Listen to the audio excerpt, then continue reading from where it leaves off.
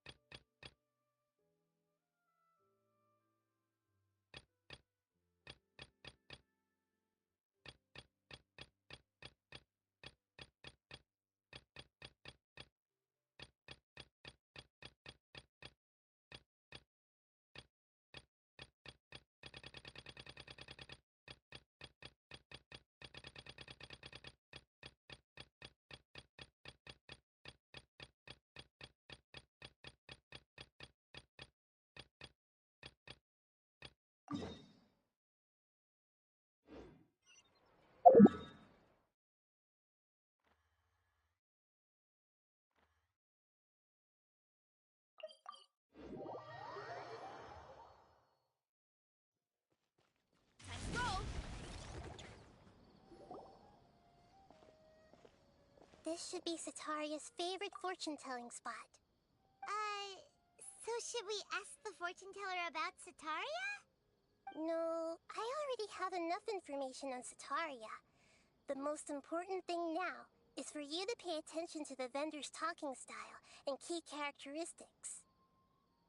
Talking style and key characteristics? My poor lost lambs. Have you become troubled over your fates?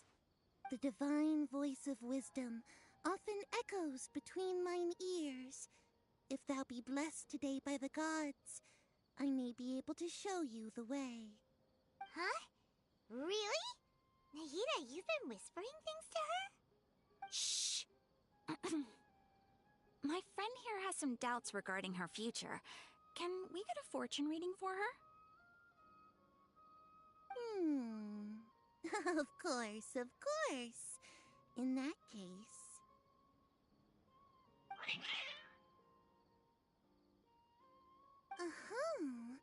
It would seem that Harut and Marut are quite wary of you. Perhaps, at some time in the past, you have somehow offended the gods. Only mocking the god of Animo, questioning the lord of Geo's financial savviness, and brawling with the god of Electro. Do those count? Oh, nothing. Go on, pick an aspect for her to divine.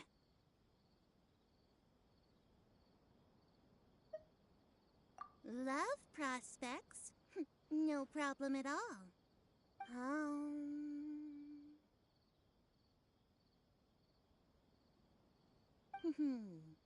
The gods have spoken. The truth shall be revealed. One who is fated to cross your path will appear on... Huh? So many people will fall for you. How could that be? Harut, Marut, did you two spoil my divination? I've never read a fortune so absurd. Actually, Paimon thinks this is probably the most accurate fortune-telling you've ever done. I admit that the orientation of today's celestial matrix is, suboptimal. As such, there will be no charge. Is that so? Well, that can't be helped. If you were to bring some food offerings for Harut and Marut on your next visit, perhaps they could help you reverse the wheels of fate.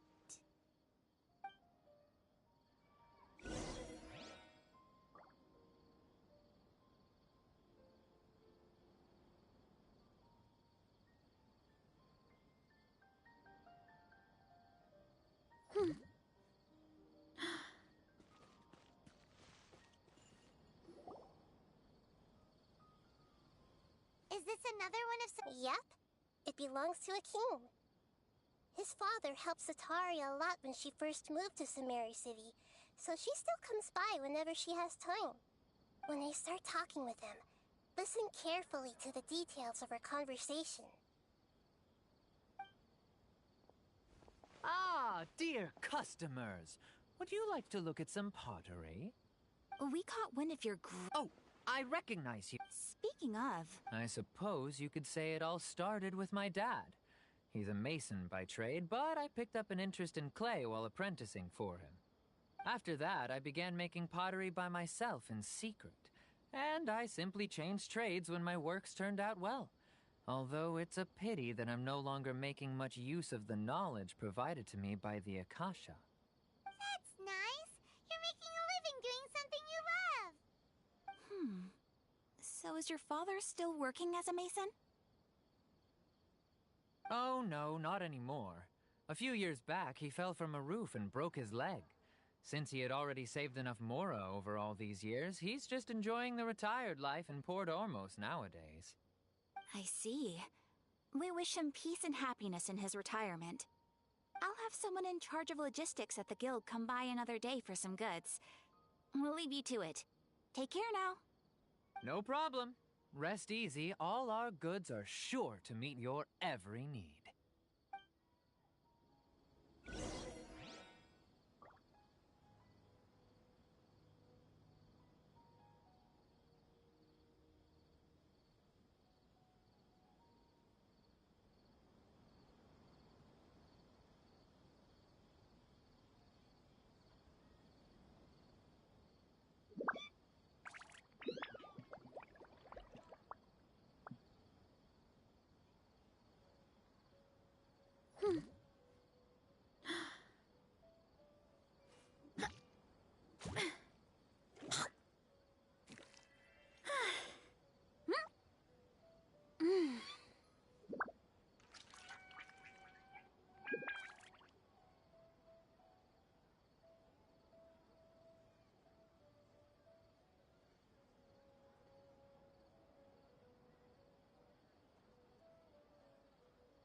There's a lot that goes into managing an orchard.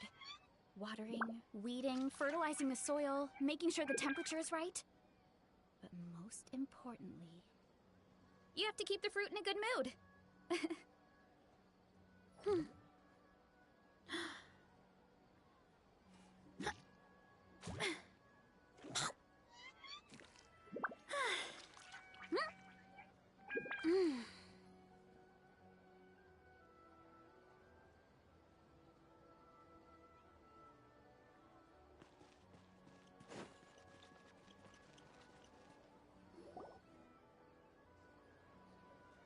This should be our final stop. Sitaria's always thinking of this restaurant when she's working at the academia. So she always... Nahida, you've really thought of everything! It's my duty to protect Samari's citizens, after all. Hi there. I feel like I've seen you down by the docks before. Huh? Sorry, I don't quite remember. If I recall, you were having a discussion with someone about shipbuilding at the time. Ah, that's right! I've always been really interested in feats of marine engineering. After all, I grew up in Liyue Harbor and spent my entire childhood staring at the ships going in and out of the port. But I'm still discussing all kinds of problems with different scholars. And I'm continuing to study and perform research from the restaurant's basement. I'm sure I'll get into the academia after their next round of exams. What an admirable spirit for learning. Amazing. Sure, but you'll find hardworking people wherever you go. So this restaurant has a basement as well? Huh. First I've heard of it. That's right. It's not usually open to patrons. Most of the time, employees use it for breaks or to hold private events. I see. Guess that makes sense. Well, good luck with your studies, Miss Chishan. Thank you so much. As long as I can make it into the academia as an official student, I'll be happy.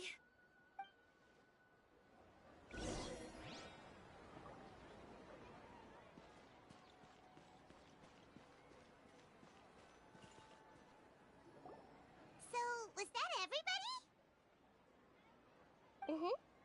3 familiar faces should be enough for Sataria. What's the point of all the information we've collected?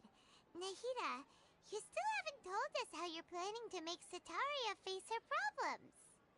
Sataria is already used to avoiding her problems, so we must find a way to break through her usual sensibilities. I remember you mentioned that the Eremites in Port Ormuz are all making a fuss about the upcoming resurrection of King Deshret. Although it's all just a boatload of nonsense, the faith of her homeland may turn out to be Sataria's soft spot. Oh, Paimon gets it now! You want to take advantage of the guilt Sataria feels about her homeland. Although she knows she should return home to help the people of the desert, all she's done is conspire with the sages. Well, King Deshret is long gone, and Sataria is also too smart to fall for any simple tricks. If we simply engaged her under the guise of King Deshret's believers, she would definitely be wary of us, and we may not get anywhere. But if we were to borrow some of her close acquaintances to talk with her, her reaction would probably be very different. So, you mean you're going to possess those people we just talked to? Yep. Possess them through the Akasha. Imply they've already converted to the faith of King Deshret, and then convey our made-up will of King Deshret. As long as everything goes smoothly, we'll get through to Sataria for sure. She'll never guess that we had anything to do with it. So that's how you're going to use all the info we collected on these people. It's so that you won't slip up and break form. Possessing them will only work if you can manage to pass off as them. Exactly. So, best of luck with impersonating them. Huh? Best of luck? But we don't know how to possess anyone. That's no problem at all. I'll just share all their senses with you once I've possessed them. As long as you're also wearing an Akasha terminal, the effect will basically be as if you've possessed them yourself. Huh. That is pretty convenient. But why does she have to do this? Can't you do it yourself? Although I've been observing humans for a while, I've never been good at imitating them. You're not wrong. It's always been painfully obvious whenever you try to pass as Catherine.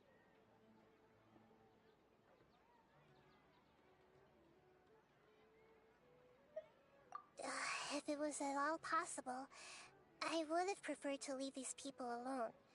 But seeing how things are now, I probably should just accept it and push on. Yeah, don't beat yourself up over it. We're only doing this to help everyone, and we'll only be borrowing them for a little while anyway.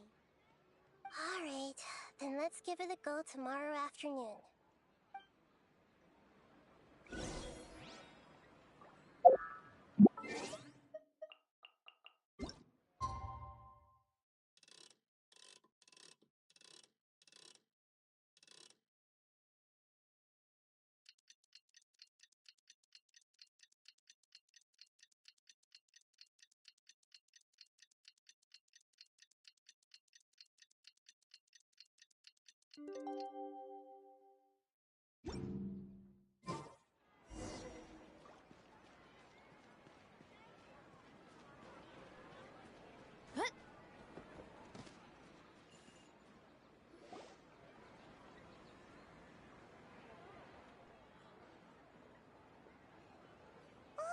Here she comes. Sataria's... Let's quietly follow her.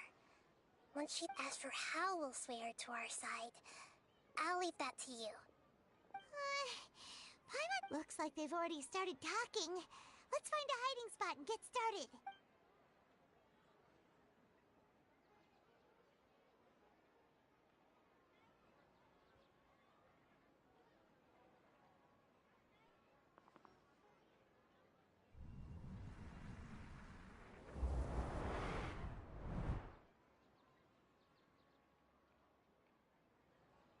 That's right.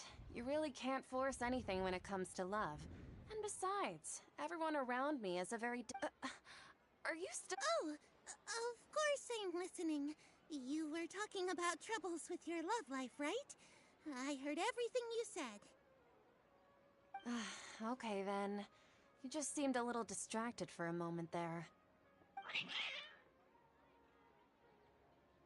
Strange. Your cats seem... I always thought they were quiet, happy kitties. Oh, what are their names again?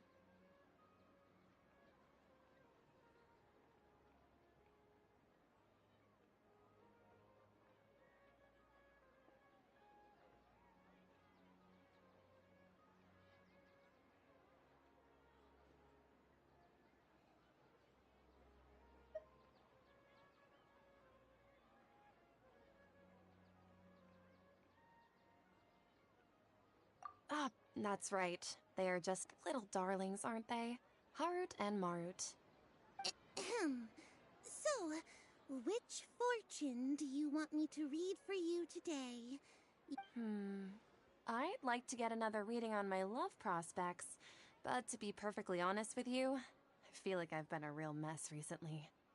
A mess? Well, could you do a reading? I hear you. No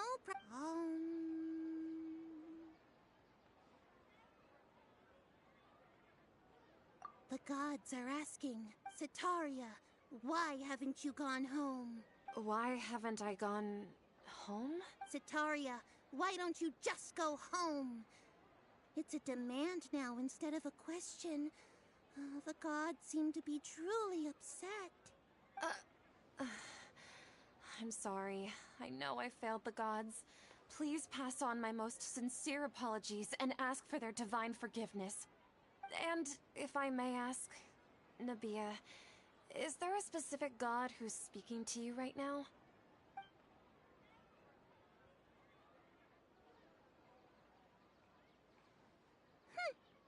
What an inconsiderate and naive question. The god who is speaking to me is, of course, the wisest and mightiest of all, King Deshret. King Deshret? No wonder he would make such a demand of me. Wait a second. King Deshret passed away a long time ago. Even though news of King Deshret's resurrection has been spreading like wildfire, it's all just a misinformation campaign from the academia. How can King Deshret still exist in real life? What insolence! I am King Deshret's most loyal believer. Oh, no. As a child of the desert, I am only reveling in his power upon learning that his divine glory has touched even this city. I will think very carefully about his demand of me. I'm sorry. I must go now. Wait!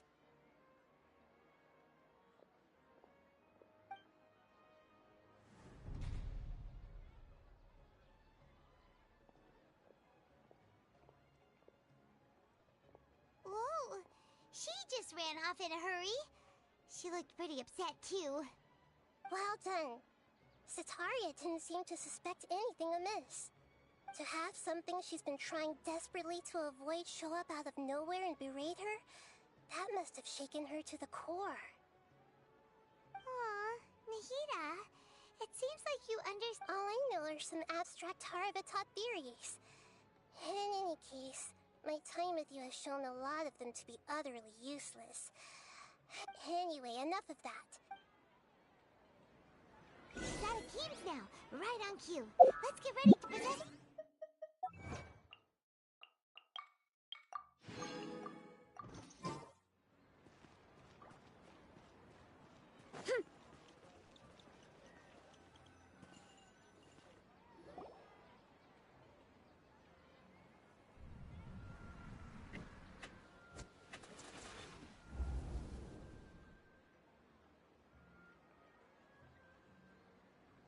It's okay. I just got caught up in something. Oh, actually, didn't you ask me to help you look for work? What kind? Oh, right.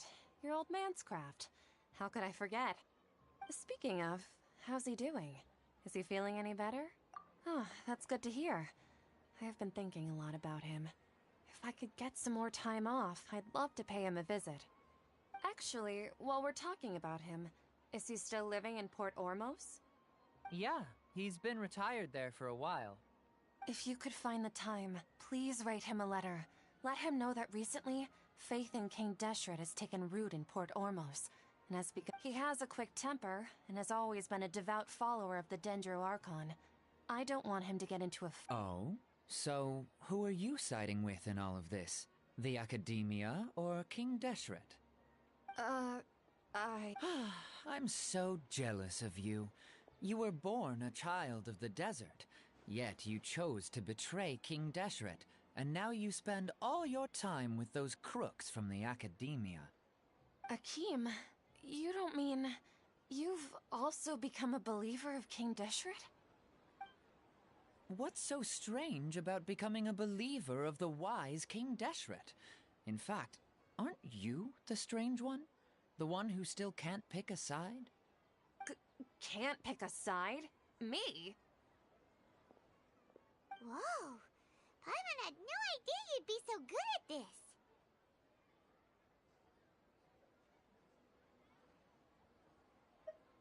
You really zeroed in on the issue and put it right in front of her. But once everything is...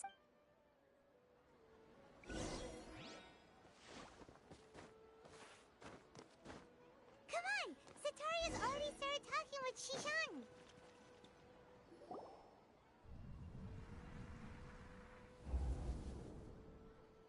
So, Shishan, have you noticed anything weird in the city lately? Like, as if someone was trying to preach to you about something? Oh, right. Speaking of strange things, I celebrated the Sub-Zerus festival so many times that I lost count. That was really weird. Wait, how could you be aware of that? Are you still failing to realize that the Academia's lowly tricks could never deceive all of Sumeru's citizens? Shishan, don't tell me— What an absurd question. You make it sound like I should be ashamed for becoming a believer of King Deshret. In reality, shouldn't you be the one who is ashamed?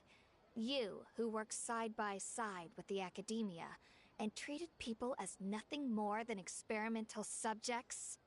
Please, please stop! Even now, Sataria's still trying to remember. She can no longer justify. Hey, she's trying to talk to the good. This is the most important. Mercenary, you're a member of the Corps of 30, correct? Please help me. Please, try to remain calm. Heretics are infiltrating the city, and they've already converted many residents to their side. Heretics? What kind of heresy are you— King Deshret! Many people I know have suddenly started Miss Sataria, nothing is impossible. You know my name? King Deshret is immortal, and all who defy him will one day pay the price. You must face the truth, Sataria. You tread a treacherous path, and the longer you ignore it, the tighter the Child of King Deshret. Never forget that the desert that belongs to you lies elsewhere. What's so strange about becoming a believer of the wise King Deshret? In fact, aren't you the strange one? The one who still can't pick a side? What an absurd question.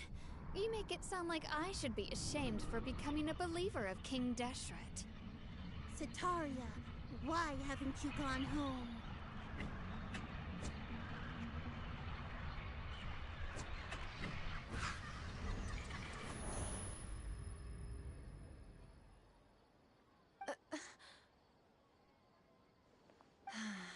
It seems that no matter what— I've also been running from my guilt this whole time.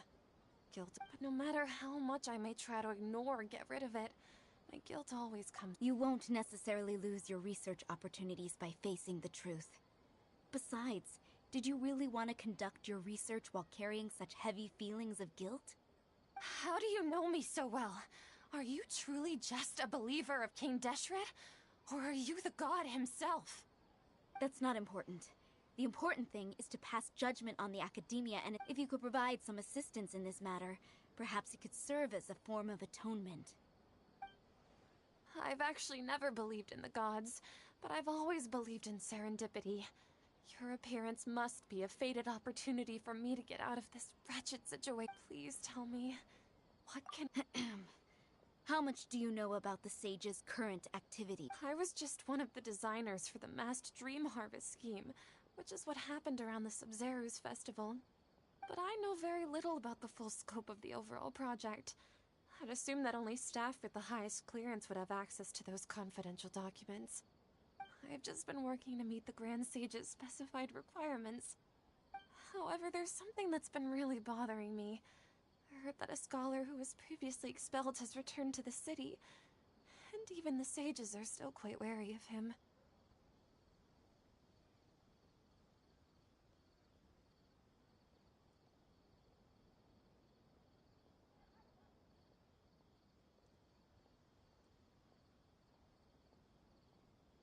To fight against the Academia, we will need to... It should be possible if we're willing to take some risks. After all, I'm an assistant to the Grand Sage, and I've been working on many One thing, though, I won't be able to transfer the documents to you through the Akasha once I get my hand... let me see... let's use the most primitive method. Send someone to pick up the documents tomorrow evening at the Academia entrance. The Academia entrance. Wouldn't that be too conspicuous? Don't worry about that. I assure you, this won't be a trap. I'm only suggesting this location because it'll draw more scrutiny for me to leave the Academia again. It'll be safest for me to distract the guards long enough to hand you the documents. All right, I trust you. So, if I were to successfully complete this task, would it mean I've atoned for my wrongdoings? That'll depend on the judgment of the Dendro Archon. The Dendro Archon. That's right. Her people are the ones we have endangered. As the God of Wisdom, she's also the one responsible for judging and guiding the scholars. Maybe it's time for me to find a god to believe in. Just as Nahida predicted, we've managed to bring Setaria to our side! The Traveler's execution was ingenious. She's the one who deserves all the praise.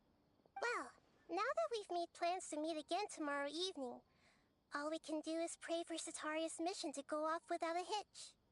Pray? But if we're going to pray to the gods, aren't we just praying to you? God of Wisdom and Guardian of the Scholars? No. The truth is the true Guardian of Scholars.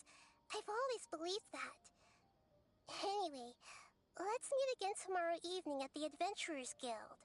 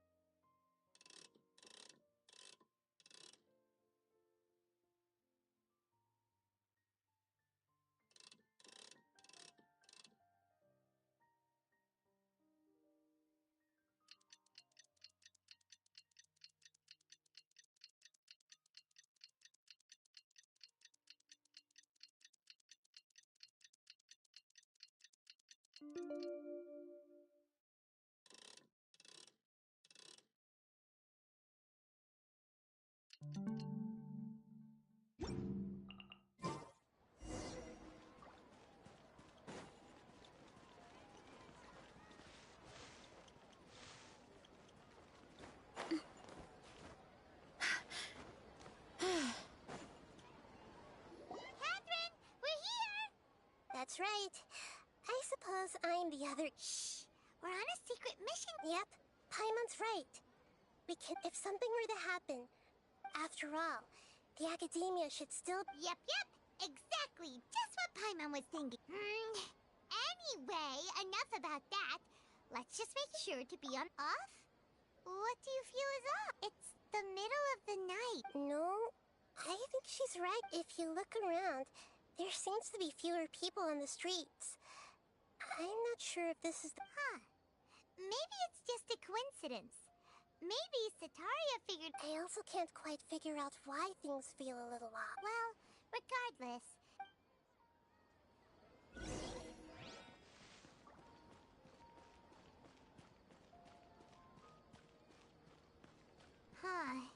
There really aren't many people out right now.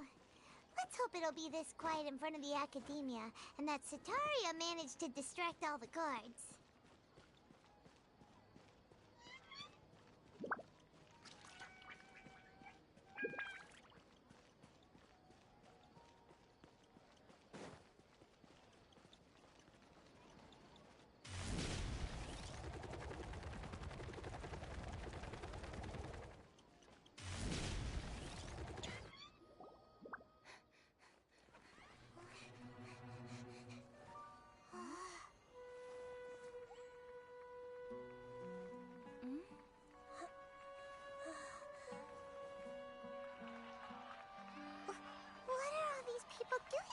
this hour of the night. Ah, the triumphant hero returns at last. And to a rather spectacular welcome, even if I do say so myself. You're the outcast, expelled from the Academia. Indeed I am. Although these days they tend to call me the Doctor.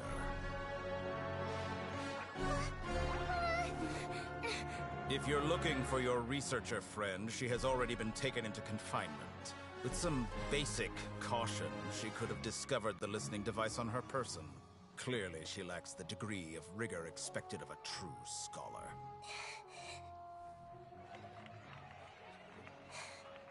The people of Sumeru City. What have you done to them? I simply made some minor adjustments to their Akasha terminals. Now they can deposit information directly into the subconscious. As you can see, all these lovely people now believe this traveler is a hero who has just saved the world. My experiment is a success. And now it seems they can no longer hold back their sheer adoration. No, what should we do? These are all just regular people. Leave now. You need to get out of here. But that guy's a Fatui Harbinger. We can't just leave you here. Nor can I abandon the people of Sumeru.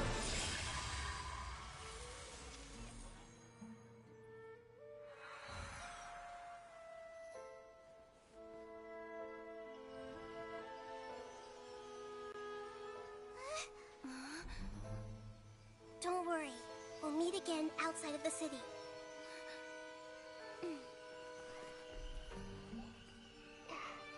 I see. You appear to have overridden their mental faculties with your own consciousness. To possess such a powerful mind, you must be the God of Wisdom.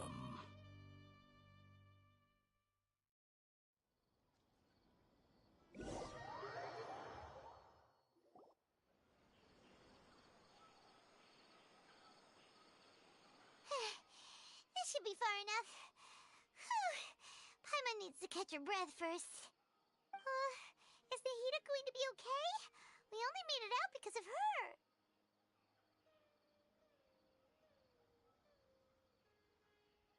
Paimon wasn't counting on running into a new Harbinger here, let alone such a... He called himself the Doctor. Remember, Tainari told us about, and that even the sages are wary of him. Yep. Sounds like she must have... Yeah. Now that the Doctor's in the picture, we're no longer just dealing with the But what are the Fatui after... Yeah. Nahida said we'll meet again outside of the city. But, you mean... Oh, right! Wasn't he invited by the sages to work on some project when we were staying with him and even though he turned it down at the time, there's no time to lose.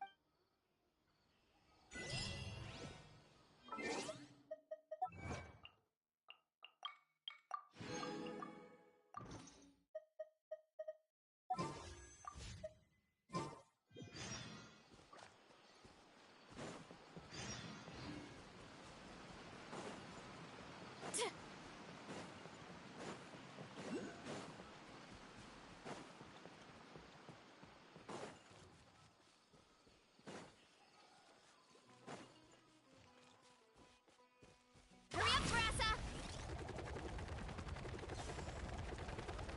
Sucker for a punch, Headbutt! huh? It's justice o'clock! Oof! Kapow! It's justice o'clock!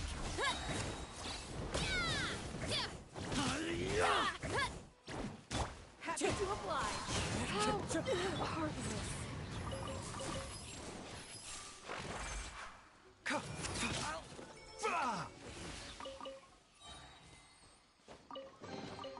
Don't forget to wash your hands.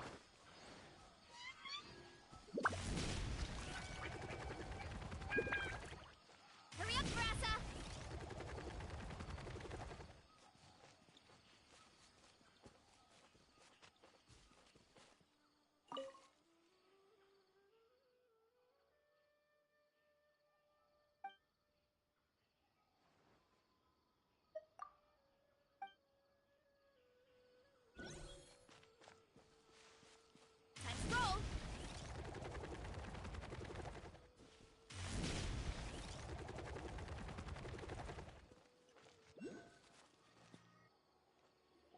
Hold it right there. A blonde-haired traveler and a floating fairy.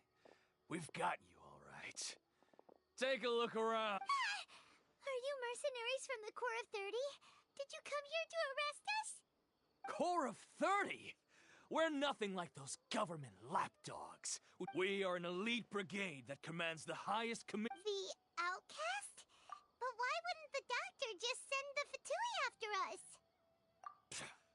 Still wasting. You're up. Following orders. Look out below! Hi!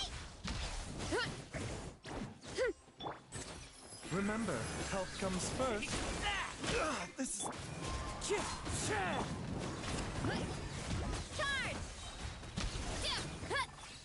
A new punch. It's justice o'clock! Wind strike! a bitter pill to swallow. Let her rip! Where do you think you're... Come on! Pull yourself together, Kachiko! Clouds high. The birds come. Yeah! Heads up! Hero incoming! Charge!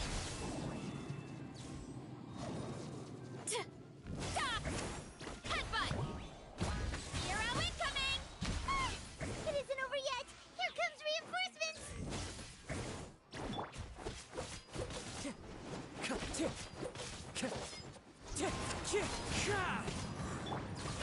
Look out below! Charge! Volcano kablam! The doctor was... Headbutt! Heads up! That was pretty rough. Is that what elite... Yeah. Looks like... But this doctor guy seems like a... going up against...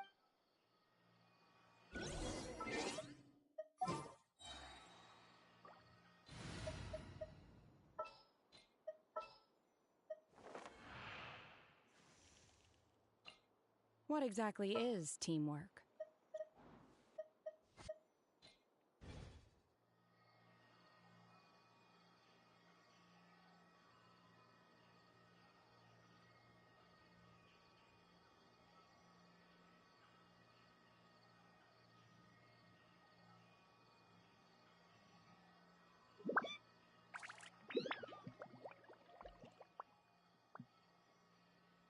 Strength is one of those things where you gotta use it or lose it. So, wanna train with me sometime? Time to roll!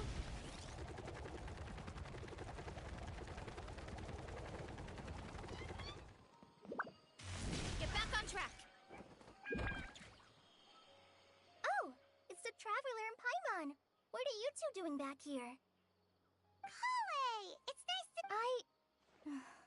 To be honest, I'm not doing too well. My Elazar has been progressing as a result, Master Tainari is taking me off the patrol schedule. He will only allow me to stay here and coordinate other people's tasks. Oh, Kale!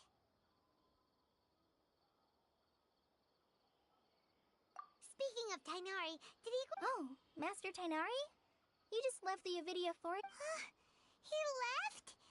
What? Isn't that... I thought it was weird, too. Master Tainari always No, I only found out that he left through a message he left behind. To leave in such a hurry? Master Tainari originally studied in the Amorta Darshan of the Academia, and Pardis Di is something like the Amorta's research base. Many I know that before he became a forest watcher, A research base, huh? Oh, we don't have a lot of time, so let's go look for him at Pardis Di. Don't worry. I'm fine. I'm used to living with Elazar by now. If you run into Master Tainari, please send him my regards. Got it. Will do. See you later.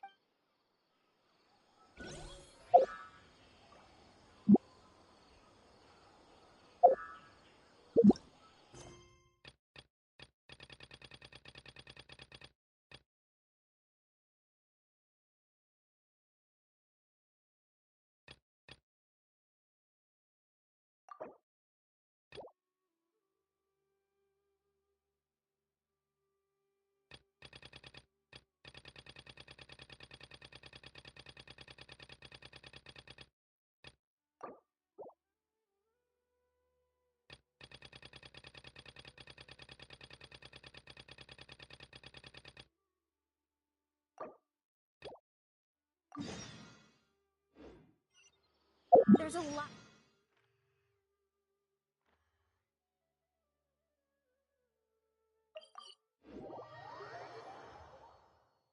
Hurry up, Grassa!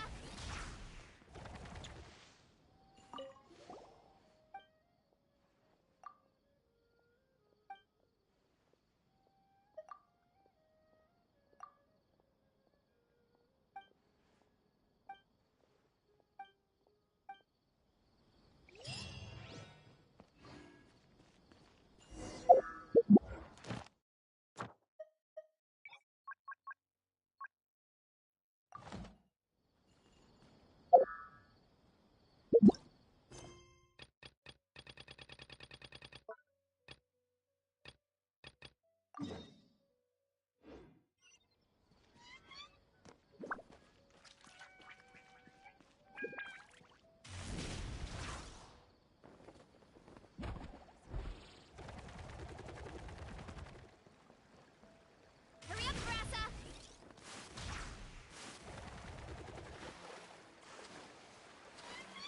Sounds good to me.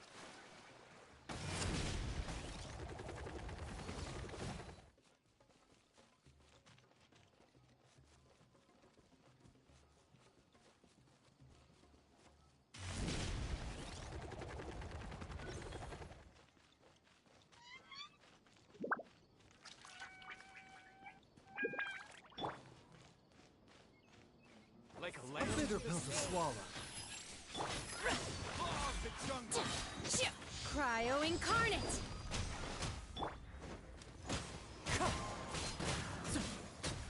Oops! Look out below! How heartless.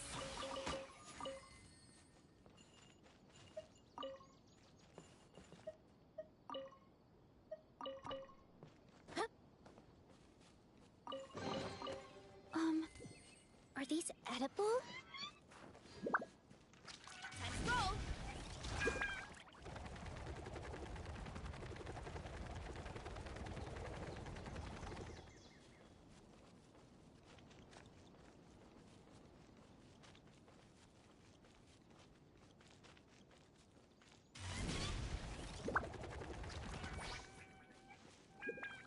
Time to roll!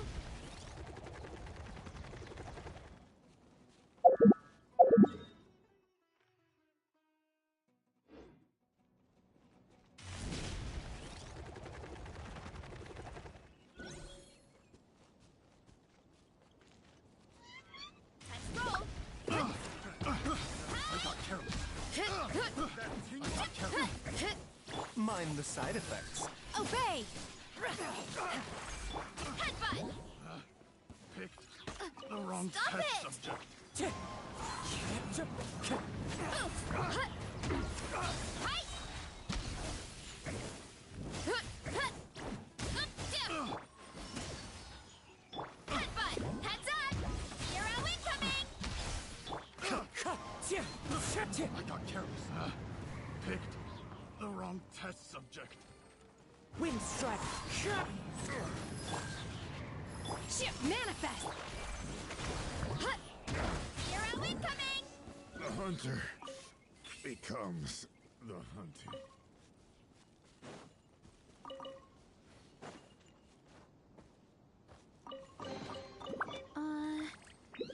Did that grow out of the ground? Running late again.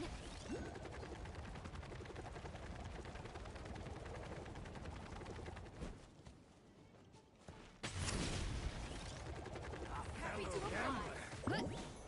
Yeah! Too strong! It's justice o'clock!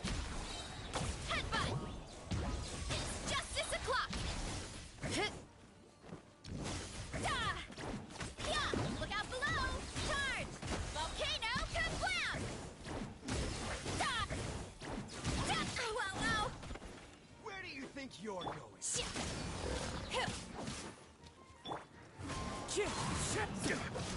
A bitter pill to swallow. Taking a turn for the better. Right! Oof! Heads up! Justice o'clock! My patience. Yeah! Gotcha. Charge!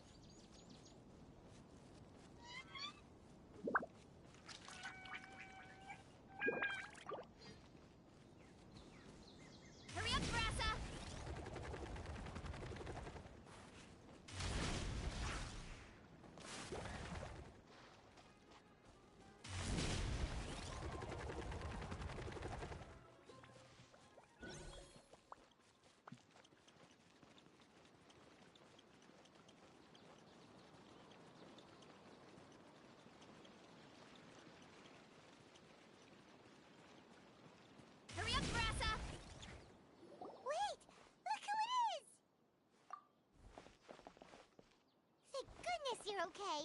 We were so worried about you. Hey, this was supposed to be a touch. Actually, it's very smart of the traveler to be wary of me right now. Plus, it's not like you could have known what happened. Even a pool of stagnant water after a torrential. Paimon feels like only the real Nahida could come up with such an obscure. Huh? But I wasn't trying to win your trust or anything. All I wanted was to clarify my point. Well, we understand that point now. Please, Nahida, tell us more about what happened. Are those poor people all right? When you left, I was still in the middle of restoring everyone's minds. Thankfully, when the doctor mentioned depositing information into the subconscious, he didn't mean engraving information into their minds. Instead, he did something closer to creating hallucinations. That was still within my power to fix. Luckily, I managed to finish my restorations and mind jump away from him just as he was about to capture me. Whew. What a relief. The doctor sure pulled out some hidden cards, but good thing we had Nahida with us. I wouldn't be relieved just yet. I gave away my true identity when I restored everyone's minds, which means we've lost another one of our trump cards. Also, the doctor is already an expert at modifying Akasha terminals. Maybe it's only a matter of time until he captures my consciousness inside the Akasha. Would that mean you'd no longer be able to jump between minds?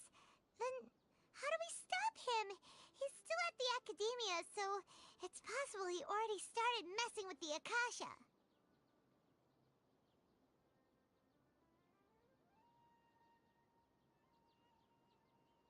Ugh. It feels like he's toying with us. Plus, the doctor's combat ability alone is apparently enough to... We shouldn't give up hope just yet. Let's try to find another way to attack this problem.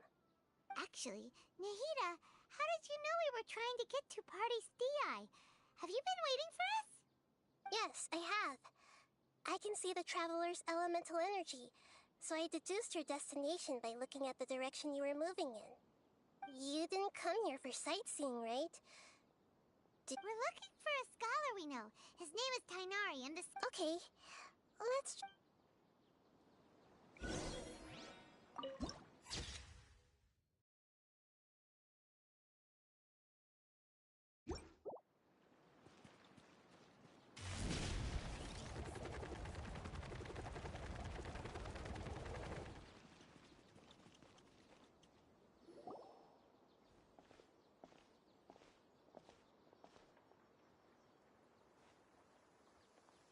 Traveler?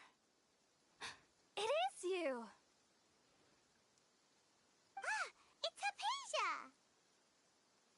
Ah, what a pleasant surprise! It's so nice to see the two of you again. Who's this?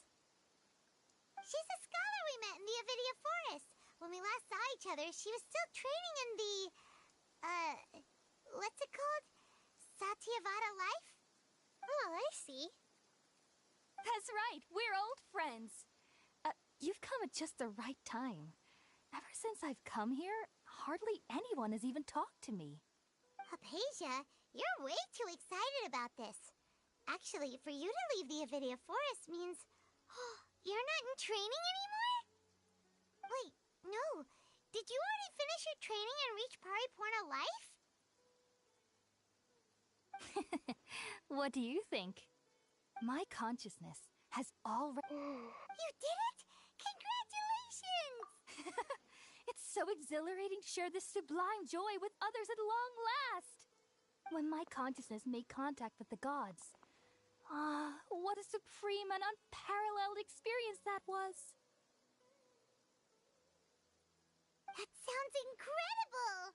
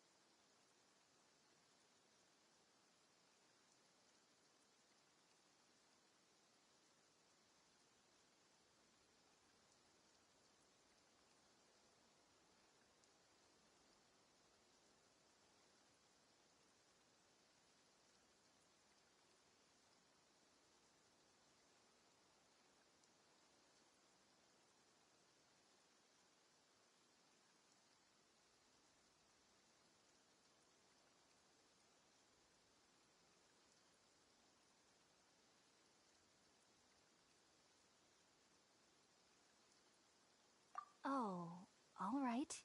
Remember? I promised to help you understand what you saw from my current self has not only gained true insight. You can do that? I've never heard of anything like that, but... Hold on. I brought some spirit borneo with me. Weird? All right now. Hold my hand. I'll help you. Okay. Ready?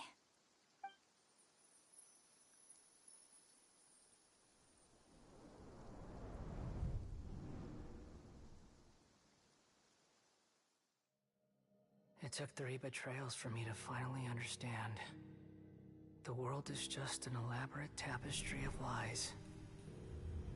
My fury will never be quelled. The first to betray me was a god. My creator.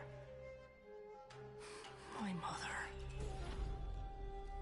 Valuing strength above all, she saw no worth in me and I was discarded. The second was a human. My family. My friend. Consumed by fear, he saw me as an abomination. The third was one exactly like me. A hope for the future. A fledgling barely out of the nest. Powerless before his mortality, he broke his promise to me. Humans, they can't be trusted. And the gods fill me with pure loathing. So I said good riddance. I denounced the world and laughed in its face. My chest will never again be defiled by worldly filth. I will scrub away every last trace of human emotion. Then it will be empty, a blank slate, and ready to receive a supreme gnosis, brimming with pure divinity.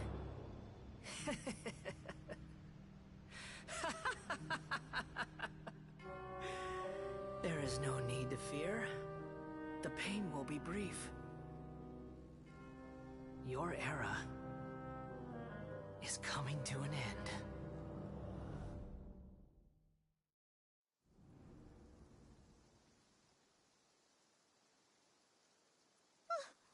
What was that? Did we actually just see the Baladier's memories? Everything matches what we know about him. But how is he connected to... You saw it, right? You felt it, right? Such a majestic god! Such a noble will! Such sublime emotion! Alas, shame. If only that which beats within my chest wasn't a filthy mortal heart. Oh, great and merciful God! Please grant me forgiveness and salvation! Do you understand now? I'm afraid this is no Puripurna life, but rather... Ah! You! Why are you so... I found divine wisdom. Aphasia? That's how I always thought everything should... Wait, have I... already lost my mind?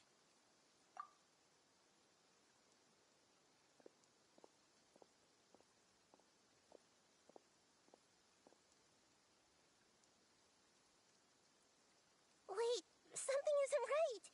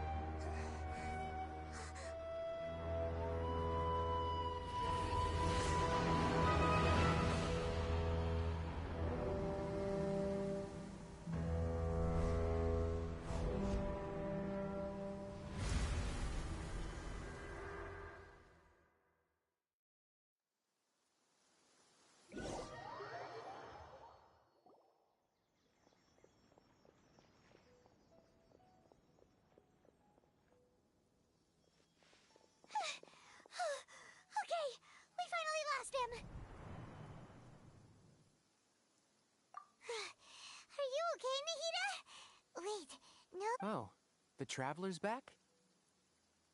Nahida was controlling your body for a while.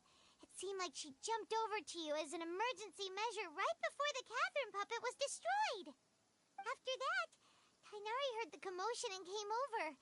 He helped us defeat the mercenaries and then he ran with us all the way here.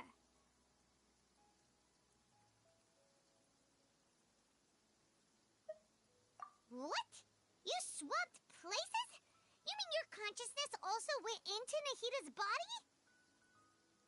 Wait, then where is Nahida's consciousness? Where is she now? I never imagined that an individual's consciousness could be transferred around like this. Had I not seen it with my own eyes, I would have never believed it.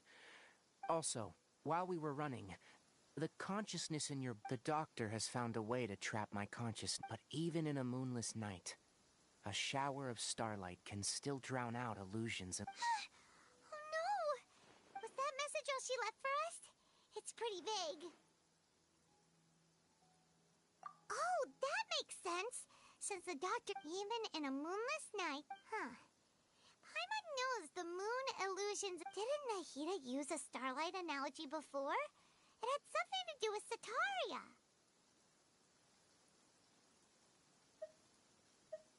Oh, that makes a lot of... But she isn't with the... Paimon, you said Sanctuary of Surasthana, correct? Does this mean that this Nahida you're talking about... Your guess is correct, but... That's all right. A scholar's curiosity doesn't need to be appeased right away. As for the complicated nature of this, I've spent some time with you, and it... Thank you, Tainari. Oh, actually, we can... Ah, that. While I was indeed invited to join, all I know is that the project has something to do with the restoration of Irminsul. Huh? Did you see something when you were in Nahida's body? What? Do you have any evidence?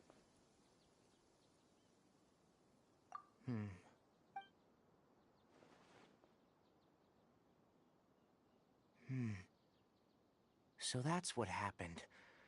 That explains why Hypatia's symptoms were different from those of the other scholars who went mad. Tainari, did you leave the event? I did.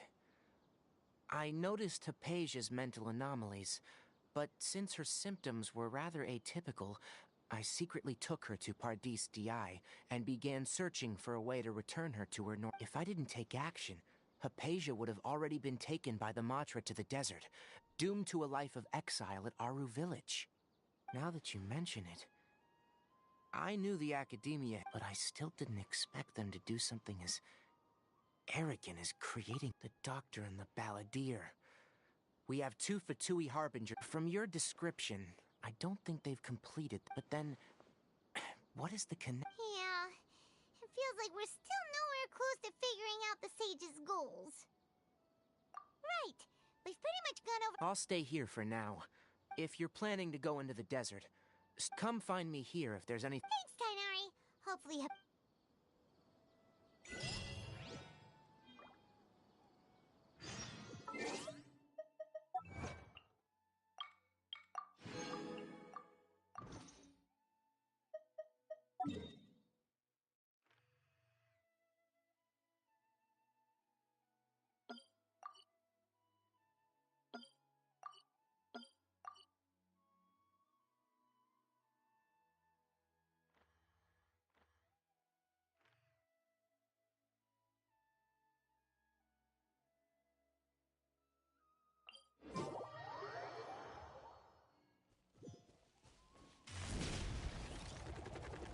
Gotta steer clear of other people. Look out below! Oof! Headbutt! It's justice o'clock! Unleash! Yeah. Take that! In your dreams! Do your master's bidding! Yeah! Charge!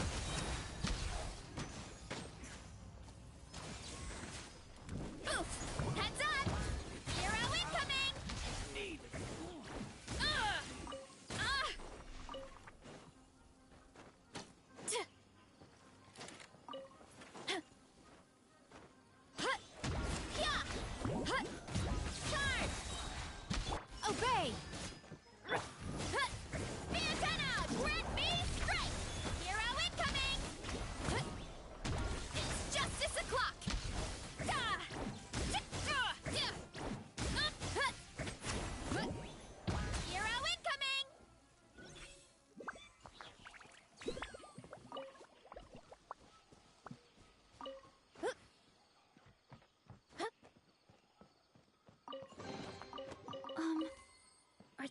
incredible?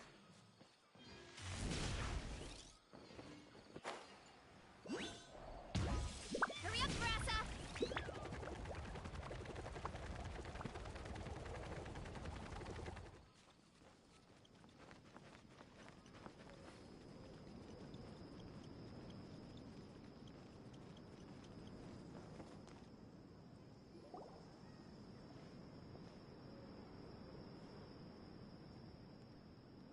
We finally made it to Caravan. So, just past. Oh, wow.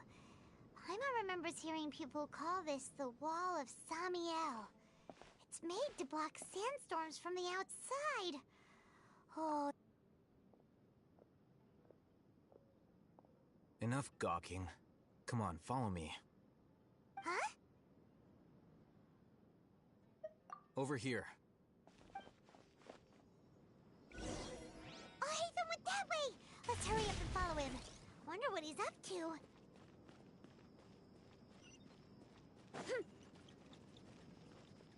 Travelers and visitors, don't miss out!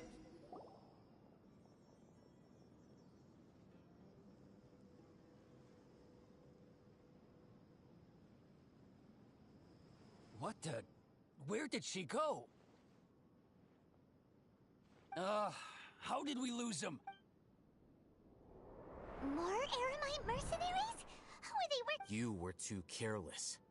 You should have noticed those hopeless amateurs.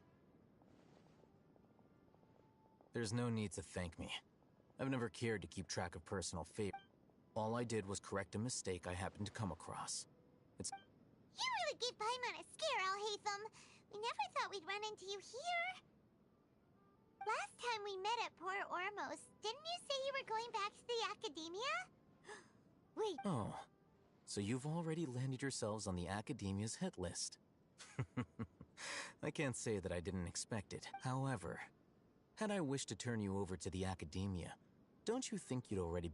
Oh, right. You... I have no interest in running errands for that project. As a scholar, I've always belonged to the camp that promotes researcher autonomy. And these days, you're more fascinating than anything the sages can... Not quite. To tell you the truth, I'm still investigating the divine... Everyone says the capsule originated in the desert and was eventually moved to Port Ormos. Which brings me back to you. The leader of Ain al-Ahmar used the divine knowledge capsule right in front of you. And upon seeing him, your expression became perplexed, and you were lost in thought for quite some time. To have that kind of reaction, I think you must have realized something.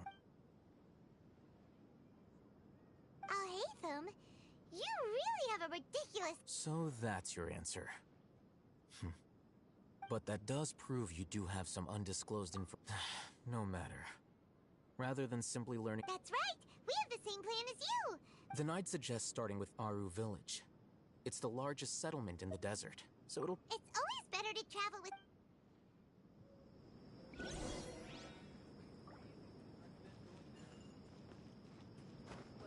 Come on, it's a rare opportunity.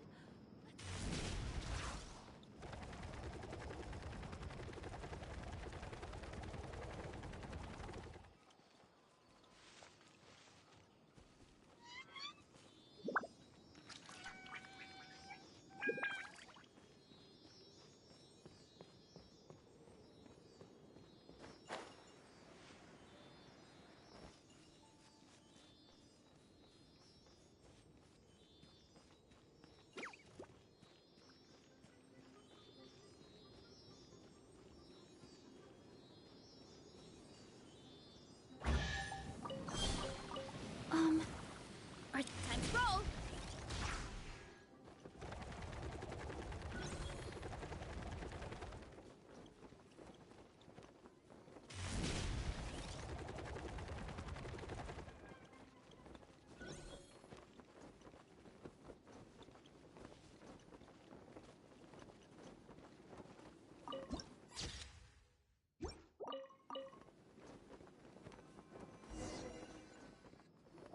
Before us lies Aru Village. Whoa. This...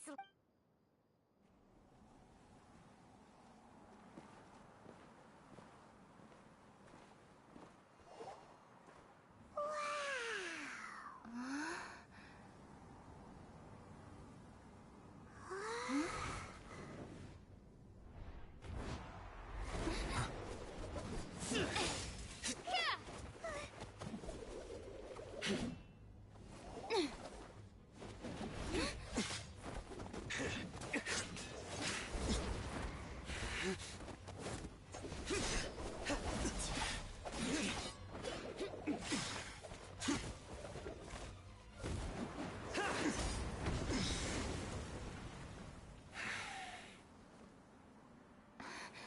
Sino.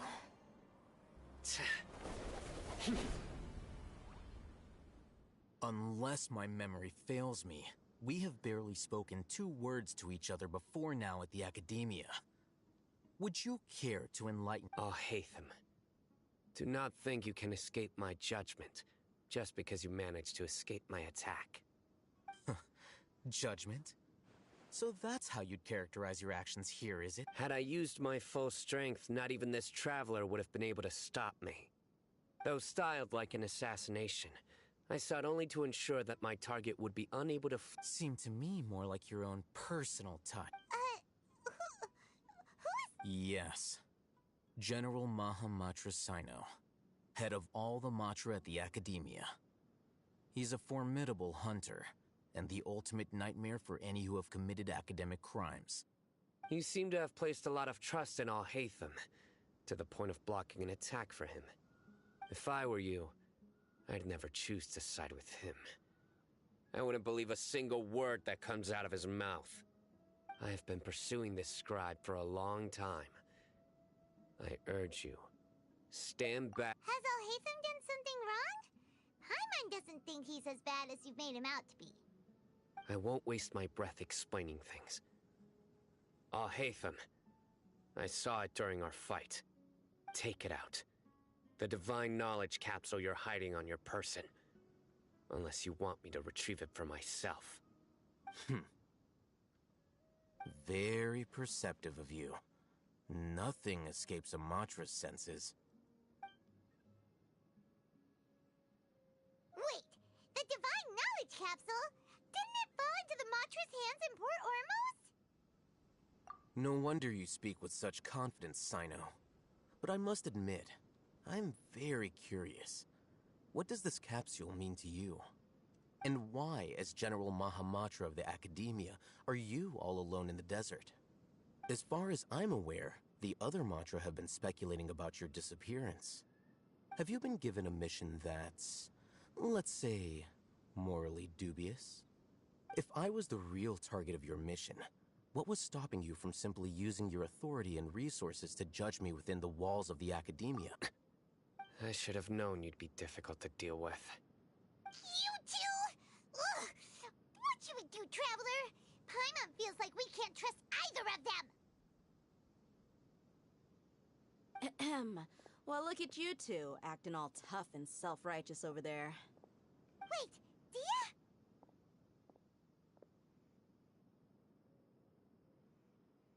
Great! Finally, someone that we can trust! You gotta help us out here, otherwise these two are gonna start fighting again! Yeah, sure looks that way. 2 giants from the Academia duking it out once and for all. Not something you get to see every day, that's for sure. Listen, I know you academic types love to fill up your big brains with self-righteous morality and lord your empty rules and virtues over each other. But how dare you bring your petty disputes into the safe haven of Aru Village? It seems like someone's gonna have to beat some sense into your thick skulls until you finally learn to respect these grounds.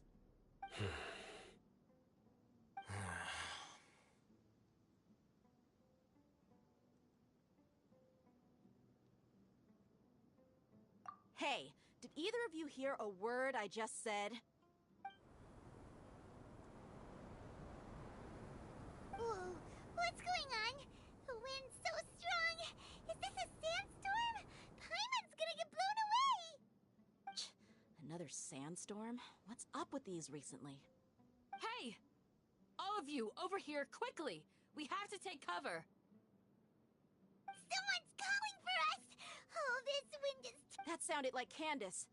Come on, you two. Jeez, are all of you Academia folks... All right, stop yelling.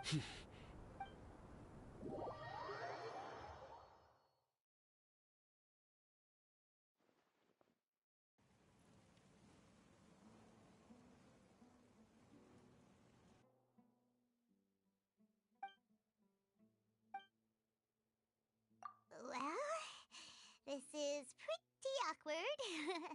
Hey, wanna play sardines with 3 people who wanna tear each other? The air is so thick and heavy. Paimon can hardly keep floating anymore. My sincere apologies, everyone. This is the home of our village chief. I will have to ask you to make do with this small room until the sandstorm dies down. Please, let me introduce myself. I am Candace, protector of Aru village. Our savior has come at last! Nice to meet you, Candace. The name's Paimon. Thank you so much for helping us. There's no need to thank me. It's only right to help each other when the weather gets rough. Wow, she's so gentle and caring, like a nice older sister. Unlike those guys over there. All right. Now that we're all better acquainted, we should return to the topic at hand. As a guardian charged with the responsibility to protect my fellow villagers from harm, I was observing your conflict from afar, even before the sandstorm started. And now that you have set foot within our village itself, it is all the more my responsibility to make absolutely sure that you pose no threat whatsoever to us. So please, have an honest and if anyone dares to start anything again while they are under this roof, I will not hesitate to send them out for some quality time with the creatures of the sandstorm. Oh, on second thought, Paimon may have misjudged Candace's character. And that goes for you too, Miss Dia. Do I make myself clear? All right, we got it, Candace. That's what I like to hear. I was supposed to be a mediator, but I might have gotten a little too involved just now. Anyway, one of those two— Wait! That was you I have nothing to hide. So there's no shame in while Al-Haytham wasn't wrong about the other Matra not knowing my whereabouts. It's not because I've been assigned a morally— Rather, I've chosen to exile. Huh? A little while ago, I discovered that there was data missing in the Academia's project planning and development files. What little they did report clearly did not— As General Mahamatra, I had the responsibility and authority to— I tried to investigate the issue myself before submitting a formal audit request. But I soon found that all leads and potential pieces of incriminating evidence were carefully concealed. I began to realize that unsurprisingly, the Grand Sage rejected my audit request. The power of the General Mahamatra is granted by— I realized then that to the Grand Sage, the Matra are nothing more than tools for the sages, to the vows that we took, the principles that we strive to uphold. They are meaningless. I believed it would be wise to flee the Academia before the sages had a chance to take action against me. This way, I will never give up on this investigation. There's no need for someone else to give me power or authority. Sino seems to have the same goal as us. Plus, now that he's no longer the General Mahamatra, he somehow feels a lot less— Well, Sino, if that's your story, then what— When I was investigating the matter in the Academia, I overheard a conversation between Al-Haytham and a sage. The sages asked you to investigate a blonde-haired traveler. Like many parts of the project, this assignment was undocumented. Now throw in your suspicious behavior with the divine knowledge. Yes. I was indeed tasked with investigating. Al-Haytham! After all, the promised reward was so great that hardly any scholar could have refused. The sage told me, once you've completed this assignment, A most enticing offer. Unfortunately, those academics don't know. Their words contained one key piece of information. Namely, that divine knowledge— From my perspective, the sages are far from trustworthy. Think about it. So, I began my own investigation following the lead of the divine knowledge capsule. In the end, I realized my wisdom in committing to this rather than collaborating with— Had I been less guarded, I probably would have ended up like that Ain al-Ahmar mercenary, incapable of remaining sane for long enough to hold a conversation. You mean that the sages originally planned to dispose of you, using one of those capsules? I'd already given up on the assignment by then. I only told the Academia I was waiting in Port Ormos for you to appear so they wouldn't suspect anything. So it came as quite a surprise when I encountered my erstwhile target while investigating the divine knowledge capsule. Criminals do love to talk about coincidences. Even though I ran into the Traveler by chance, I had no intention of providing assistance to the Academia. Also, you should remember, you were the ones who decided to follow me and strike up a conversation after I left that tavern. That's true. Alhaitham helped us out at Caravan Rebot as well. Maybe he's telling the truth. I'm willing to apologize, if that's worth anything to you. I took the Divine Knowledge Capsule behind your back because I judged its existence to be a significant risk. After all... You should be well aware, Scribe Alhaitham, that curiosity can also lead you to danger and suspicion. Answer me this. Did the sages share any information about their project with you? Have I not made myself clear? You and I are both distrustful. Fine. Although you haven't completely proven your innocence. As you wish. Good. And now you, Dia. I believe it's your turn. Oh, sorry. Whatever the boys were talking about must have been so boring that I spaced out. My situation is pretty straightforward. My employer, Dunyarzad of the Homayan, I had nothing going on, so I decided to return to Aru Village for a visit. But then I saw these two random guys in the middle of a pointless... Is that all? Well, I will admit that... That's more like it. I missed you all so much, Candace. Whoa! What was that sound? No need to worry.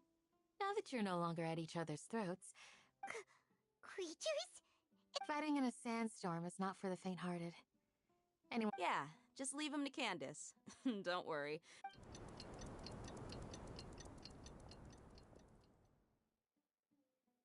The wind's died down. That means the sand... Candace still isn't back yet, though. When you put it that way, even I'm starting to feel a little...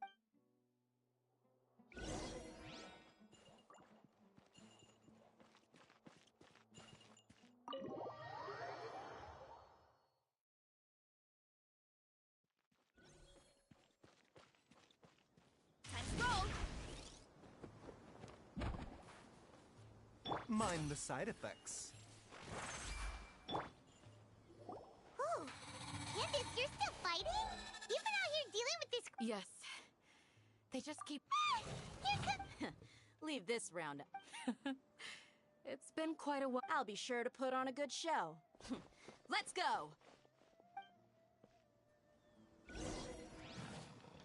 Headbutt! Charge! Manifest! The doctor will see you. As one with wind and cloud. Seems like an emergency. Here comes another wave! When are they ever gonna let up?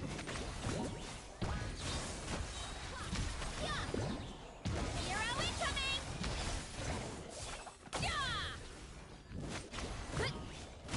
Charge!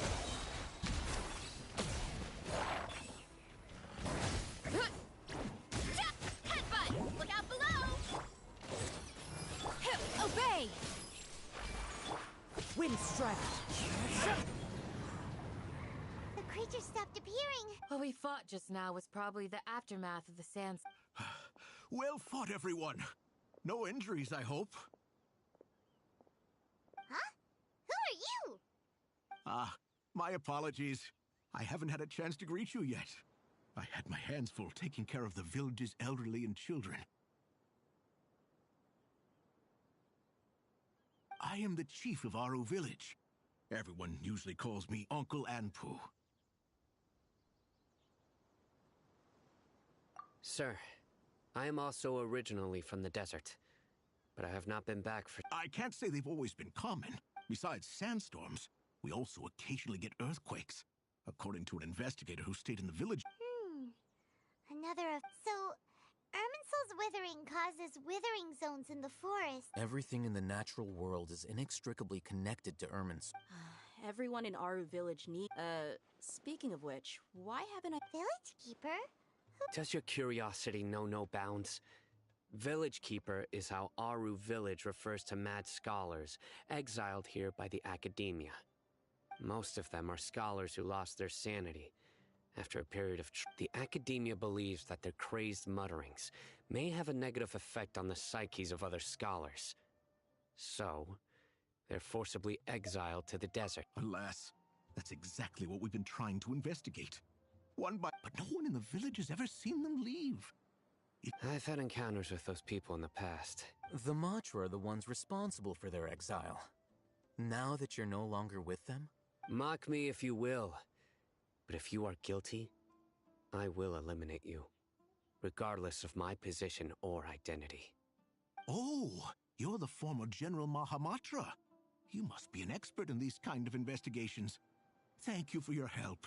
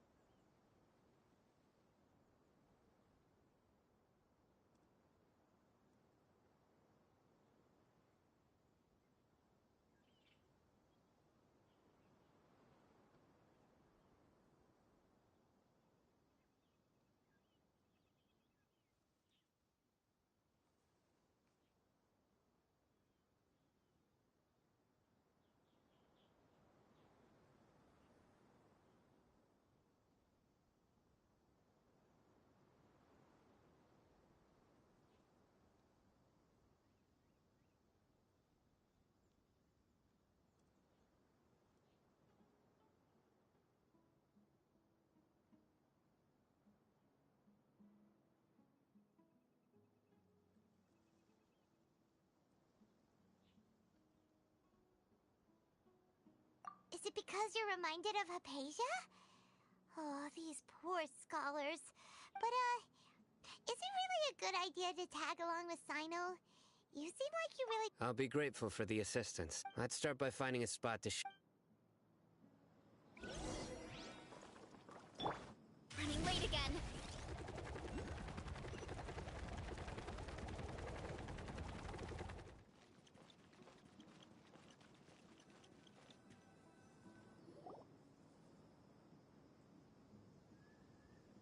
Although I've sent myself into exile, I'm still doing essentially the same thing. Do you still have any questions for me before we start our— One of my former subordinates told me that this title has its origins in this. The academia has long exiled when mad scholars first arrive. They are as incoherent and initially. The people of Aru Village was struck by the strongest earthquake and suddenly, he noticed a mad scholar crouching in a corner, caressing despite the powerful tremors that ripped through the ground that night. All the house after that, the people of Aru Village treated the mad— A soft green light? A mad scholar protecting— Paimon thinks so too.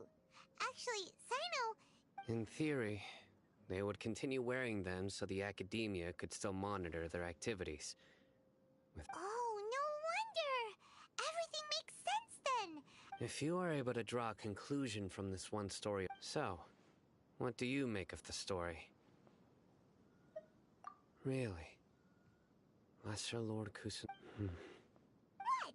You don't believe us? Lesser Lord— No, it's not so much that Lesser Lord Kusanali, the current— The academia has always placed far greater importance on the late Greater Lord Rukkhadevata. They've more— In addition, I've never heard any stories about Lesser Lord No way! Nahida definitely exists! She's a— I've spent many years interrogating— Good! Then you shouldn't— That look in your eyes. How can this be to think? Alright, now it's our turn to— But easier said than done. Excuse me, are you— Huh? By the sounds of it, a resident of this village. My name is Isak. Is your grandpa a mad scholar? Hey, don't say that. Grandpa is just— The person you're referring to is not a local. Yet you— Grandpa is just Grandpa. I heard everything you said to the village chief. Please— Ah, so you're the one who was eavesdropping on us around the village chief. I was planning to go out and take care of whoever it was. Whoa. Hatham Paimon wasn't kidding about Matra having sharp... Sorry. I was only listening in because I wanted to know where Grandpa went. All right.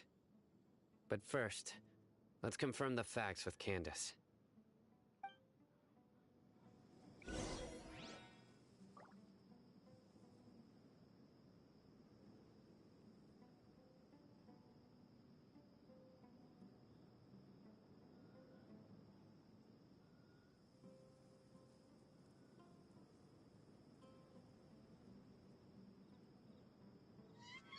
Time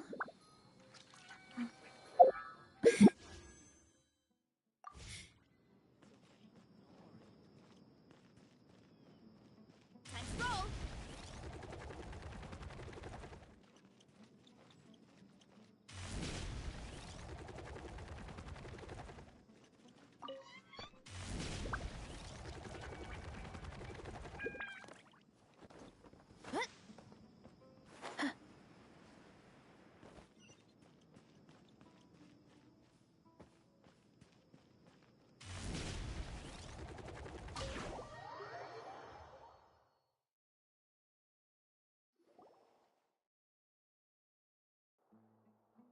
Sino is super vigilant.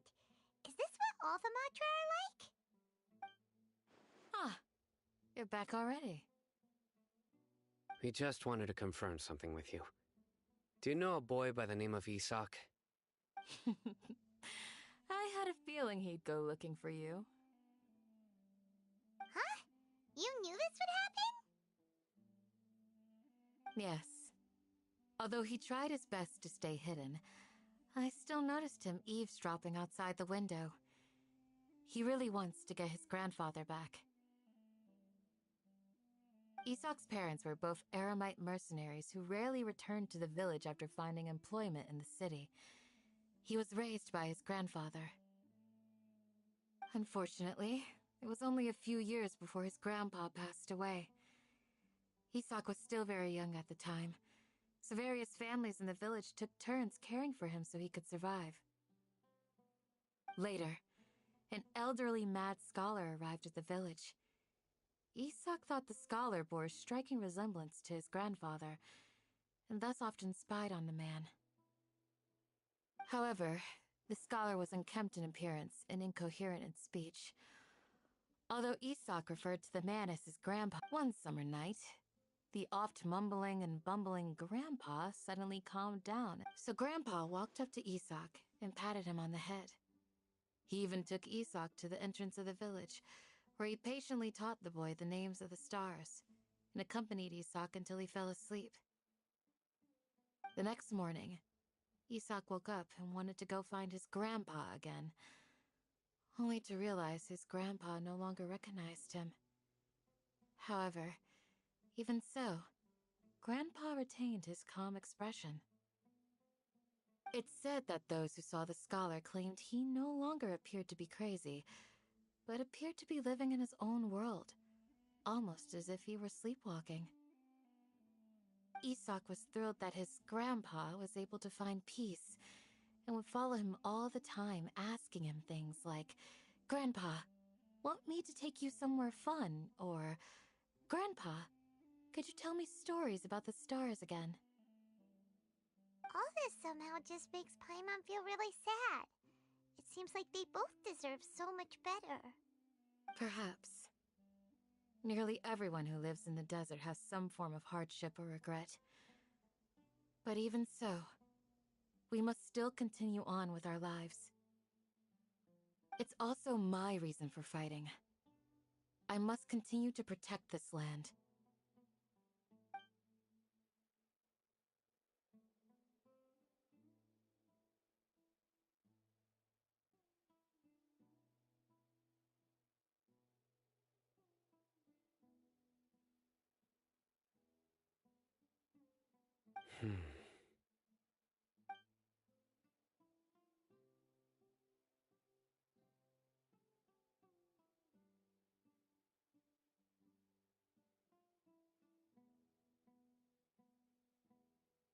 Maybe the people have always had a considerate god watching over them.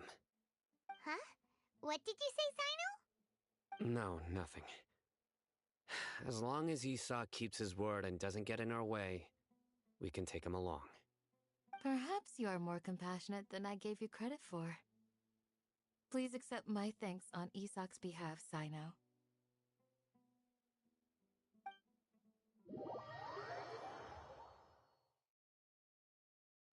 Hey, Isak!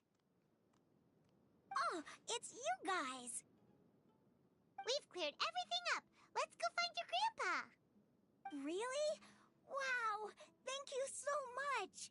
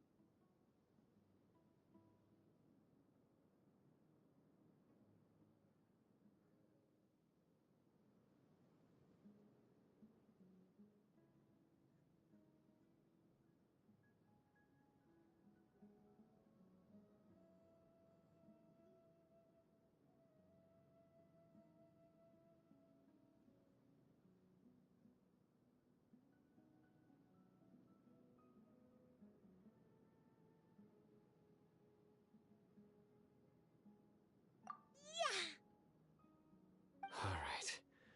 Let's ask the local residents some questions first.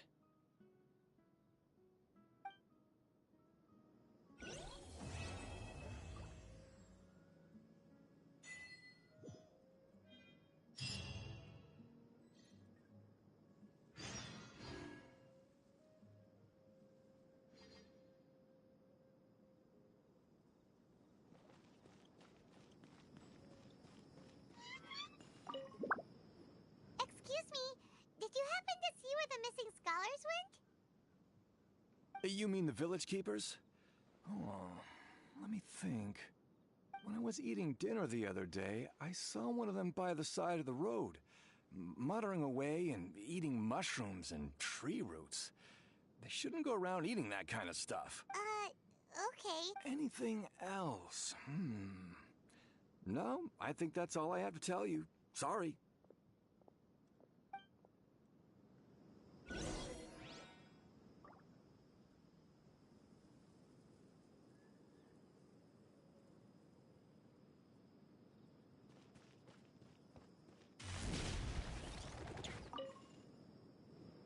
The scholars that have gone missing. Have you seen them? Those eyes. Don't change the subject. Right. You were asking about the the mad scholars. I think it's been a few days since I last saw them.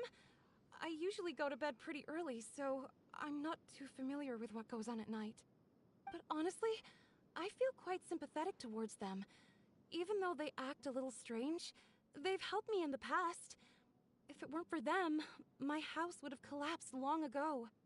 Do you also think Grandpa and the others are good people? Grandpa? Oh, hello there. It's little Isak. You mean that nice man who looks like your grandpa's long-lost twin, right? He was actually the one who protected my house. I saw it with my own eyes. He happened to be staying near my house that day and was doing something with his... It still feels pretty surreal. Well, whatever the case, I'll always be thankful to... Gotcha!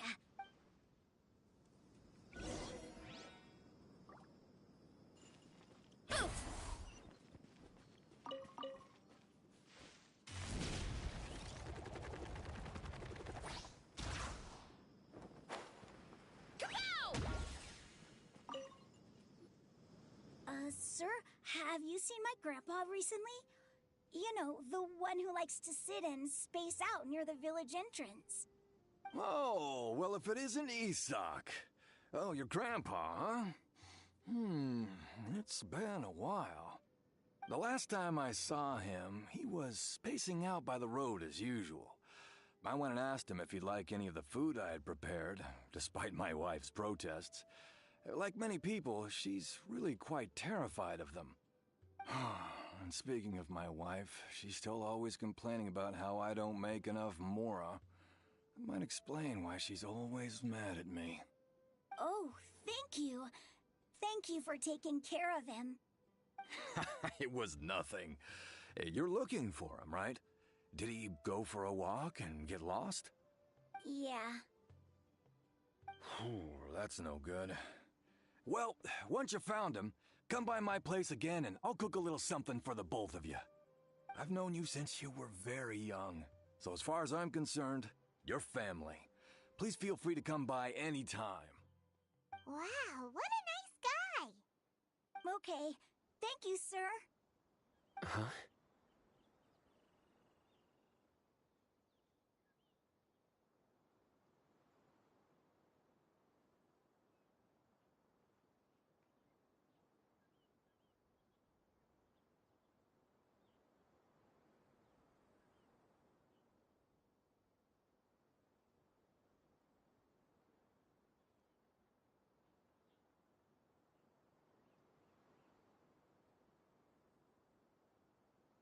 Don't say anything.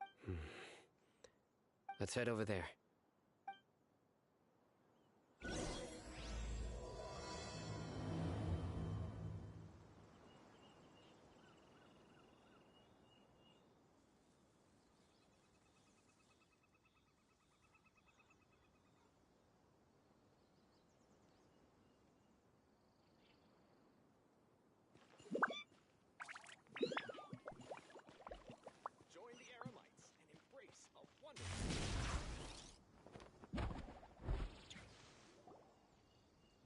Listen, see if you can make out what they're saying. Have you heard? The mighty King Deshret, the sovereign of our faith, will soon return to this world. Yes, of course I have. King Deshret is the one and only true ruler. Still, you say he's coming back, but it sure doesn't feel like life's about to change around here anytime soon. What's your proof? Haven't you noticed? The village has been getting more deranged scholars than ever. Delavar was saying that many people also went insane just before the fall of King Deshret's civilization in ancient times. We don't quite know why, but it seems... Isn't it a sign of King Deshret's power that all the mad scholars have disappeared? If you ask me, they must have been chosen as the final sacrifice for King Deshret's resurrection. Huh. Now that you say it, that does make some sense. Does this mean our lives are finally going to take a turn for the better? Exactly. Those city folks will get what's coming to them. Now, repeat everything you've just said from the very beginning. Huh? Who are you? My patience is running thin. You heard what I asked.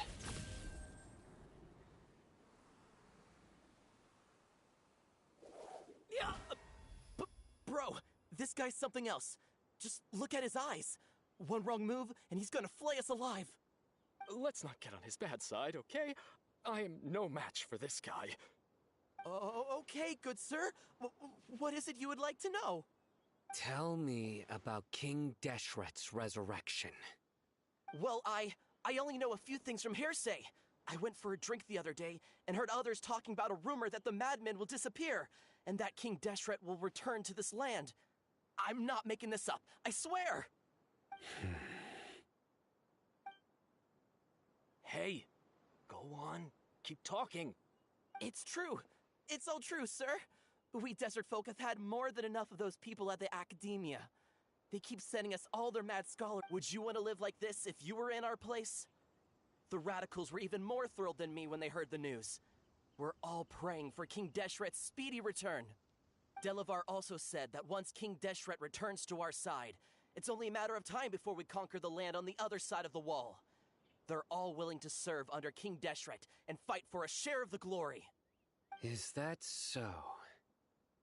Seems like he still wants to know more. Keep talking. Got it.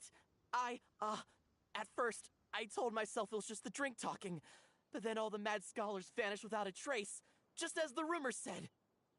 Please don't beat me up just for mentioning these rumors. If I'm guilty, then everyone else around here is also guilty. I'm just saying what the others said. The people here really like King Deshret, but dislike the Dendro Archon.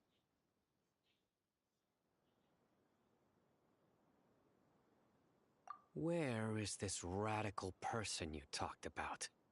I haven't run into him over the past few days, so he probably hasn't been around the village. What about you, man? Have you seen him at all? No, not at all. We wouldn't dare lie to you. He's really not here right now. Sounds like you're not too close with the radicals. No, of course not. All we know are their names. I have many ways to stop you from talking. And many others to stop you from sending warning messages. So you'd best just stay home and hope I don't hear of you trying to contact anybody. Don't do anything until I've gotten to the bottom of this. Try something foolish, and even Candace won't be able to protect you. Yes, got it. We'll do just as you say. That scared Paimon half to death. Sino is pretty terrifying. He didn't try to reassure us at all. I heard. Sorry. It's part of being a mach. The rumor we heard just now seems like a strong lead. But we need to check very well. Isak! I'm here. Where's your grandpa's house? Well, I can take you there. Just follow. I want to be like this. I hope I can be as cool as Candace one day.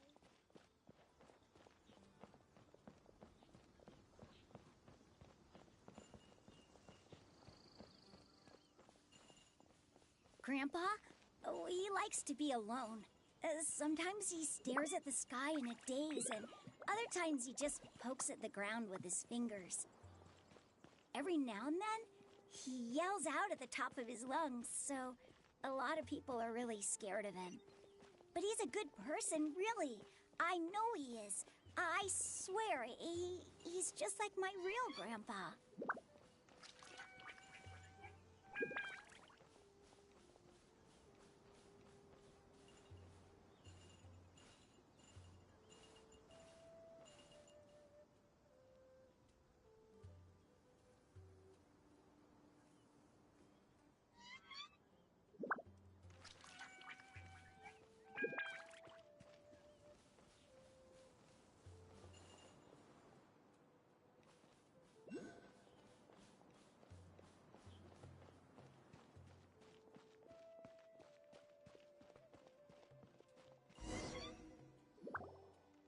Well, this is where Grandpa usually stays. There sure isn't much here. No. Incense? But are you okay? There's a scent that you can sense. A certain traveler here once passed out from that smell. Thankfully, Tainari saved the day. And then he gave us a long lecture to explain all about how... So. Huh? You know it... Yes. Now that I concentrate, I can also make out the scent of incense. Wait, surely Tainari... No. No need. Did you first encounter this scent at Tainari's house? In the forest. From a scholar.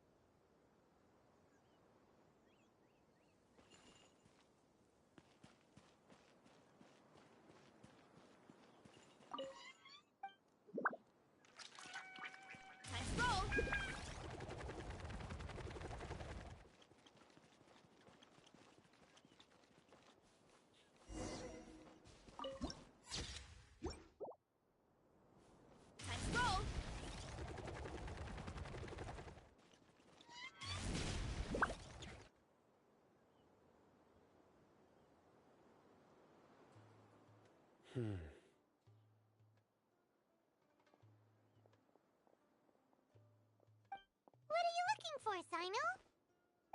Here it is. Take a look right here. Paimon doesn't see anything.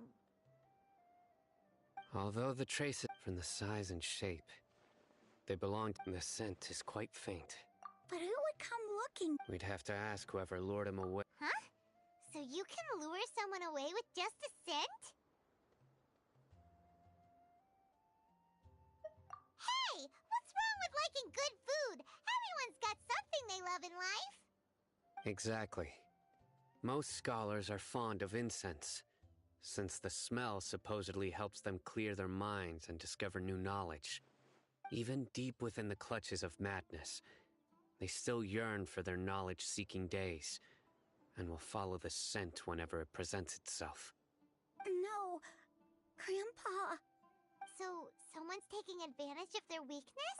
Are the rumors really true? Could the disappearance of... It's highly likely. Please, you have to save my Grandpa. Grandpa's... Sounds like we'd better help get him back.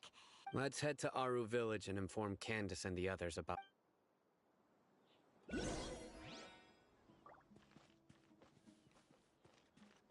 Running late again.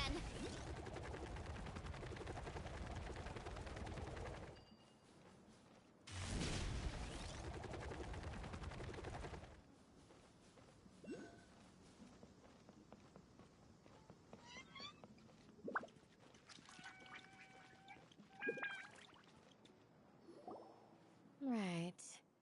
The darker fabric definitely looks a lot better. We're back, Candace! We've got a lot to tell you. Ah, welcome back. Sounds like everyone's friends already. Oh, Dia's here too! You bet. So, everything goes smoothly? Reasonably. Alhaitham didn't go with you? We haven't seen him at all. Huh. I saw him around the village entrance earlier and figured he was investigating with you.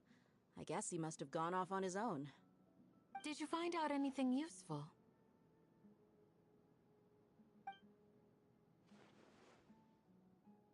I see. So someone used a kind of incense to lead the exiled scholars away from the village.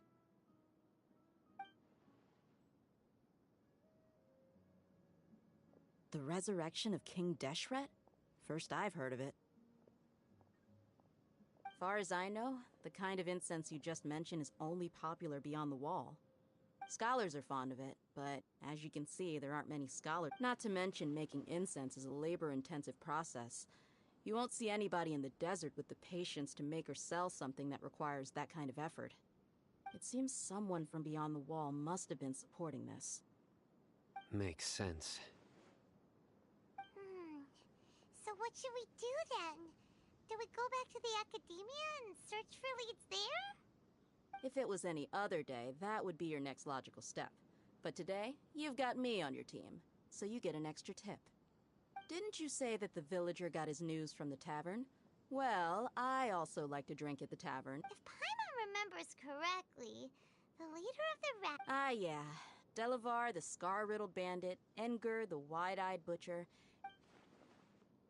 These guys have one thing in common, and that's being broke. The rougher life gets, the more they want to believe in King Deshret. Way they see it, King Deshret's resurrection is their only chance at overthrowing the academia. Throwing all of Sumeru into chaos is the only way to change the way of life here in the desert. Anyway, that's my guess why they've chosen to become radicals. Tia! You're amazing! You really know that...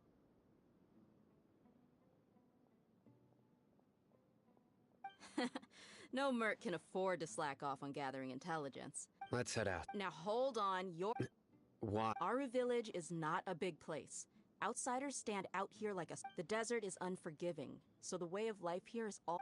Compared to you, mercs like me are just third-rate amateurs. I've got no actual fighting skills to speak of. I need to go around and ask some questions. Good, then we've got a plan. The Traveler and Paimon will go to Caravan Rebot with me, and we'll try our best to figure out where the map... All right, sounds like a plan.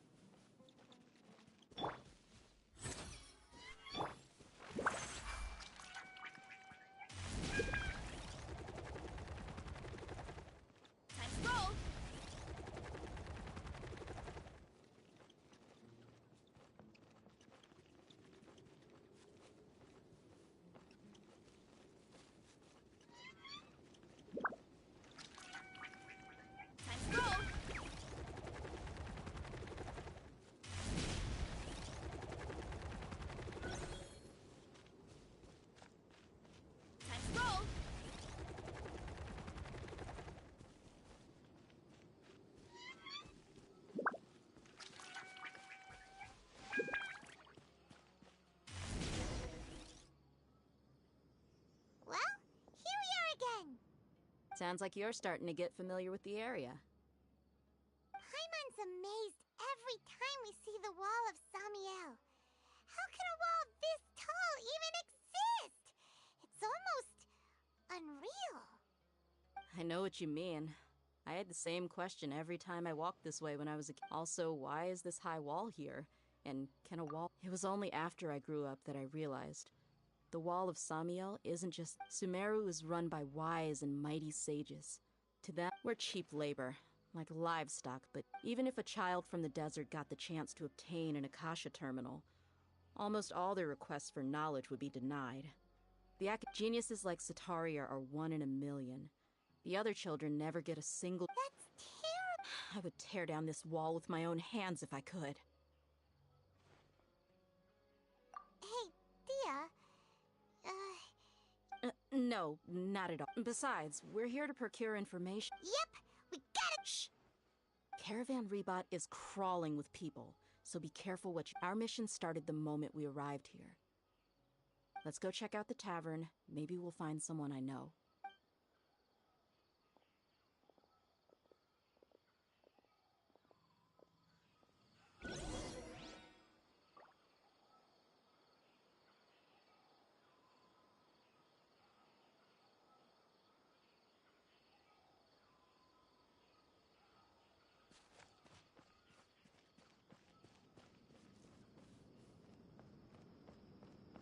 Running late again. Just our luck. None of them are here today. You mean, you don't see anyone you know? Dia, is that you? What a coincidence. You here for a drink too? Zaki. Oh, and who do you have with you here? Guests from another land? Hello, hello. I'm Zaki. Dia's, We've had drinks together a few times. Anyway, as far as my friends here, they aren't too shabby, are they? Absolutely. Much better than those people on the other side of the wall. So, Dia, are you looking for someone? Yeah. Have you seen Enger, Delavar, or Jabari recently? Of course I have. Matter of fact, we were all here drinking together just a few days ago. I've got a spice trading deal from another nation. I thought maybe Delavar and his friends might be interested. Know where I could find him? Ah, how thoughtful of you. Then I assume you also know that Delavar's been having a hard time making ends meet these days, so you came here to help him out? Hey, keep it down. Let's just say I prefer to keep this deal a secret. Y'all at Caravan Rebot are like family. If there's more to be made, why not do it together? Besides, Delavar and his friends have muscle. They'd be a good fit for escorting the goods. Yes, how considerate of you. Delavar...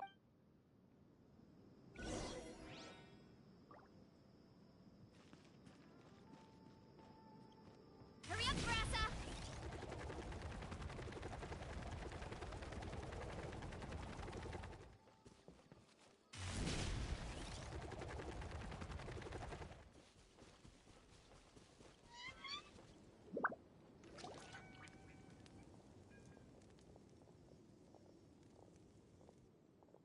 Are we there yet? Yep. This place is practically deserted. What are they doing in a place like this?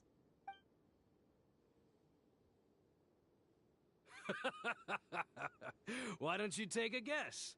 Go on. Oh no! It's an ambush! What's this all about, Zaki? Come on, Dia. You really think we didn't hear about what you said back in Aru village? Not only do I know that you're looking for Delavar... So, you've been watching us from the... Uh-oh. And you left the strongest one in the village, didn't you? So you and Delavar have been partnered... Dia, I guess it's only natural for a traveling mercenary like you to be out... But you got one thing right. We're all looking forward to an uprising in Sumer... If that's the case, then I'm sure Delavar wouldn't... I'll be honest with you. If it weren't for what you said in the village, your little monologue about the Wall of Samiel would have convinced me that you're one of us. Delavar. And Enger. you're here too, huh? Long time no see, Miss Mercenary. You should. Dia, I thought that you, a fellow desert dweller, would understand why King Deshret is greater than. Yeah, gee, what a missed opportunity. Adopting radical views and kidnapping innocent scholars, all because of. See? There you have it. Mercenaries are just a bunch. You're not wrong. Mercenaries are driven by Mora, and my faith lies with whoever's paying me. Enough talking! Get him! Just as I expected. Let's teach him a lesson, traveler. Just following orders. Headbutt!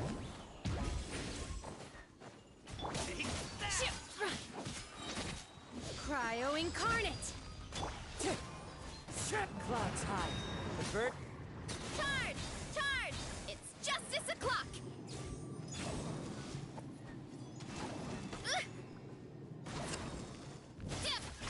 Heads up! Hero incoming! Maximum power! Zap! Hero incoming!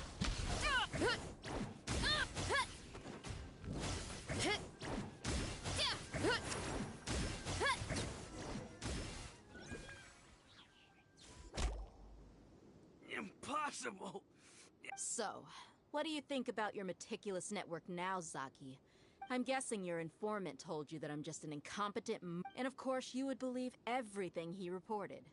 The only thing you know about me is that I'm a- Even though you heard we went to handle monsters together, you believed that Candace was the only one doing all the real fighting. That so-called Flame Mane is just a fraud. She admitted it herself. She just uses her connections to gain the trust of others. That's what you thought, right? Ugh. You lied in the village because you figured that we'd have people watching you.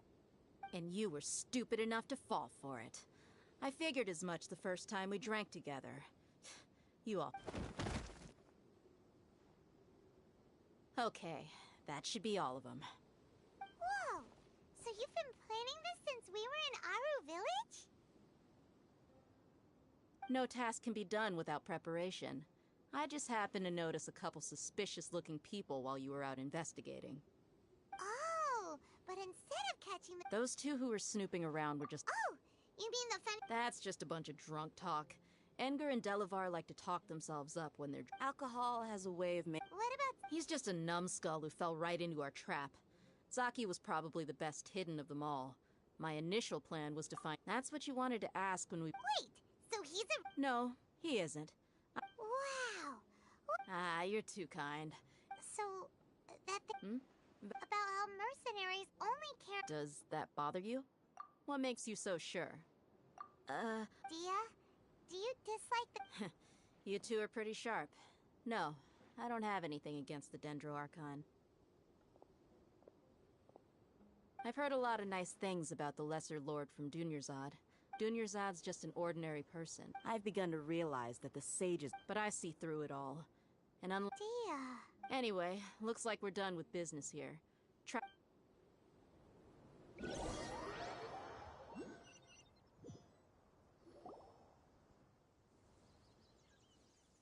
This should be all of them. All right.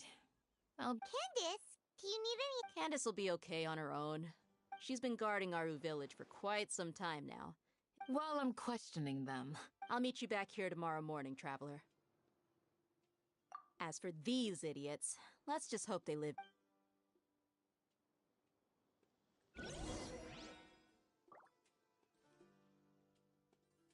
You heard the question.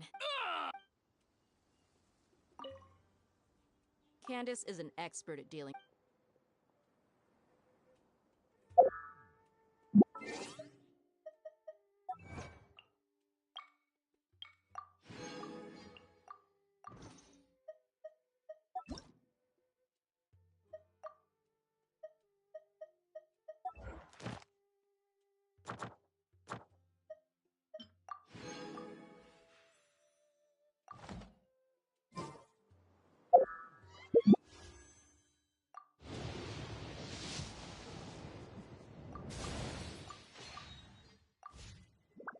My parents always say, No matter how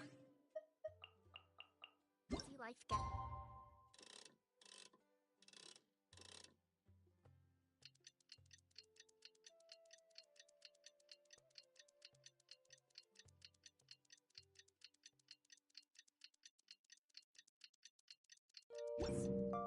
You should always sit down. Hey, Dia! Right on time.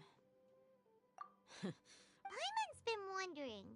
We've known each other for some time now. Oh, Paimon knows what you mean. Like a lot. Yep, I guess you can put it that way. It takes strong convictions to... Us mercs, on the other hand? Well, Paimon thinks you're... Really? Oh, Sino's here. Yes. I was here yesterday to help out a little. To help out? By doing what?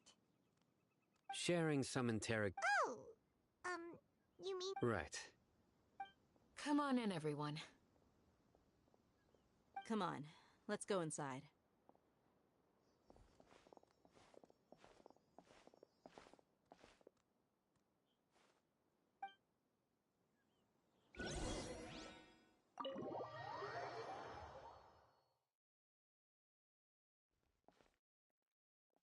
Candace, whoa, you look furious. Do I? Oh, there's no mask that can hide true bloodlust. Cover up your eyes, and it'll still... Perhaps I need to work on my Still, it's perfectly understandable. Yes, please, don't... Well, looks like Sino taught her well. You fear death yourselves, yet you do not hesitate to place the lives of others at risk.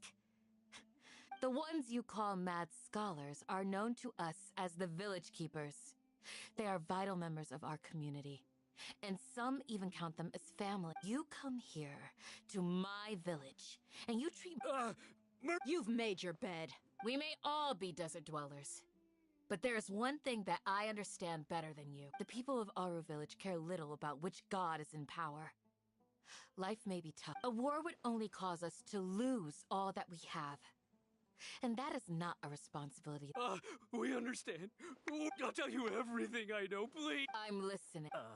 You might not believe this, but it wasn't us who came up with this idea. Someone was spreading rumors in the tavern. Some mystery man told us that mad scholars will make the perfect sacrifice to usher in King They're called Village Keepers. Slip up again, and you'll regret it. Yes, so it was all that mystery man's doing. He told us to spread the word about King Deshret's resurrection, and talked us into helping him. I'm not sure. That's one. Huh? Strike. Wait, I'm telling the truth. He got us to lure them out of their houses in the night with some kind... You gotta believe me, please. That was indeed the truth. Traveler, go on. You have to believe me. If I knew that, that guy, he wears a cloak. I believe I may know what's going on. Uncle Anpu.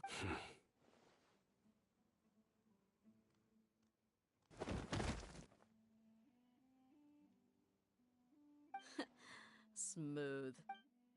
Okay, speak. If my suspicions are correct, this... Some time ago, people from the academia attempted to take the village. It strikes me now that the secretive... Which means it's highly likely that the academia... They were the ones who brought them here to... Not the academia again.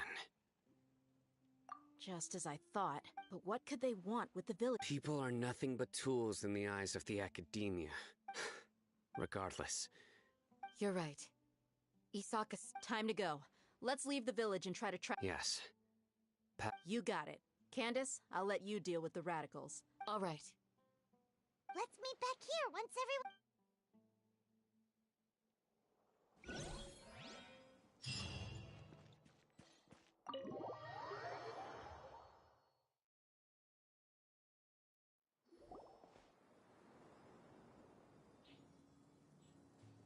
Let's get some food in us and... Where did you come from? Well, as you can see... You were gone for ages! And now you're... Hey, what's with this? You never think things through before asking questions. Paimon's so mad! Paimon's gonna give you an, there's just nothing super obvious to Well, you've heard nothing to suggest I left this whole time. So clearly, I stayed in the village to investigate. Anyway, you plan to leave our... Yep. We're not gonna find out anything more. Enough with the silent treatment! No. I'm just surprised that you decided to team up with him. Alhaitham, you haven't helped us out at all ever since we arrived at Aru village. Yeah, you're all... While you were investigating, I had my... Really? To be honest, we aren't really a team. Not to mention that going separate ways allowed me to find... Huh? Right here? Correct. What did you learn? I'm going to take you to someone. What does that mean? How do you think the residents of Aru village feel about what we're doing? In other words, do you truly believe every single... You mean, some of them will... Hiding the truth does not necessarily equate to lying. Remember what Candace said? Most people in Aru village don't necessarily care which deity is in charge of Sumeru. That's because whether King Deshret or the Dendro Archon has power is of little significance to them. By contrast, the perils of their daily lives are ever-present concerns. They won't simply share everything they know with you without good reason.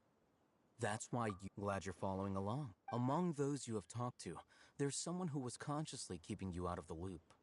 In fact, the reason being, to someone who only wants to live their life in peace, any external factors introduce Those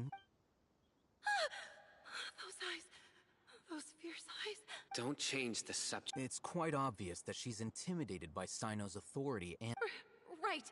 You were asking... She corrected herself mid-sentence because she's aware that there are King Deshret fanatics in the village.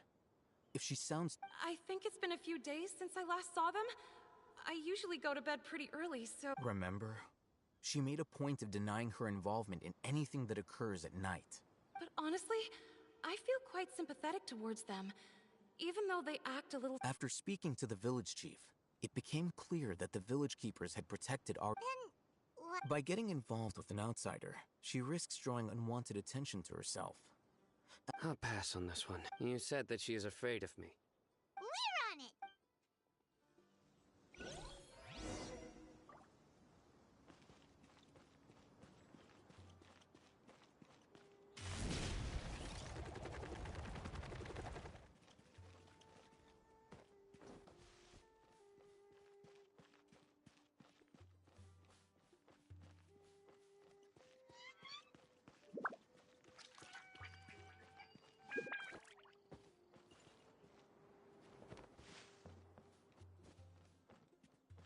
Stay safe. Don't get hurt.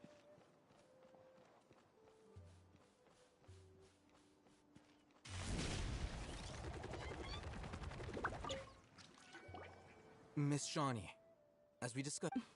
Mr. Alhaitham, I'm aware... Huh? What do you mean? Go ahead and talk to her. Go on. Is it really that simple? May I call you... hi, Traveler. Do you think the resurrection of King Deshret can truly change Sumeru for the better? Why's that?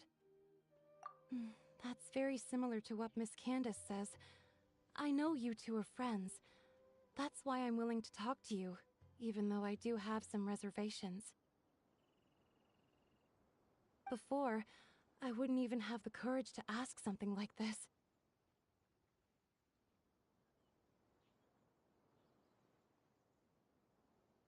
Traveler, do you believe our lives will get better? Yeah! We came here from another nation, so it isn't wrong of you to be weary. And we aren't really residents of any one nation. But even so, we've met lots of people from different... We have friends in Sumeru, and we want to help them! I want to trust you. My apologies for posing my questions like that. To be honest... Alhaitham told us you have your reasons. The fact is that I'm... Only one side of my family is desert folk. Some believe in the Dendro Archon, while others believe in King Deshret. Speaking of which, the radicals mentioned that they despise traitors. Do they just think that anyone who's different from them is a traitor? Yeah. Some people can be so narrow-minded when it comes to bloodline and beliefs. It makes no... Slowly, I just stopped talking to people. I pretended not to hear or see anything. All I want is... And then it happened. The village keepers who had helped me disappeared with no explanation, and... You can tell them. All right. I'll tell you. I actually have a sharper sense of hearing than most. Perhaps. I'm not sure. It used to be louder and more frequent. But ever since you arrived in the village, it doesn't seem to happen as often. And when it does, it's much quieter. I have to focus really hard to make it out.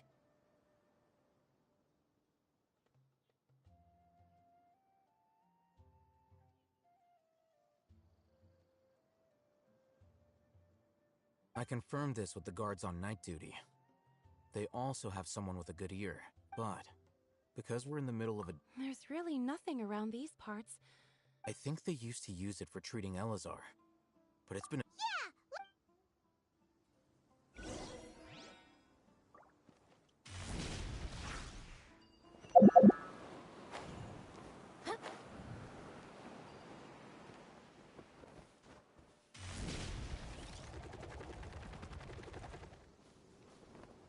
Hurry up, Brassa!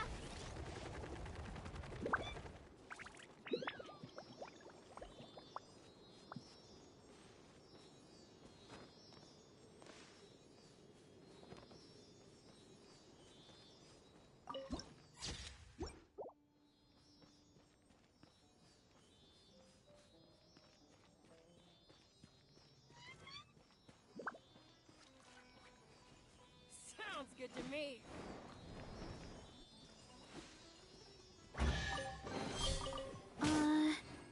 Oh, is this the place? Ah, monsters! Watch out! Headbutt! Charge!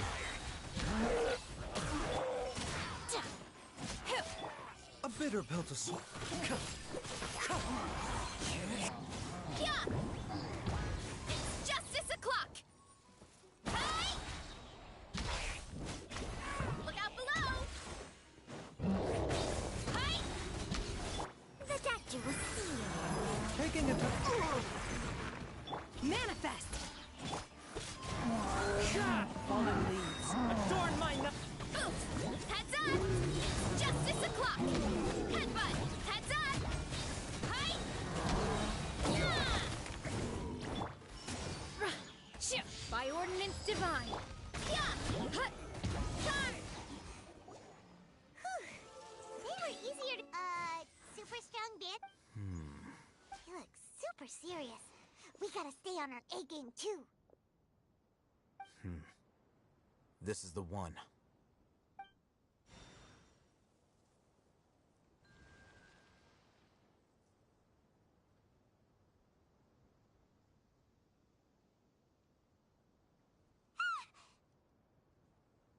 Let's go in and take a...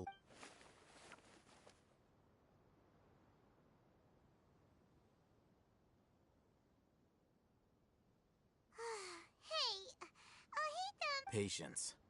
Shawnee says she only hears the crying at night. We have time to burn. Until then... I'm taking a break. And just like that, he sits... What are you reading? Let Paimon... Okay, sure. Huh? So... Oh, Paimon gives up. You keep reading your book. See ya! How is he so relaxed? Look at him, reading an impossible book in a creepy place like this. Hey! Paimon's your Tibet travel guide. Paimon knows And anyway, it's not Paimon's fault that the books people read in Sumeru are so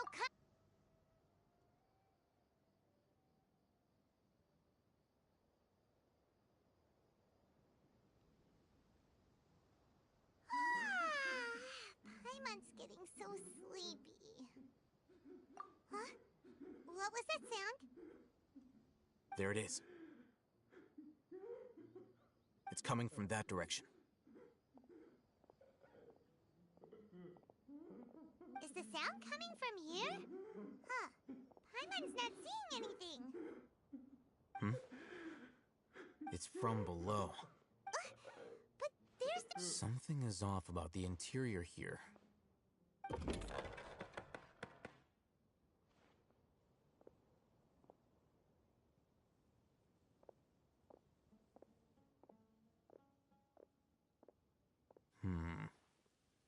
As I thought.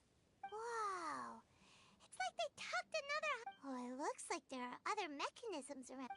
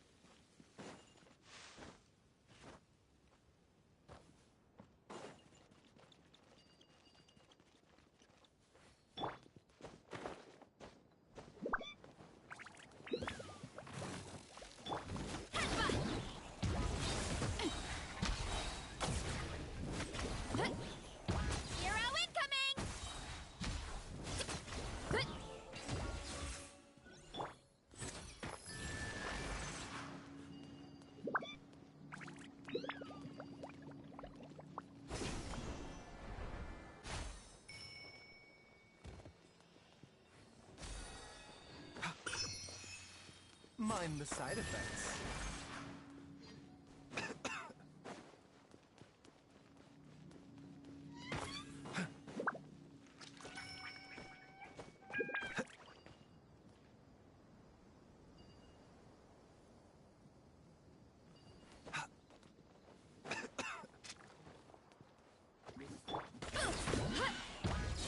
Justice o'clock! Yeah! Headbutt! Yeah! Oof! Heads up! Hero incoming! Da! Unleash!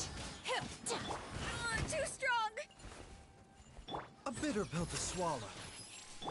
Yeah! Hut! Charge! Headbutt! You ought to stand down! Charge! Wind strata. Mind the side effects. Hero incoming! Charge!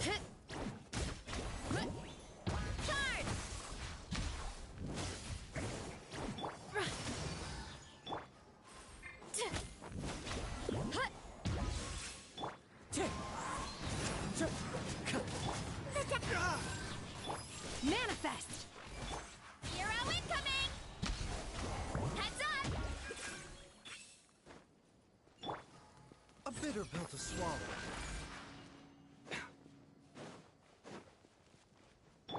Hurry up, Brassa! Gotta steer clear of other people.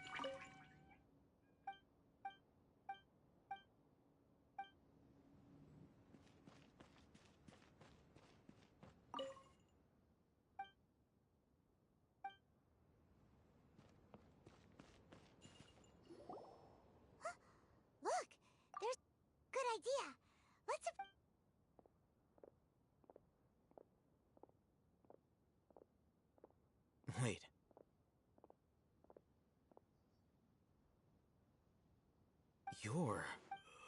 He can't speak, and also, why... Didn't expect to see... You know... He's Razak, a senior of mine. He's a scholar, too? Is he... No. Razak was never involved in any of those things. Leaving that question aside for the moment, looks like they've already taken everyone away. For whatever reason, they left Razak here. There are drag marks on the ground. They're clearer by the doorway. Someone was forceful... Loaded with... That is one possibility. It looks like they were in a hurry. The symptoms are identical. Huh? Allow me to jog your memory. Don't you think his symptoms look familiar?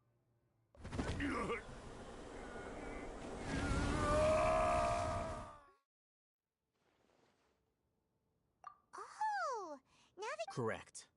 The Academia it isn't difficult to deduce their rationale. First, the Academia spread a false rumor of King Deshret's resurrection. Emphasize these rumors were all the persuasion that the Radicals needed, and those based in Aru Village, as well as being able to exploit the Radicals for... Life for the desert dwellers has been brutal ever since King Deshret... Many would give everything they have for the process. Even if complications arise, people will see that those involved are all followers of King Deshret, and look for no further explanation than differences of belief. A deep-seated mistrust of the desert and everyone in it by the rest of Sumeru will make sure of that. The notion of an Academia plot wouldn't even cross their minds. It may seem like a simple strategy, but it is able to work wonders under Sumeru's current circumstances. Oh, that makes a lot of sense. It's in line with the village chief's theory, too. But there's still one very important question. Wasn't it the Academia that brought the scholars to Aru Village in the first place? Why does it want them back now? Throughout this process, one thing has changed. The scholars' identity. First, they were scholars. Then, they became lunatics. After that, an exile is still patently a living, breathing human being. But if you can't find someone, you have no... Resource? One possibility is that the information... Extracted? With the technology of the Sumeru Act, perhaps the process caused them great suffering, which is why they cry out. So, the human brain... I'm the Academia scribe, after all. Anyway, judging by Razak's state, the contents of a... Or perhaps, his curiosity got the better of him, and he used such a capsule for himself. Hyman's a little confused. Can they just use anyone's brain?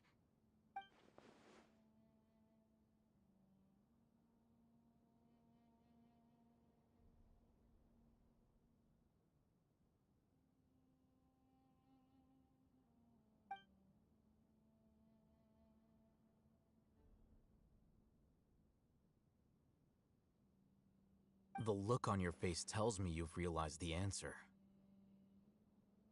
That's right.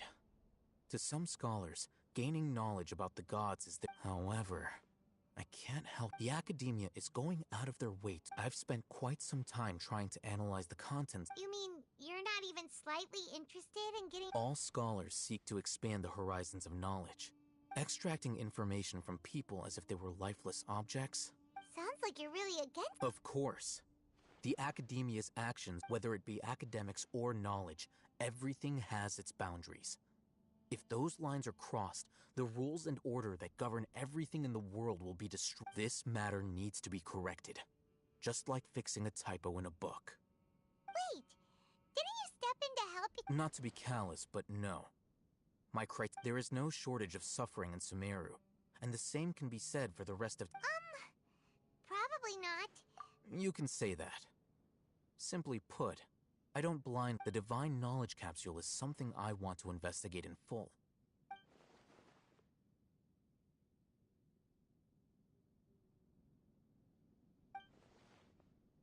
Hyman's been wanting to say this for a while. There are a lot of bad guys in the Academia. Though I must say, I quite enjoy this feeling of being the odd one out. Uniqueness is also an asset, is it? Wow, that's a great way to think about it. Paimon's really impressed. If only Miss Shani had a similar mindset, her life would definitely be a lot easier. I'm just a more likable person than her in general. There's nothing more to it than that.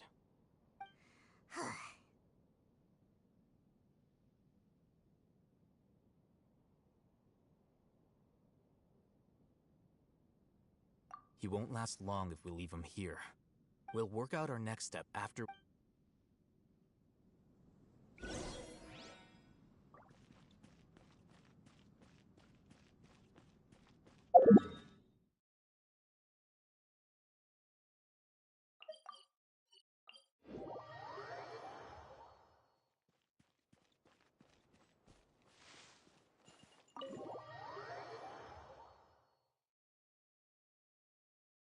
We're back! You must be tired. What's the situation? Unfortunately, somebody who's too young to take on the role of Isak's grandfather.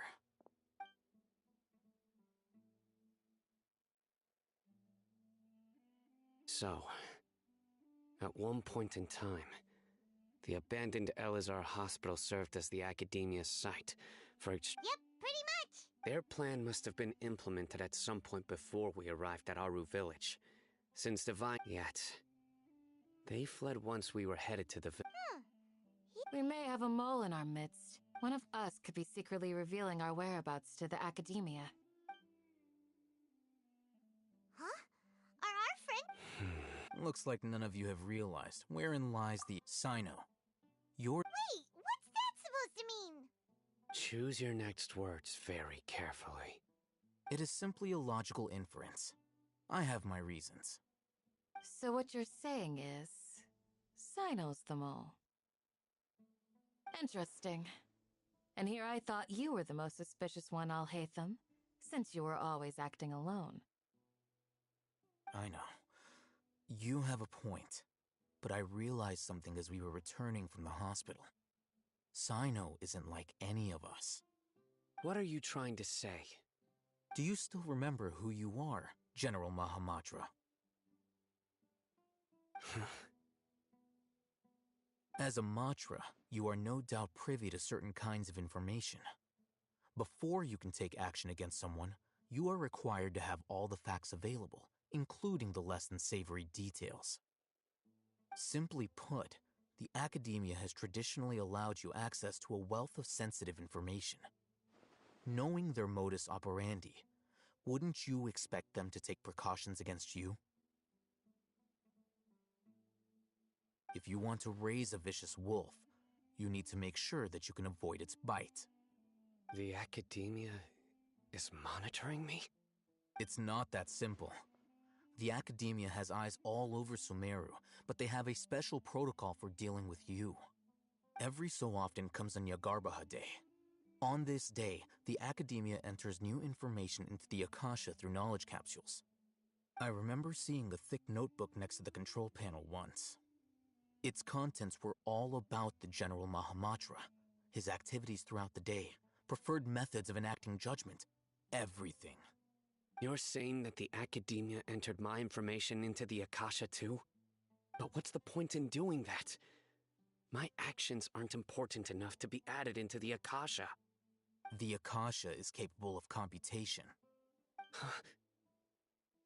The Akasha's algorithms are entirely capable of predicting your movements using the data entered. When you would depart, the route you would follow, your destination. It knew all of this. It predicted my every move. The Academia has been watching you longer than you think. However, the fact that you resigned is proof that their suspicions were well-founded. So that's how it is. Sino adheres to his principles so strongly that he's actually a thorn in their side. Tenacity of will and steadfast faith are worthless to the Academia. They need scholars who are easily pliable and mindlessly go after anything they can profit from. Sino, don't take it to heart. This just proves how much of a trustworthy ally you are. They escaped because of me. Don't blame yourself. It's not like any of us would have known.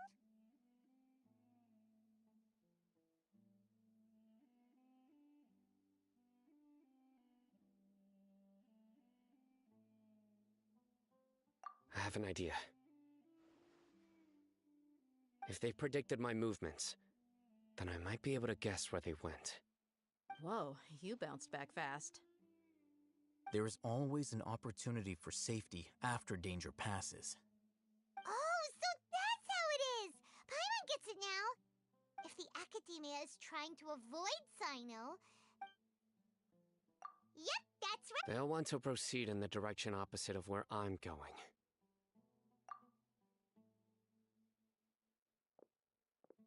I must go. There's also something I want to investigate. Let's go, guys! Please, wait! I want to go too. You want? I want to find Grandpa. Everyone, I leave him in your hands. Yay! Let's go! Remember to pack some food with you! Paimon feels like we're...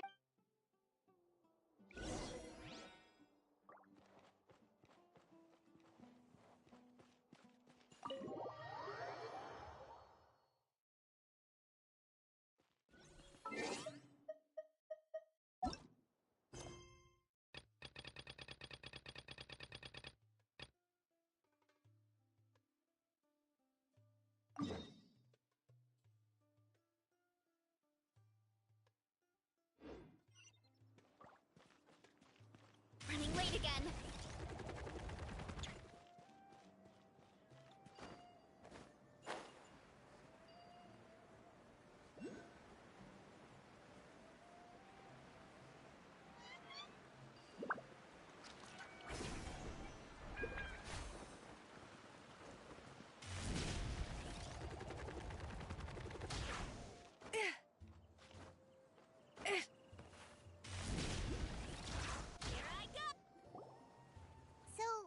Go from here? Yes. After leaving the village, we should head straight toward the desert.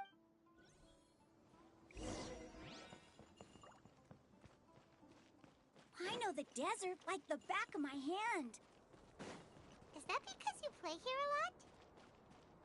Yep. One time, Grandpa almost got lost in the desert, but I was the one who brought him back.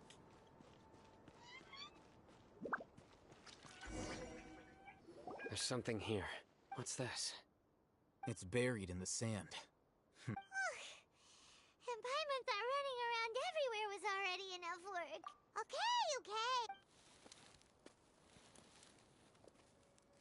These are likely fragments of an Academia-developed device, something akin to a headset. Looks like there were more than one village keeper. They must have been escorted this way, because there are device fragments scattered. Let's split up and search.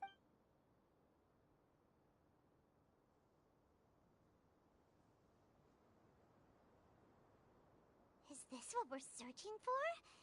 It looks kind of scary. This is definitely a device used to extract divine knowledge. How did it end up buried in the sand? That can't have been part of the plan. They must have been attacked along the way. Wait, what?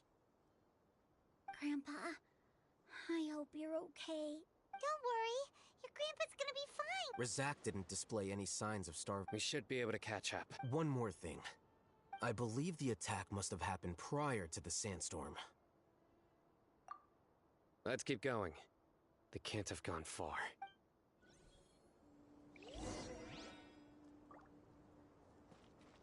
But running on sand is so tiring. But you're flying, aren't you, Paimon? Is flying over sand tiring too? Of course it is!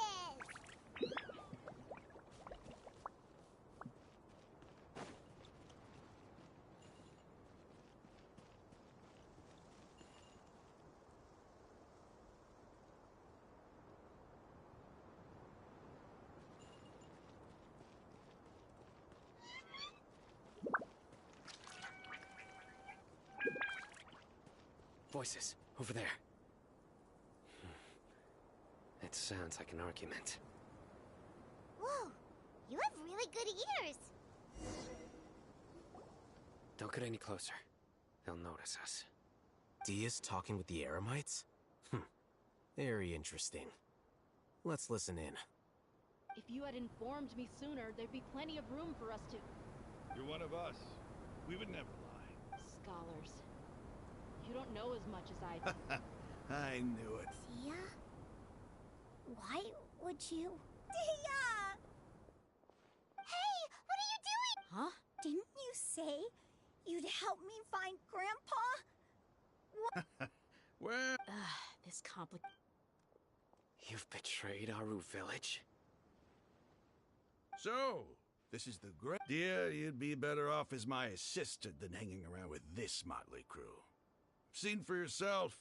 I'm not the type that's easily swayed. Wait, what's going on, Dia? Whose side are you on here? Shut it, Paimon. It doesn't matter. Whichever side you pick, nothing can deter us from the grand mission. Face the facts, Raman. It's not gonna happen. You should understand that more than anyone. Have all your years as a merc taught you nothing? I'm a desert dweller and a proud follower of King Deshret. Whether I live by the edge of the sword or in peaceful comfort, my soul will always carry this conviction. It's not too late yet. The village mad scholars aren't gonna bring King Deshret back to life. You don't understand, my dear lady. Pursuing our faith is our purpose in life. Even if the chance of success is 1 in a million, we must be willing to give everything we have. Even if it'll expose you to the academia? Even if they end up disbanding the Eremites? Your Eremites, which you've worked so hard for all these years? Yes. We've waited a long time for this day to come. The sun and the moon no longer shine here. All you see now is cracks in this desiccated land. But fate has finally dealt me a hand to play against the Academia. With these scholars in our custody, we'll stomp the Academia's forces and fight our way beyond the wall of Samiel. Ridiculous. Think about it. The Academia controls the entirety of Sumeru. Your powers are negligible in comparison. If you still don't believe me, then try asking these 2 men. They're also against the Academia, but neither of them are as arrogant as you are. They look more like pawns of the Academia to me. Why would I listen to anything the people of Greater Lord Rukkhadevada have to say? Filthy traitors. Your god abandoned all honor and betrayed King Deshret. We desert dwellers will never trust the likes of you. It's impossible to communicate with someone so hostile. Perhaps we should. Do you really believe that by kidnapping the scholars, you'll be able to negotiate with the Academia?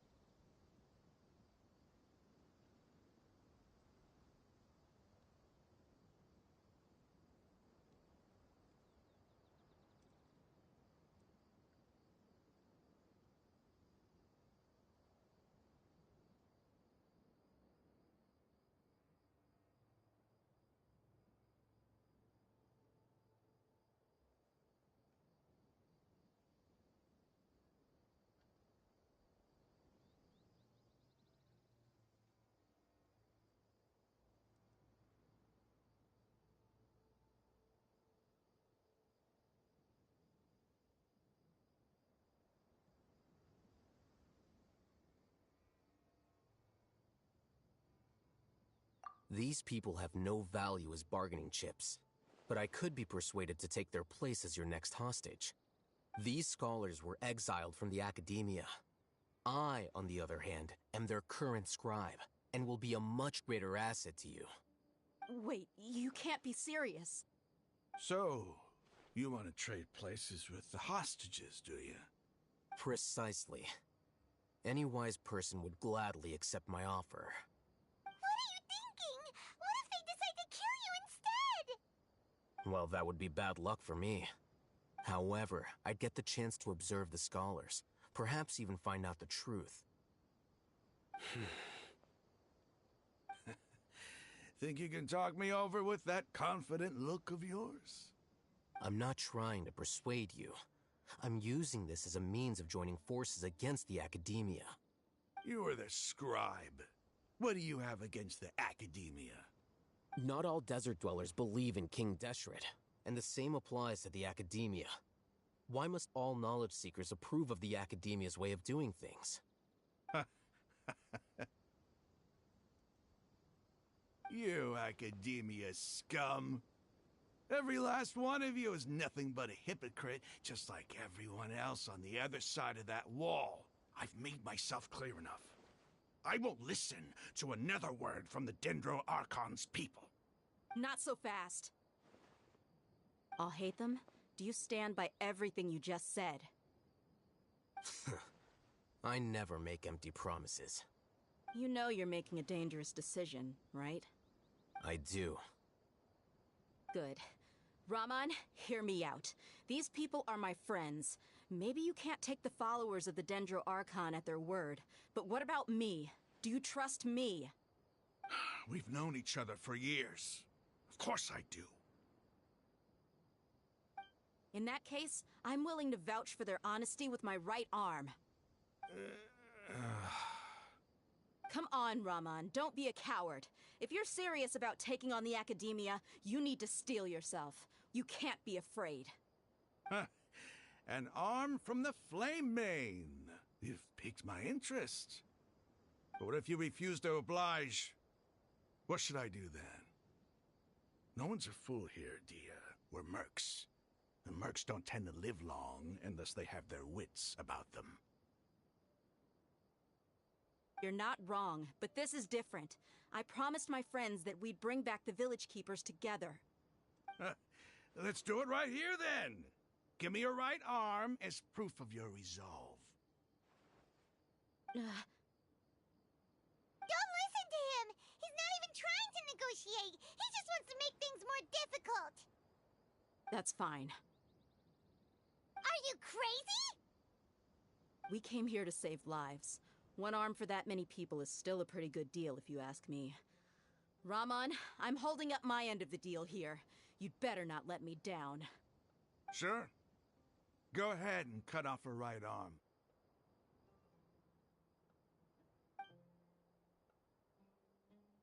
No! Dia! What are you gonna do? Think of something! You don't have to go this far. That's not for you to decide. Do it!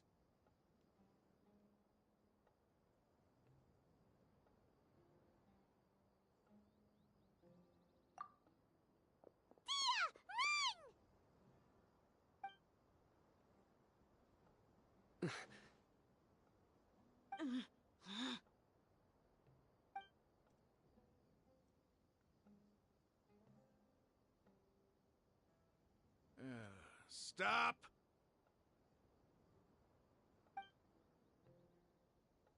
What's wrong?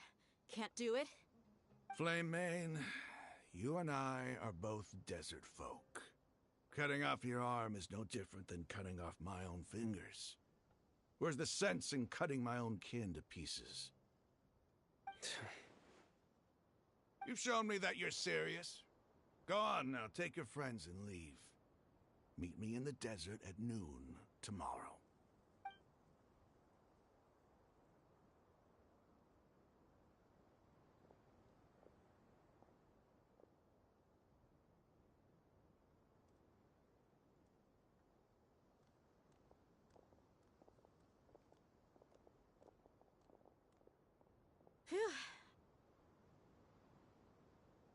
I was really counting on him not going through with it. Dia!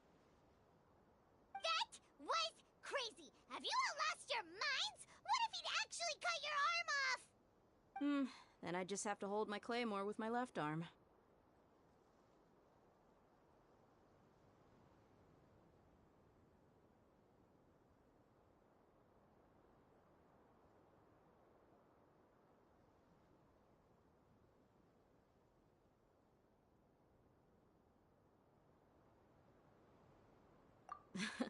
Okay, I'm sorry. But sometimes when you're out on a limb, you gotta double down to seal the deal, you know?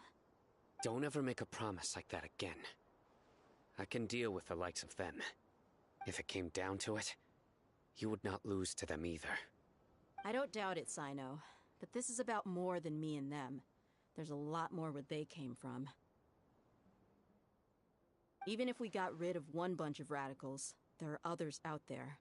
Wiping them out would do more harm than good. As you wish.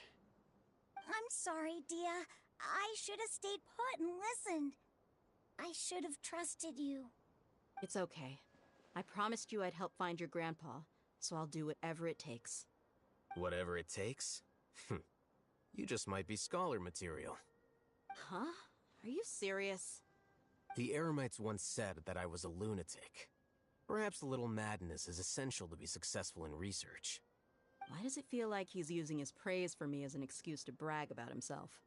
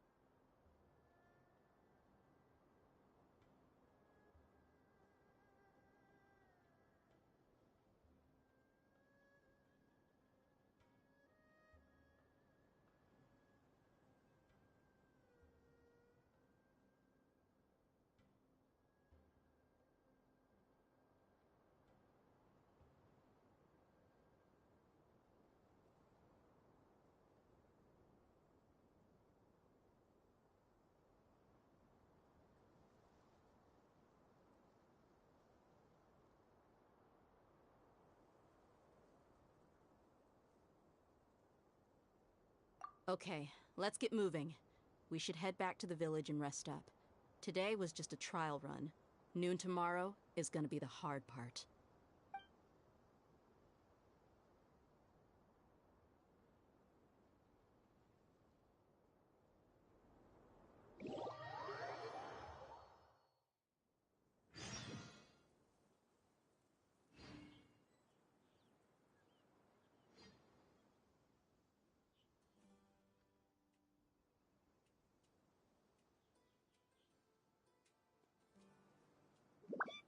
You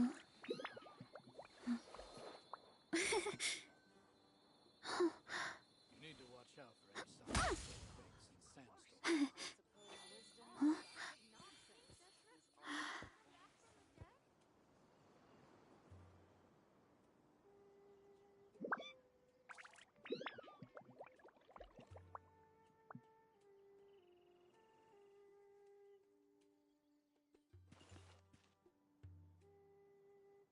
You need to watch out for any signs of earthquakes and sandstorms. Of course not. It's all a bunch of nonsense. I suppose.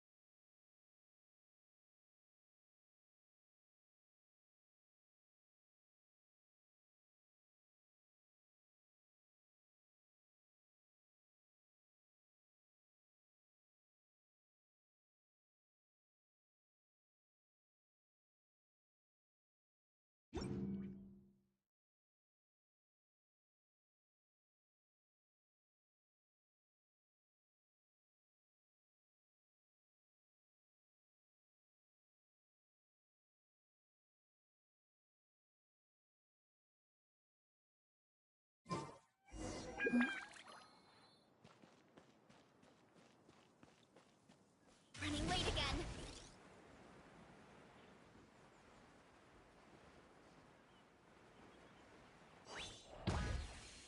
Oof!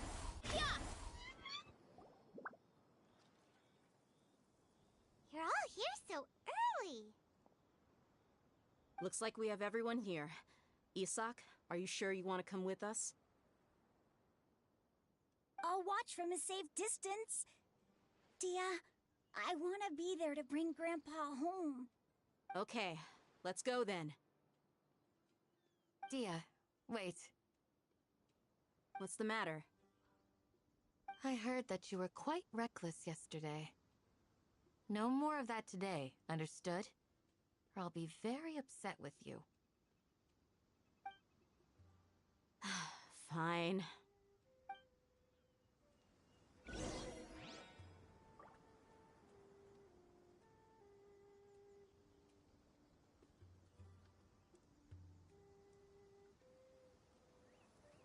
Strength is one of those things where you gotta use it or lose it. So, wanna train with me sometime?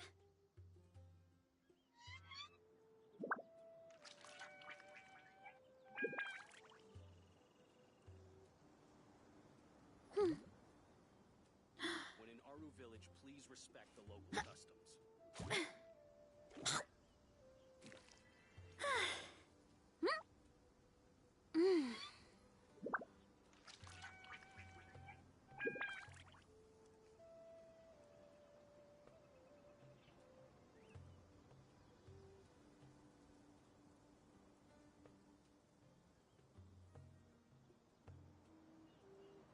When in Aru village, please respect the local customs. There's a lot that goes into managing an orchard. Watering, weeding, fertilizing the soil, making sure the temperature is right. But most importantly, you have to keep the fruit in a good mood.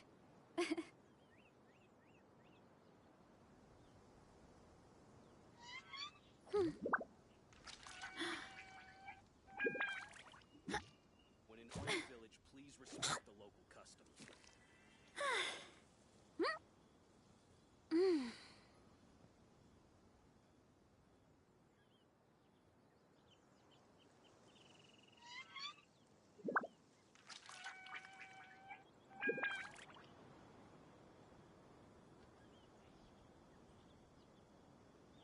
Strength is one of those things where you gotta use it or lose it.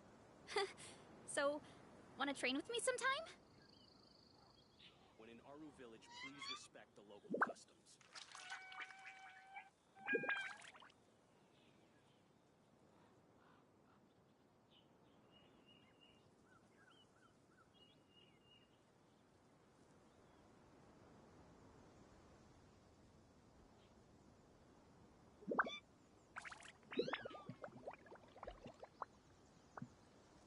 My parents always say, no matter how busy life gets, you should always sit down and enjoy a proper meal when you get hungry. What I like to do is stack my plate up high, then squash it all down. Take a deep breath.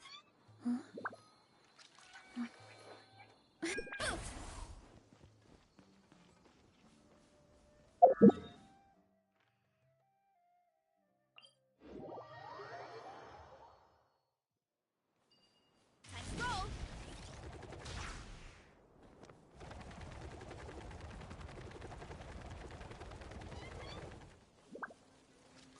Hurry up, Brassa!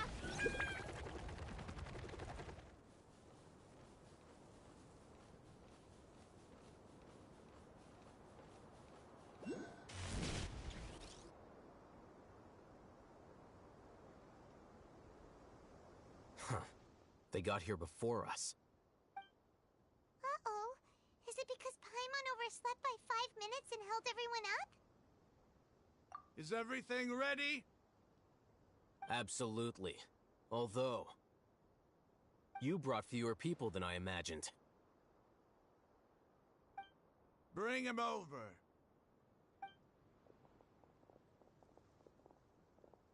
Grandpa! Why is there only one of them?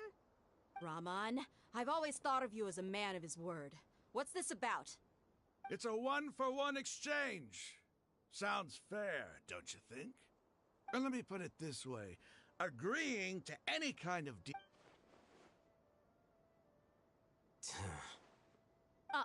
You stay right there!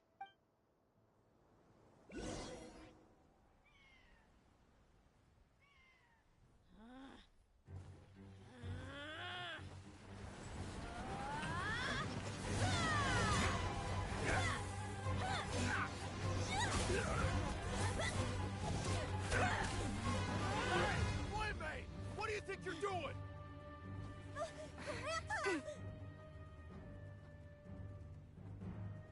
Don't you see this blade here? You coward! Why are your hands shaking? Wait a second! It's a earthquake!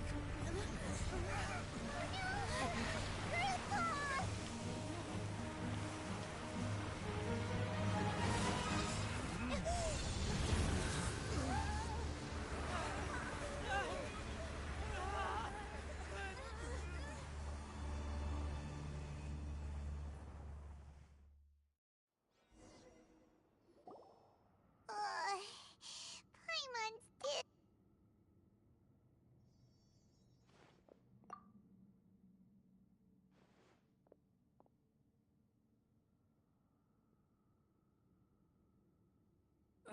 This day's going just great. The sand dune collapsed. I saw an energy field. The village, it glowed green with dendro. Just like you said. The dendro are gone. Grandpa? Hey, look around. There used to be a... It seems that when the sand dune collapsed, it exposed these underground structures. The symbols on the gate belong to King Deshret's civilization. This structure must be ancient. Over time, the sandstorms completely buried it and left it in the state we see now. It could have been an underground palace in the distant past. Oh, a miracle. Praise King Deshret! What's he doing here? And his men too? They must have fallen down here with us. Pretty lucky if you ask me. Most of them seem in really bad shape. Except for him. He got off lightly. Mind your head. No, this isn't the time for conflict. Our exalted lord has shown us the way to his sacred palace. He's not actually gonna go in there, is he? As it happens, I want to take a look inside too. What are you doing? Don't you think it's curious? 1 minute, Lesser Lord Kusanali's power protects us from harm, and the next, remnants of King Deshret's civilization appear. 2 major deities are vying to showcase their power to us. It would be a shame not to witness them both. Paimon thought you weren't interested in gods. Indeed. In my view, gods are just a higher form of living being, or creature, you could say. New discoveries are always worth investigating. Whether they have anything to do with gods is neither here nor there. Raman, what are you gonna do about your men? I'll just let them lay here. King Deshret will take care of his people. Right now, I'm going inside.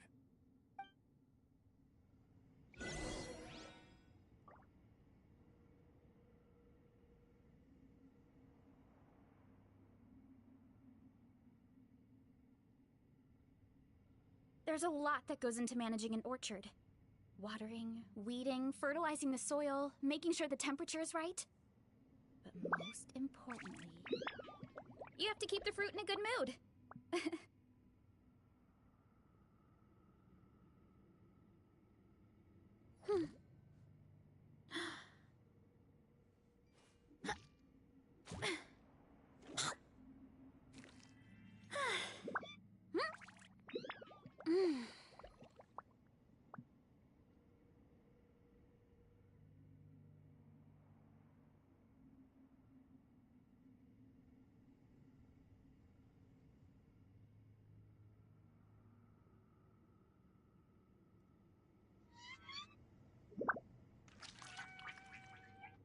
My parents always say, no matter how busy life gets, you should always sit down and enjoy a proper meal when you get hungry. What I like to do is stack my plate up high, then squash it all down. Take it easy.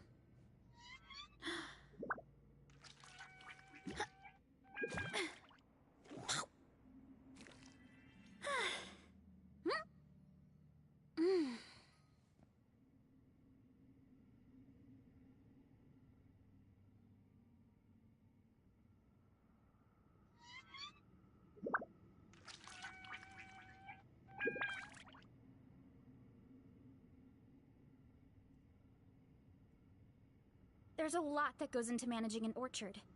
Watering, weeding, fertilizing the soil, making sure the temperature is right.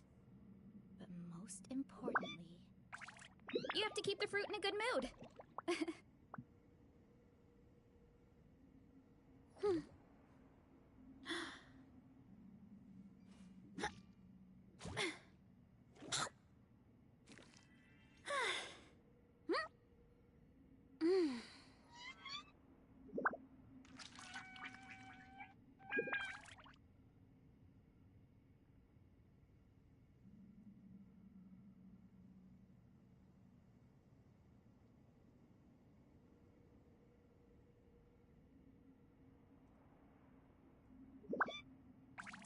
Strength is one of those things where you gotta use it or lose it.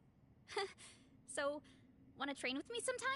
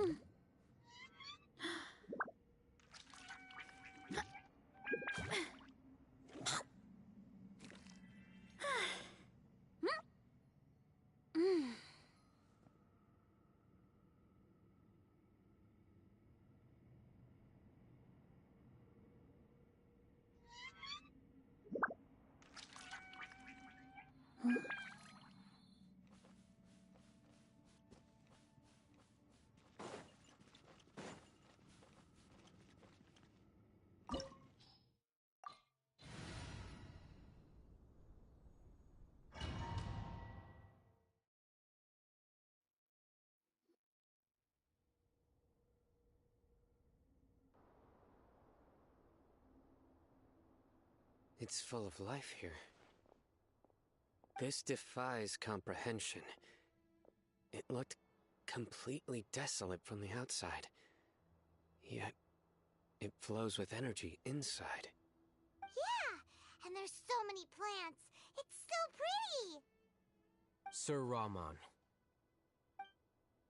Huh? Me? Do you see another Rahman here? Are you mocking me? What do you mean, sir? Interpret it however you want. But there's something I'd like to draw your attention to. While this structure is clearly left over from King Deshret's civilization, the energy that flows in here is that of the Dendro Archon. Whatever you say. It's not like I have a vision. There's nothing to be angry about. Think of this as an academic journey. It does seem kinda strange. If that's true, then we might have to explore this whole area to find an explanation.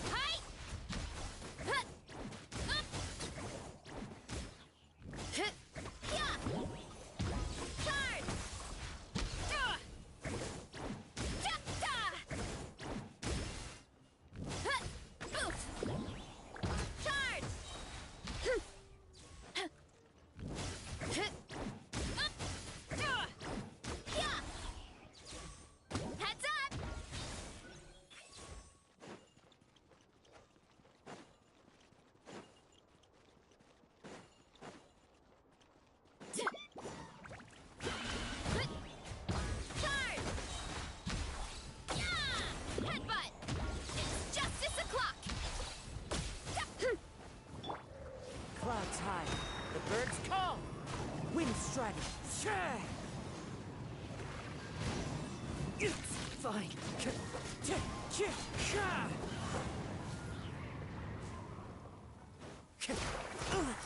That hurts! Wind strike!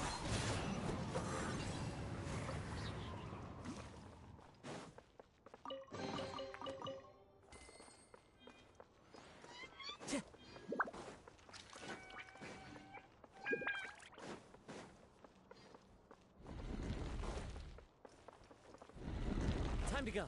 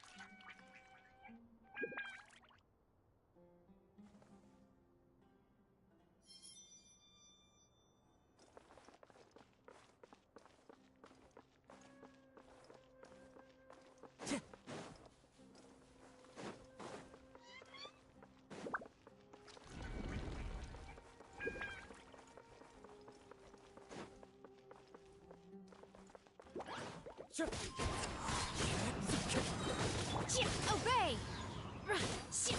The doctor will see you. Yeah! Look out below! Charge! Hero incoming!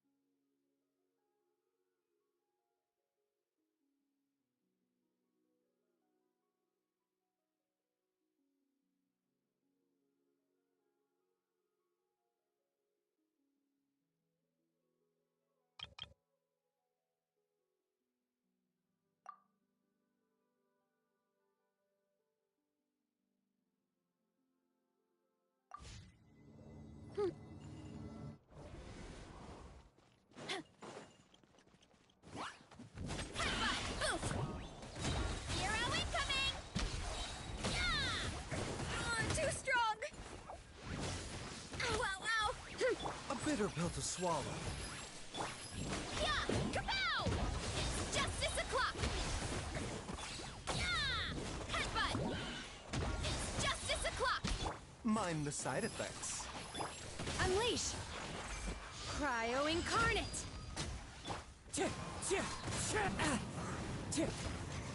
As one with wind and cloud. Wind strike.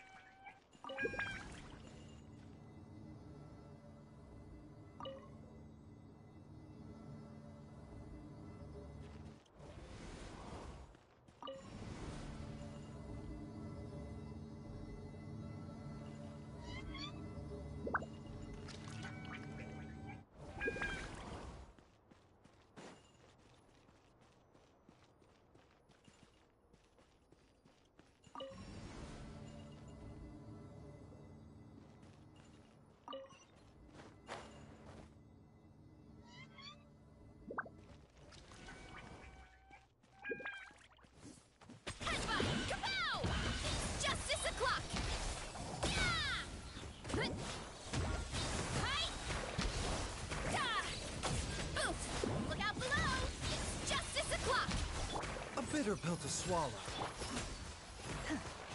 Yeah!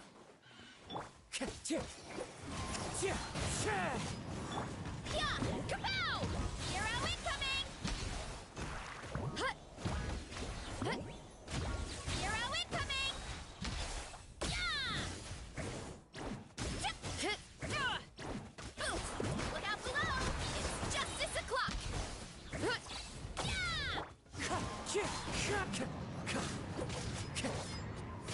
Mind the side effects.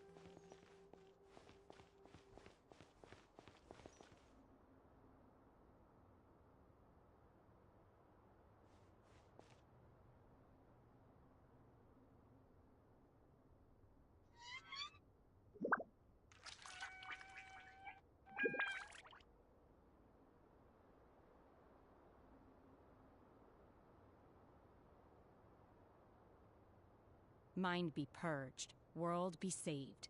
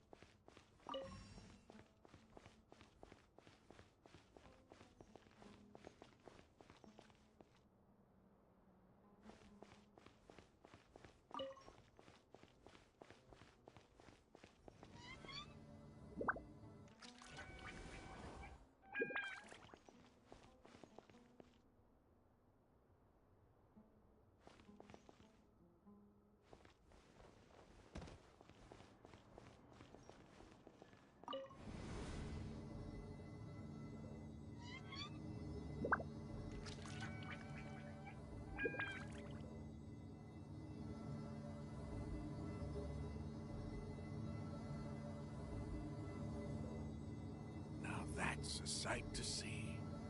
King Deshret's splendor surrounds us. There's so much vegetation here. It's different than what I expected. Sure are a lot of plants for a desert. That That's what I call divine providence of King Deshret.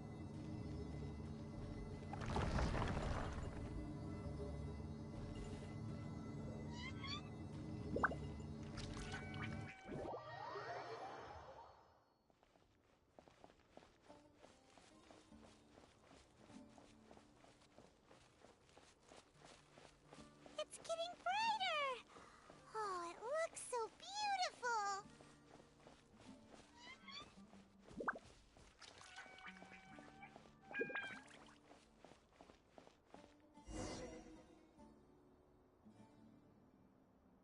Wait. What's that?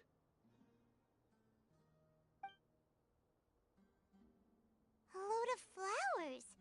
And it looks like there's something among them. These are King Deshret runes.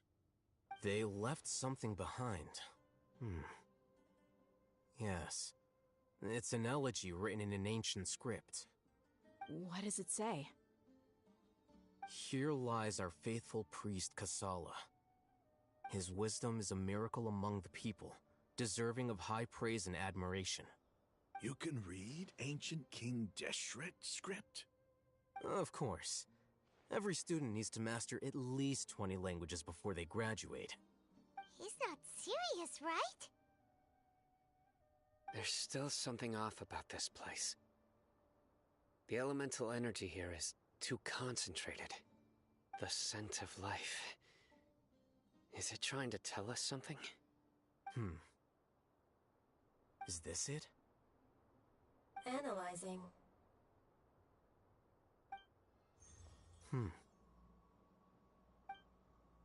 There seems to be a hidden message among these skeletal remains. Excellent.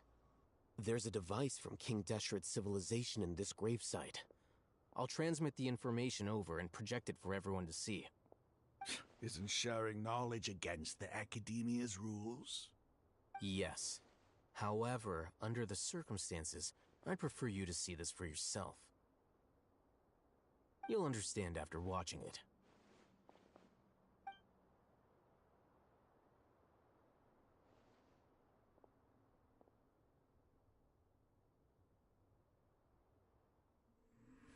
Civilization is born of knowledge, but so too can knowledge be its demise. A disaster caught us unaware. It was knowledge that did not belong to this world. King Deshret brought this forbidden knowledge into our world, and it quickly spread like a plague. People's minds were filled with crazed whispers. Dark gray scales spread across their bodies. Even the land was stripped of its vigor. Only a desperate, deathly silence remained. Were it not for greater Lord Ruka Devata from the forests, the damage would have been irreversible. She summoned the priests to build temples and infused into them the divine power of life. The disaster was miraculously tempered, and the embers of our civilization were preserved in Aru village. Alas, the miracle could not last. As long as forbidden knowledge continued to exist, it would forever blight this world. In the end, the proud king of the desert, my eternal lord, chose to sacrifice himself. I have spent my whole life since guarding one of these many temples. But now, my duty is coming to an end. As I close my eyes for the final time, the sight of that noble deity will appear in my vision once more. In helping King Deshret to eradicate forbidden knowledge, she exhausted her strength, and her form became that of a small child. How strange. Now that I think of her, I no longer have any fear of death, for I sense that the spirit of life will abide with me during my eternal sleep. Children of the desert, cling no longer to past grievances, but hold tight to the memory of this act of benevolence. What was that? The priest's memories. No, impossible. Greater Lord Rukkhadevata. So the former Dendro Archon and King Deshret were never enemies at all. But this doesn't make any sense. The Dendro Archon's followers, they're clearly... Was that the former Dendro Archon? She became so tiny in the end.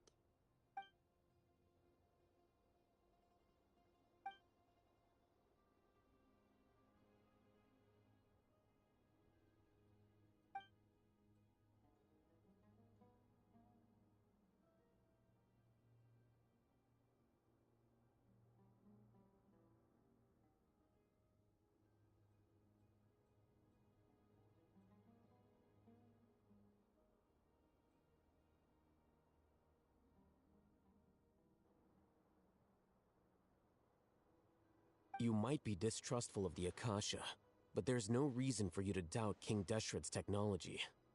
You've just witnessed his priest's last words. I've never heard about any of this before.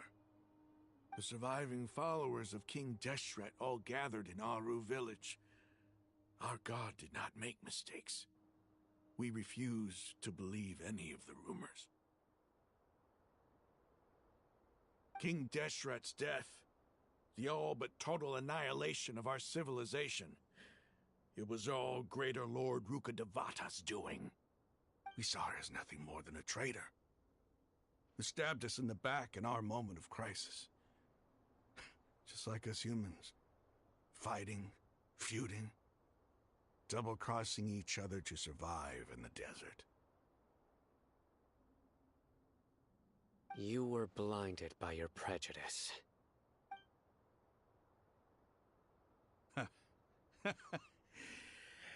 If I hadn't seen this for myself, if I hadn't witnessed his last words with my own eyes, ears, and heart,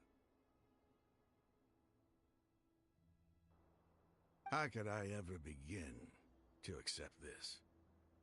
The truth is so far from what I've always known.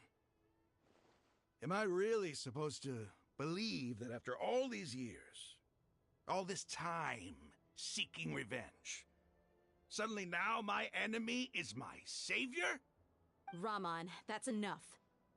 Give it a rest. You're starting to make a fool of yourself.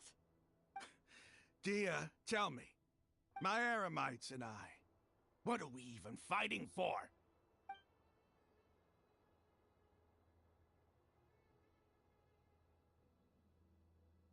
Hey, how you doing? I'll live. Thanks. I should probably go. Can't just stay here forever. What's your next move gonna be? Oh, I know what you're going to ask. I feel deeply ashamed of everything I've done. You'll get everything you're asking for. But please, give me some time. After everything that's happened here today, somehow I need to explain it to the others. It's not gonna be easy. Well, I guess that's for me to deal with. Dia, this is where our camp's located. Make a note of it. When would be a good time for us to go? Tomorrow, I'll convince everyone that we're all on the same side. And I'll return every last one of your your village keepers. We'll share our other resources with you, too.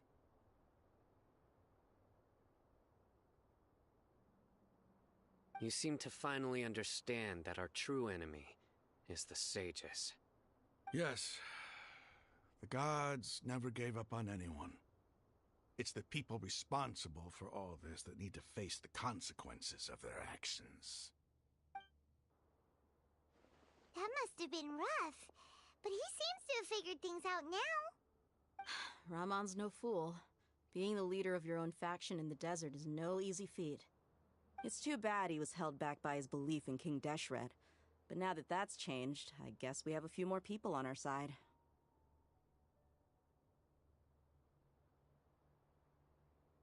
The outcome, at least, is favorable. We should get going too. Let's head back, have a proper meal, and a nice, long sleep. We'll need all our energy tomorrow.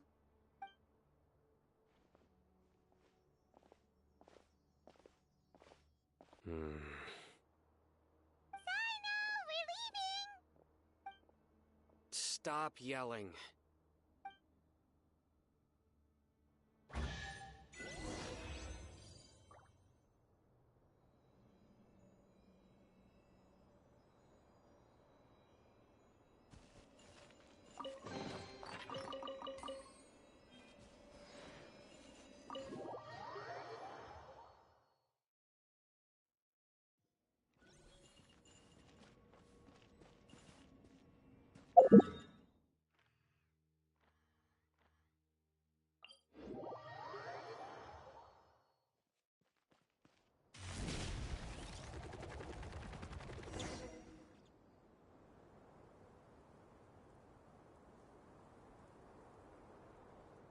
Raman, we're here.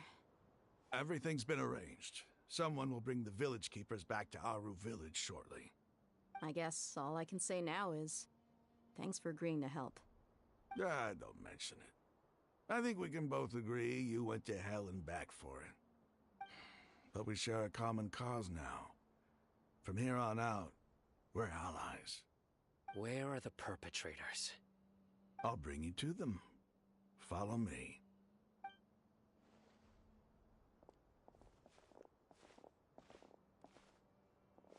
So these are the people who kidnapped the village keepers. Oh no, it's the scribe! There's no need to yell.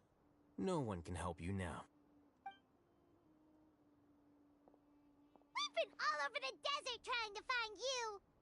That's right.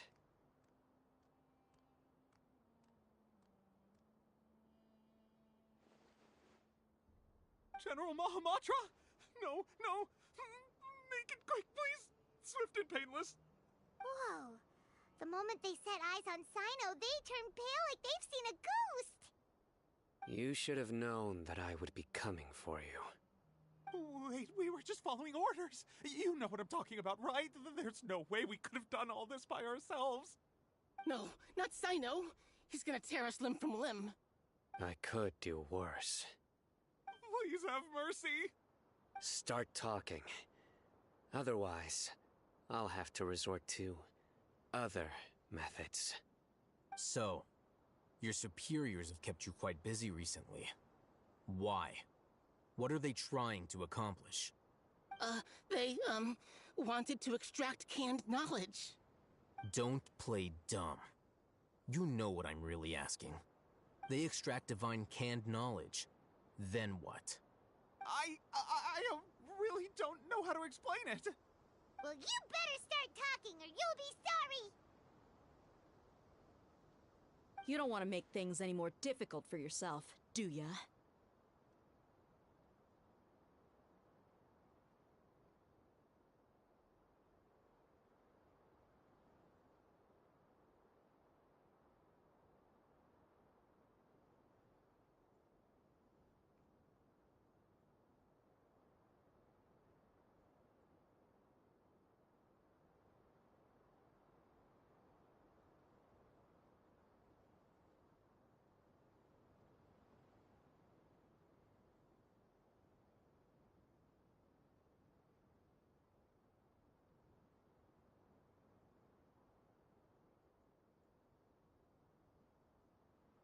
Be my guest.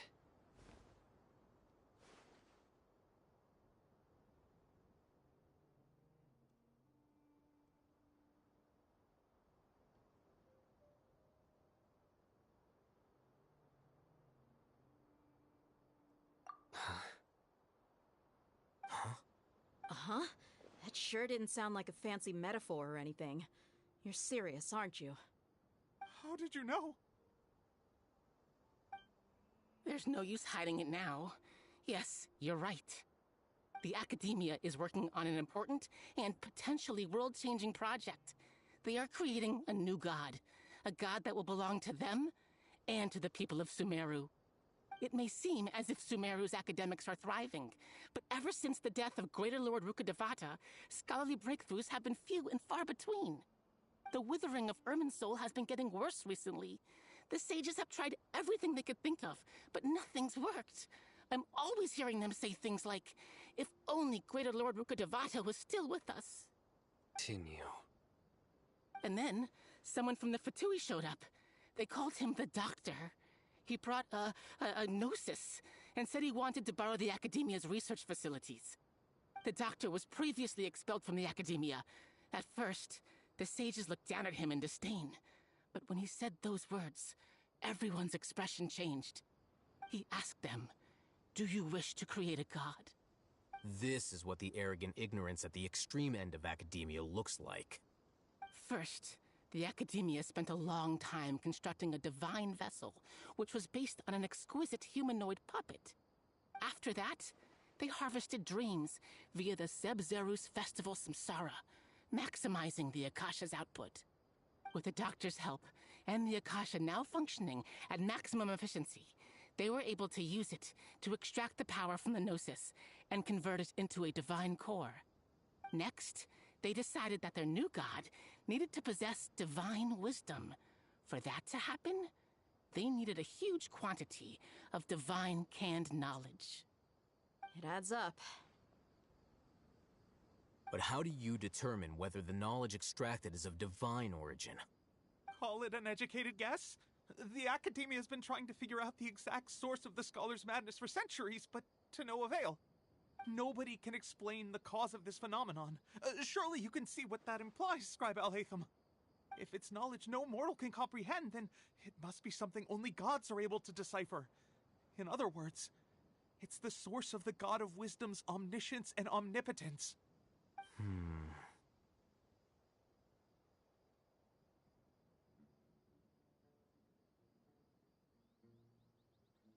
You must have noticed by now. The Academia doesn't care about who their god is. It's the ability to exercise control over knowledge and wisdom that matters. It is as if they are cursed with a desire for omniscience and omnipotence that burns in their blood. Some organisms demonstrate phototaxis, and thus orient their entire lives in respect to sources of light. For the sages, their only source of hope is the existence of a deity who embodies the acme of wisdom. This is but a form of phototaxis. For many scholars, the absence of a god of wisdom means stumbling in the darkness for the duration of their lives. Then what does Lesser Lord Kusanali mean to you? Is she not a true god present in this world? If you already have a new god, why try to create another one? From the beginning, the Academia has never treated her as a god. When the Academia first discovered Lesser Lord Kusanali, the newborn god of wisdom, the sages hoped that she would be as wise as Greater Lord Rukkhadevata. But upon evaluation, they found that at the time she possessed no more intelligence than any ordinary human child. The sages never had a ruder awakening. This forced them to accept that Greater Lord Rukkhadevata had indeed passed away.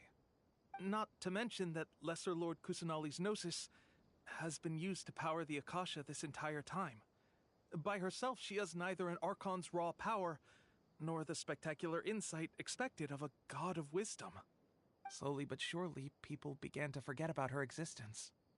So, this is the path the sages have chosen.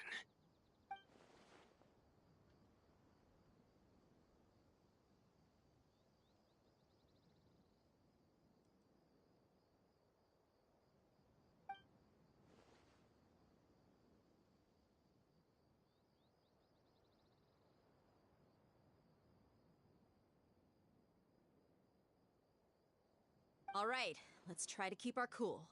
If everyone's in a bad mood, then let's change up our scenery. Raman, give me a few men to help us escort the village keepers back to the village. And these two scholars, they're coming too.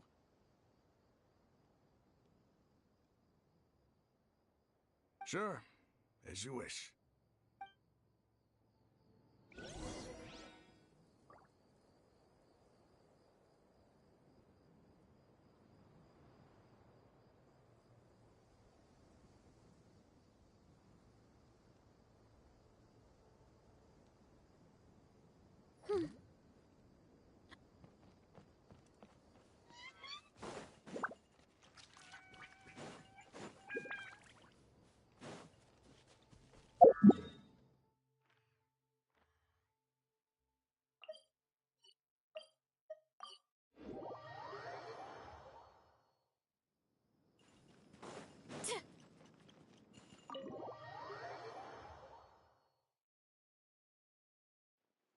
The village keepers you found have all been returned to their homes, and each one has a dedicated caregiver to look after them. The 2 new scholars are being kept under close supervision, too. Really great work, everyone. The atmosphere is so heavy.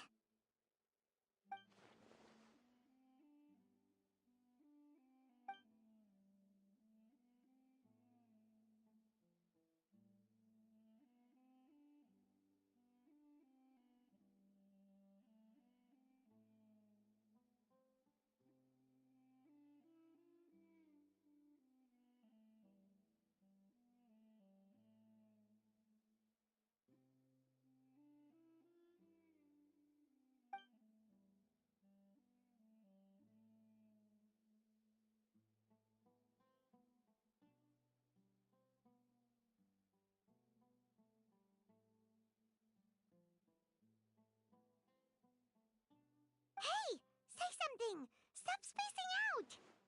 Come on, is there nothing left to talk about? In that case, let's all get some water and try to think about something else. Or I can go fetch some snacks. Oh, Paimon's so coming with you!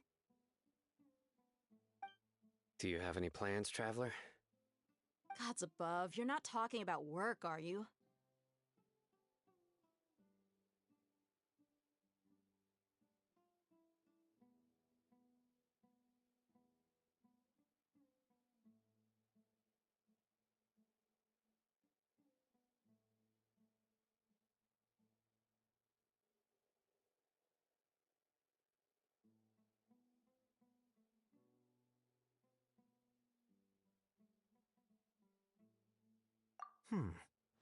So you were still withholding some information?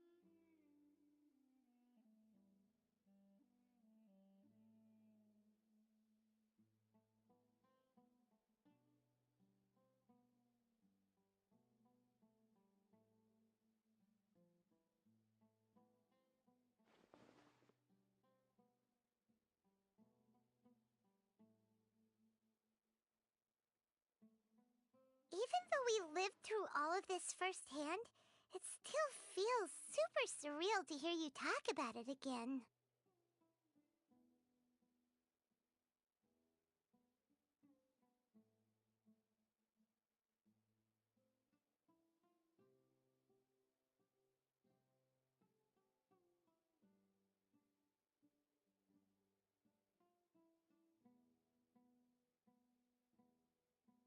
What a whirlwind of a story. I felt like I was holding my breath the whole time. It seems like there will be more issues to face in the days ahead than I had anticipated. Still, now's a good time to make our next move. Now that Ramon's joined us, we'll be an even stronger team. It's time to make a plan. Indeed. These events are a flagrant transgression of the rules in every sense. We cannot allow it to continue. So, everyone, are we on the same page? Crush the sages and rescue our god. That is our ultimate goal.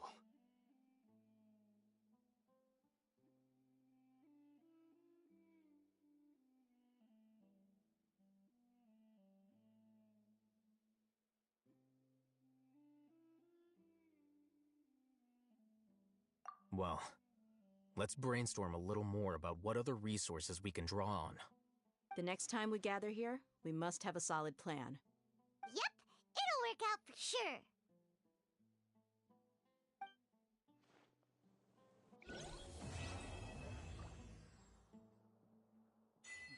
By the way, do you still remember? Your memory is far superior to mine.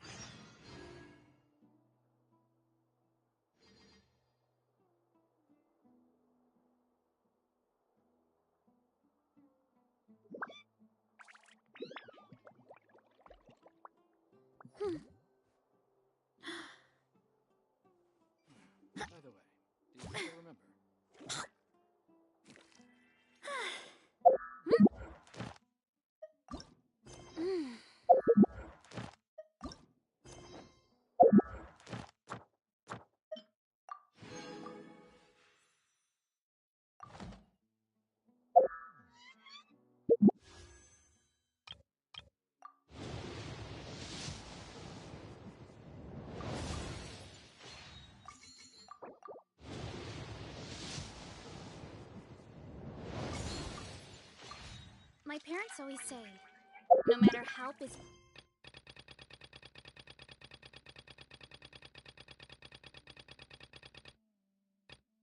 life gets, you should always sit down and enjoy a proper meal when you get hungry. What I...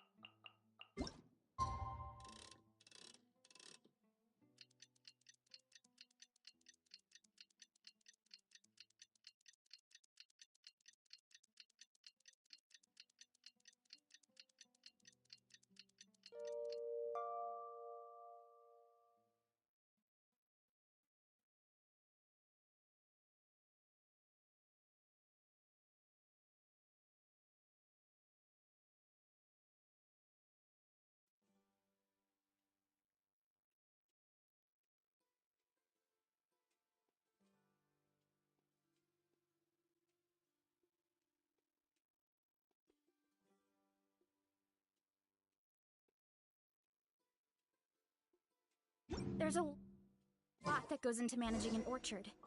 Watering, weeding, fertilizing the soil, making sure the temperature is right. But most importantly... Candace! We're here! Has everyone arrived? Everyone is already waiting inside. Well, what are we waiting for? Let's join them! Please, wait a moment.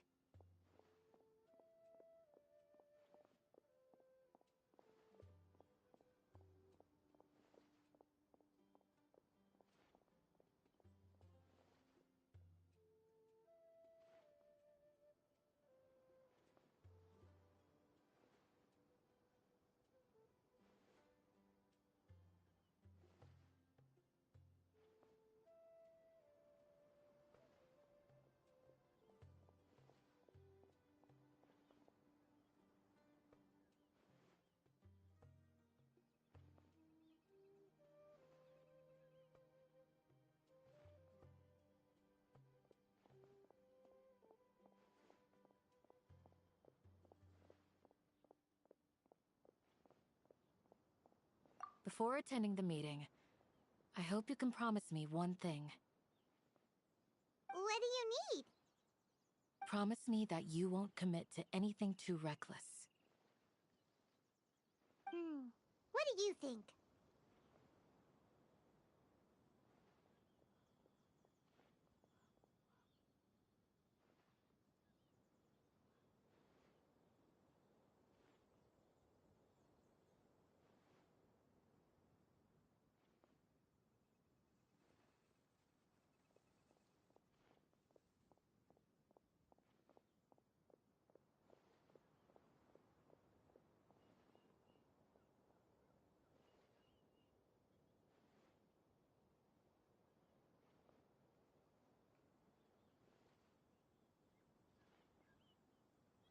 Okay. As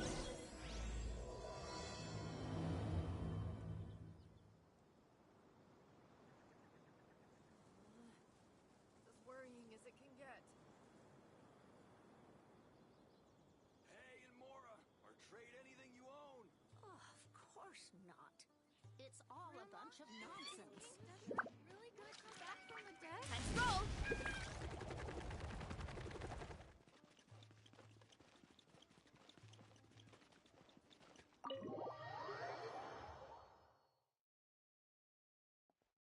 Everyone's here so early! But why isn't anybody talking? We already discussed things a bit. Hey, where have you been? I've missed you too. Are you ready?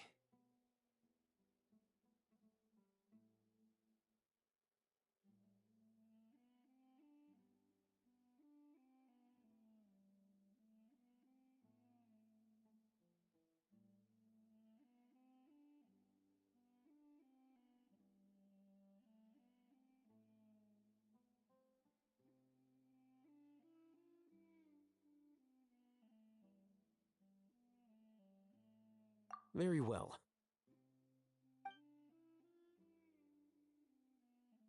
Are you sure this is gonna work? I gotta admit, it's bold. Color me impressed.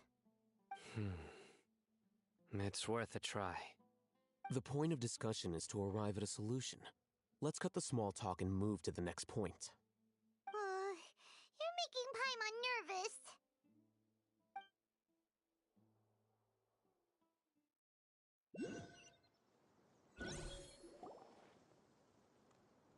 You're finally done. I have some other stuff to take care of. Catch you all later. Come on, don't give me that face. I know what you're going to say. I'll be careful. That's what I wanted to hear. Take care.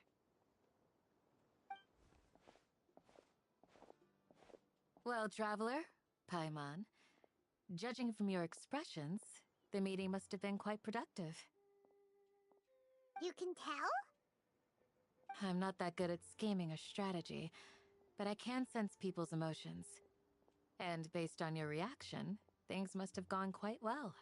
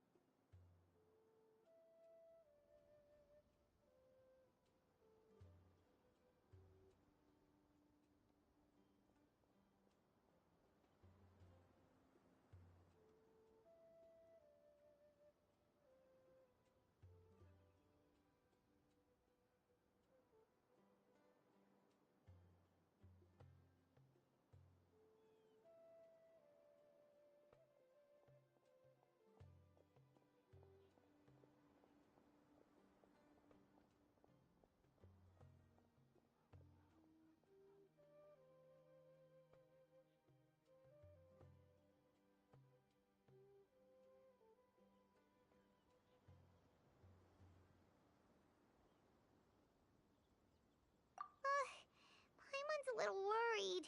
Hopefully nothing will go wrong. To be honest, I feel the same. But you're already some of the most capable people I know. So you have my trust. Candace gave us a compliment. Your deeds speak for themselves.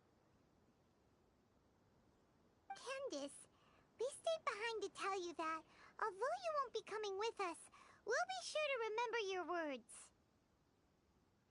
I'm very glad to hear that. I've said the same thing to everyone here today as I said to you when you arrived. Your safety is the most important thing. Only when you're safe can the plan be successful. So please, take care. You're welcome. And thank you for taking my advice. Good luck with everything. I'll be here in the village praying for you.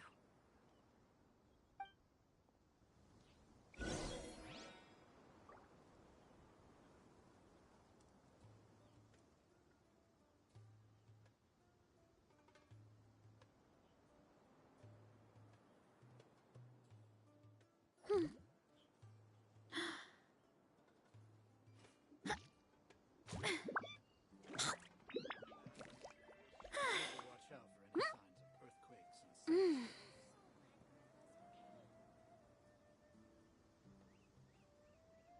and sandstorms.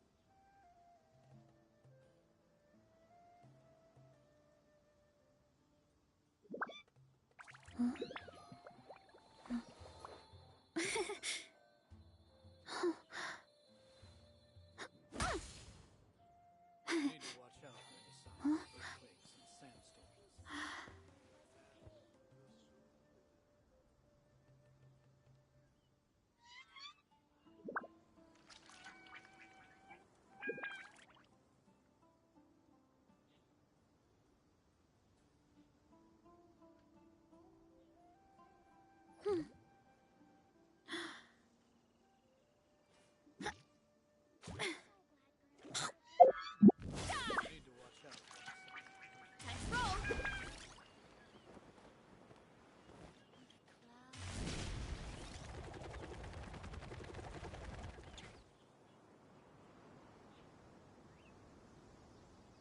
Sounds good.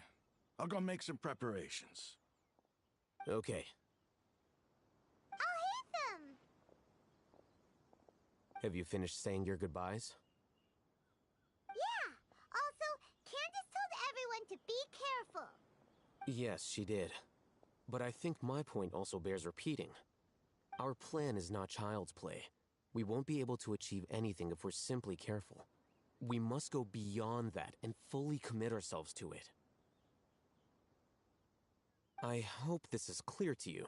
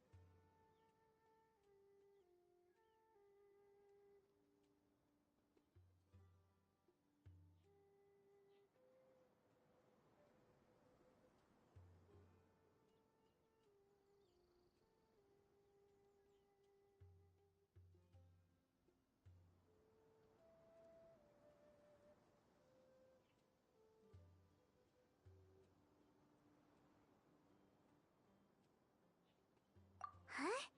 Shouldn't you be saying something more cheerful to boost our morale right now?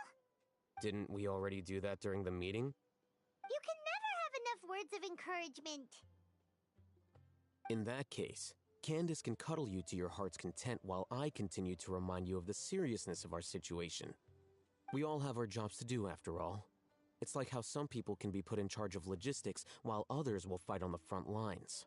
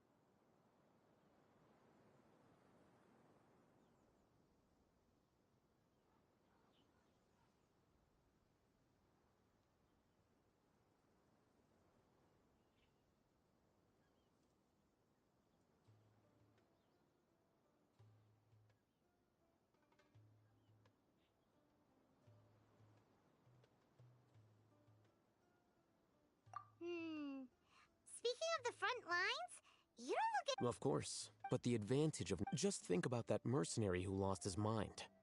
Mercenary groups are facing constant danger every single day. Well, being a scholar is also a high-risk occupation, and you are a scholar! I'm not like the rest of them. Even among members of the same species, some will exhibit far more potential than others. This guy. Paimon still remembers when those mercenaries in Port Ormos called you a lunatic. All intellectuals are lunatics in the eyes of fools. I'll take that as a compliment. That reminds me. Do you remember the record we saw in the King Deshret ruins? It mentioned forbidden knowledge.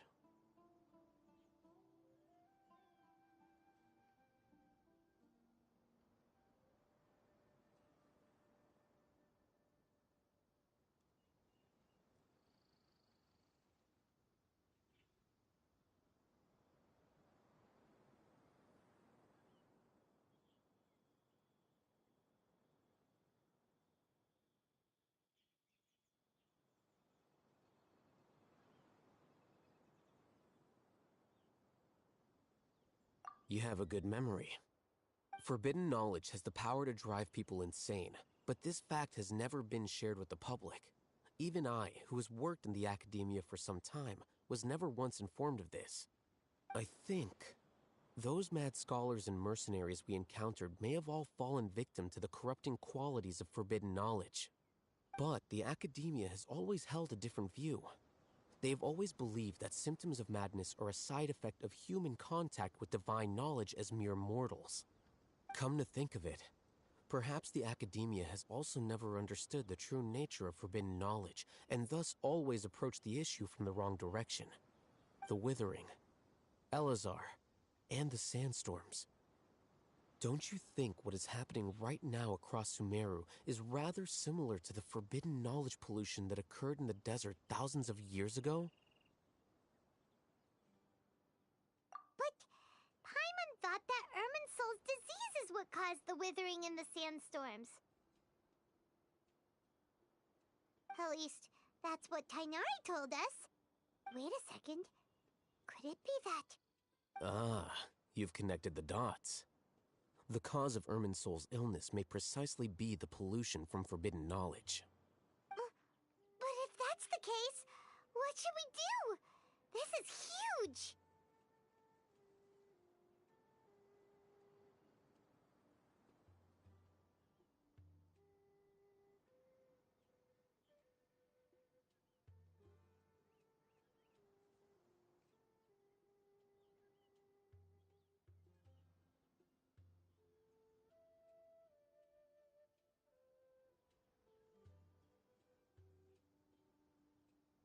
Wait. Why do you think Lesser Lord Kusanali would have a solution to this situation?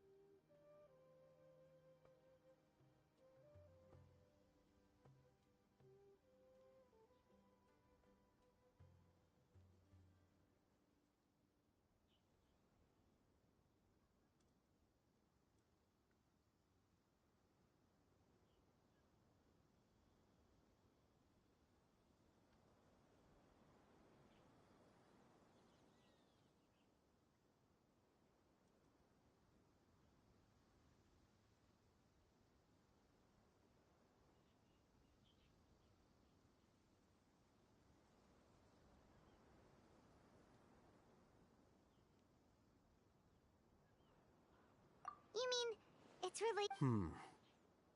To make sure we're still on track, I would like Where are we to an Aramite.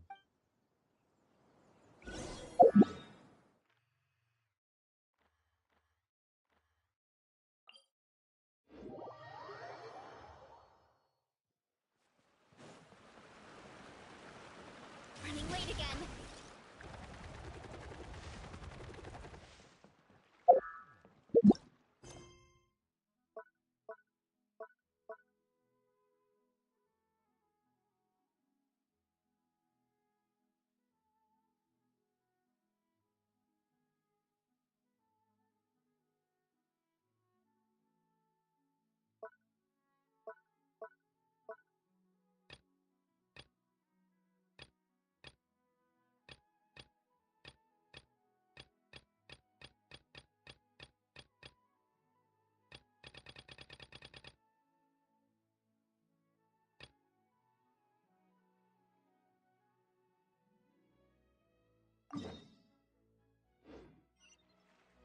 My parents always say, no matter how busy life gets, you should always sit down and enjoy a proper meal when you get hungry. What I like to do is stack my plate up high, then squash it all down, take a deep breath, and wolf it down in one go.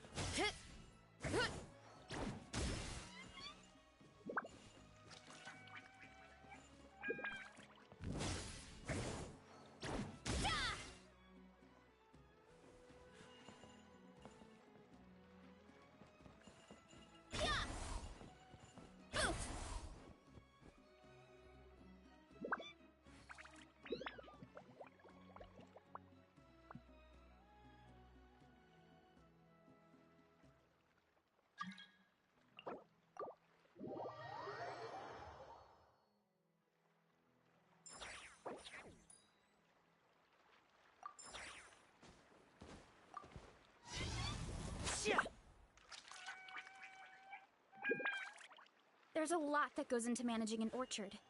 Watering, weeding, fertilizing the soil, making sure the temperature is right. But most importantly, you have to keep the fruit in a good mood.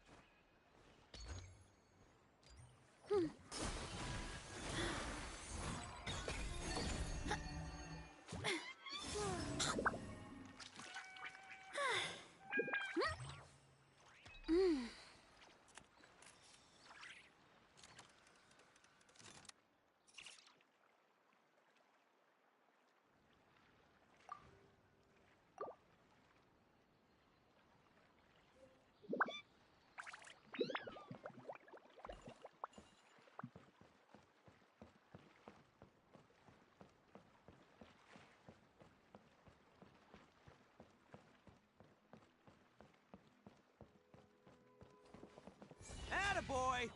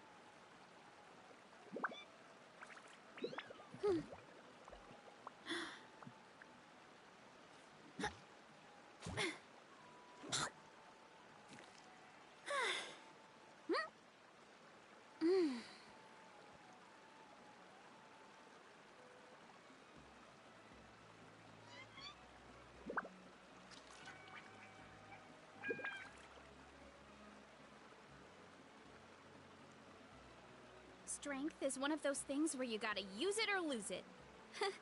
So, wanna train with me sometime?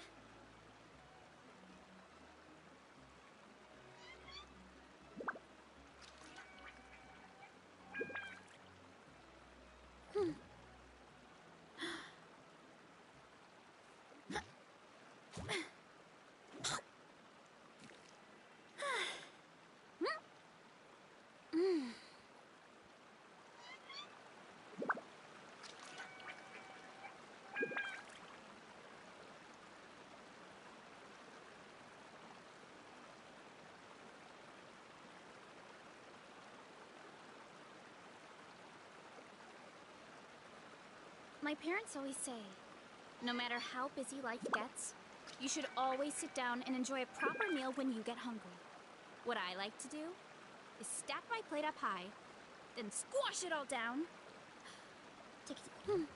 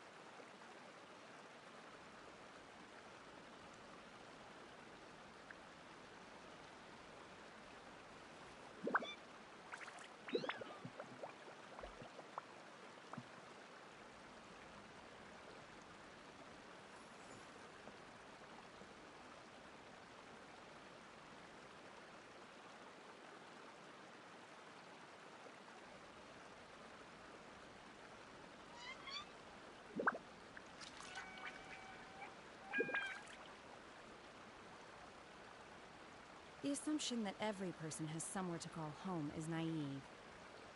I got used to living in the mountains alongside the birds and beasts a long time ago.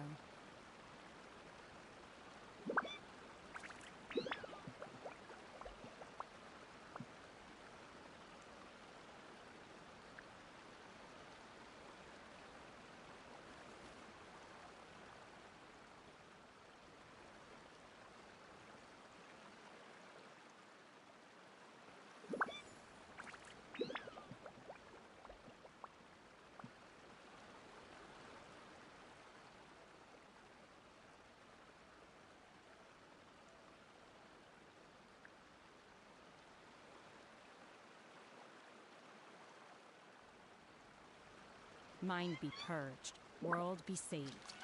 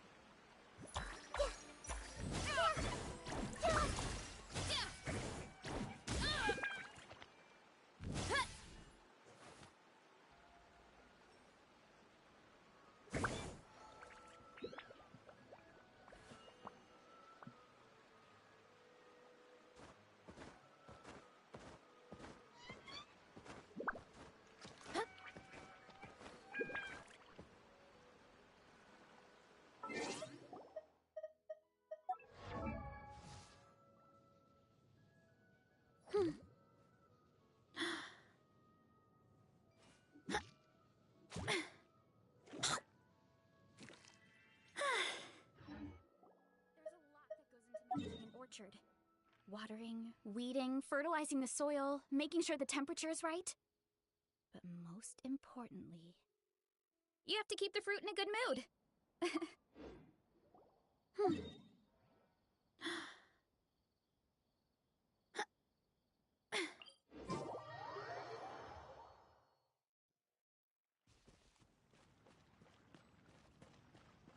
Time to roll!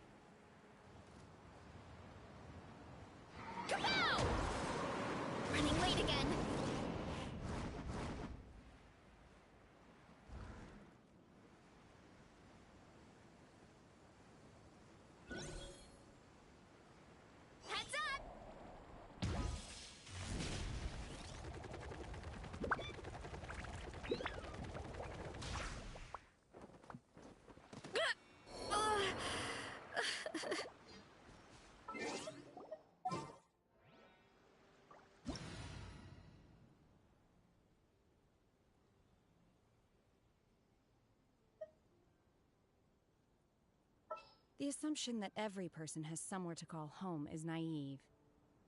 I got used to living in the mountains alongside the birds and beasts a long time ago.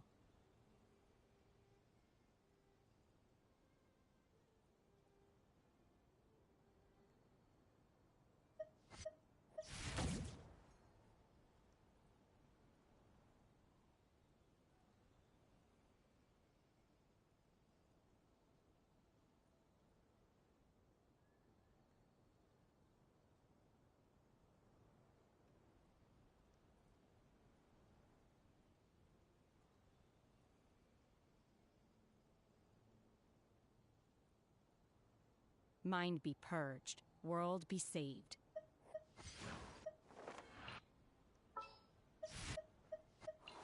The doctor will see you now.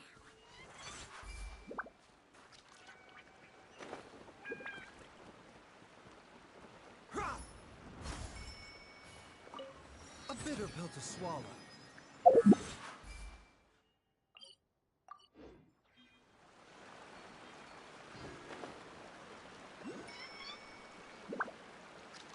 The doctor will see you now.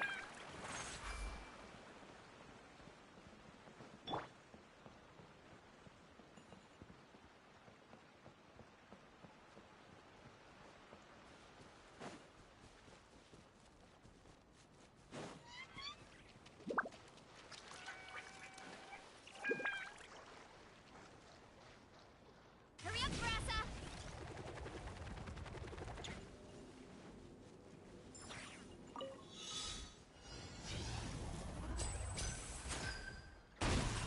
Step right up.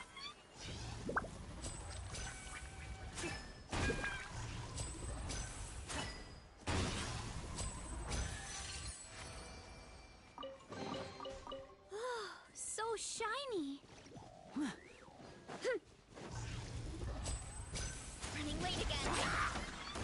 Now! It's justice o'clock! Headbutt! Kapow! Hero incoming!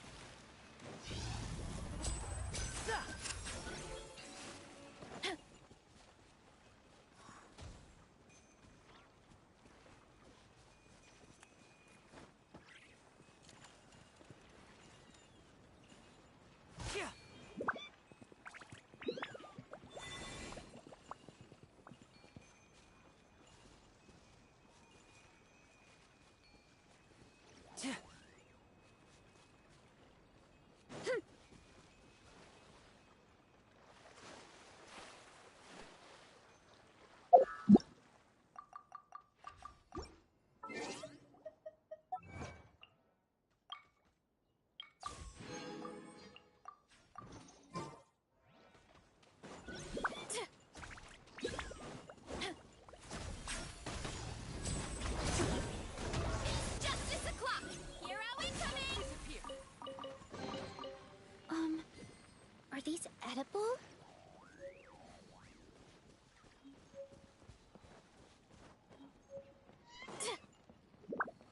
A bitter pill to swallow.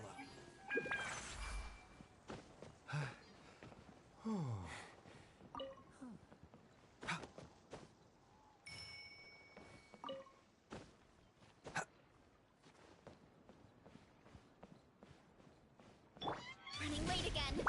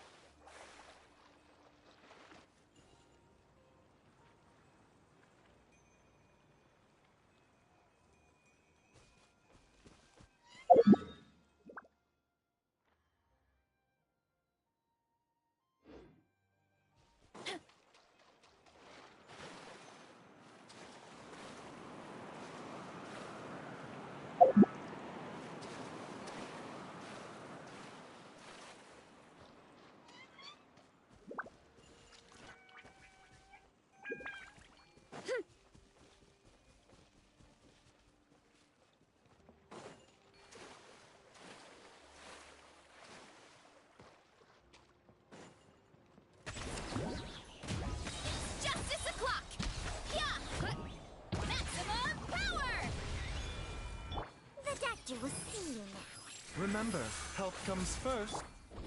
Justice o'clock! Hero incoming! Heads up! It's justice o'clock!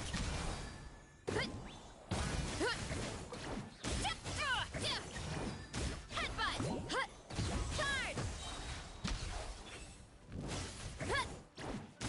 Charge! Hero incoming! Too strong! A bitter pill to swallow. Charge!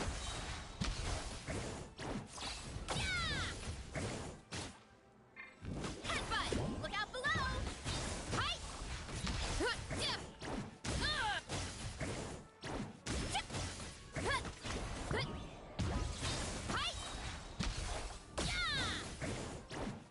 Mind the side effects. And this is block!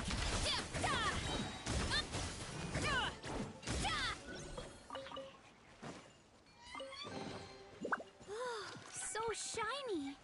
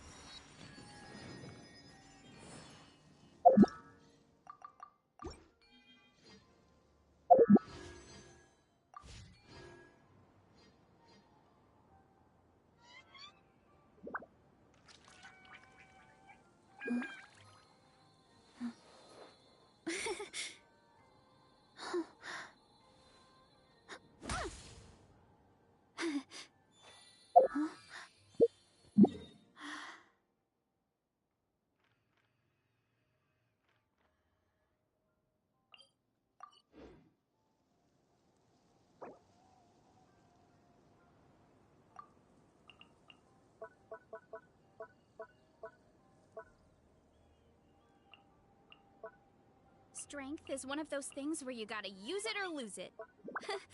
So, wanna train with me sometime?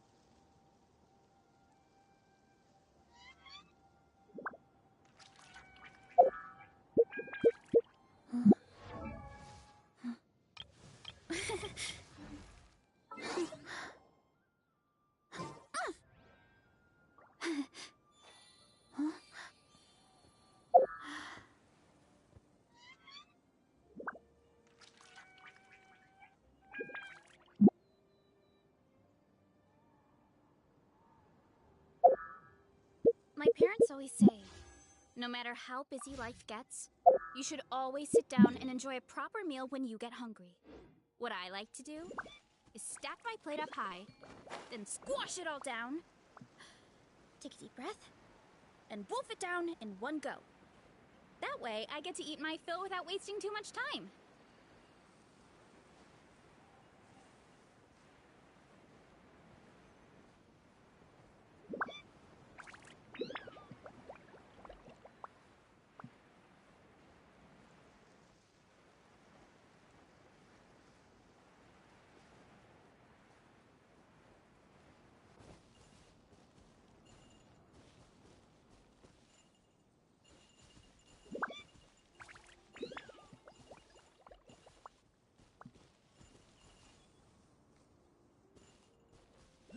Running late again. Here I go!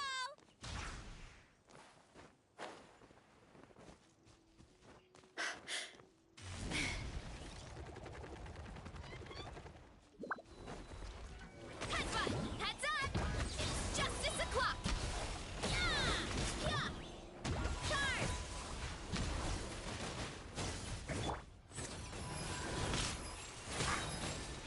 Seems like an emergency. Boots! Kapow! Charge! Yeah!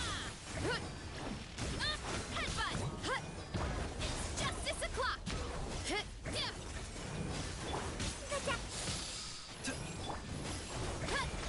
Heads up! It's justice o'clock! Yeah! Mind the side effects. Headbutt! It's justice o'clock! Yeah! Ow! Yeah! Heads up! Hi! A bitter pill to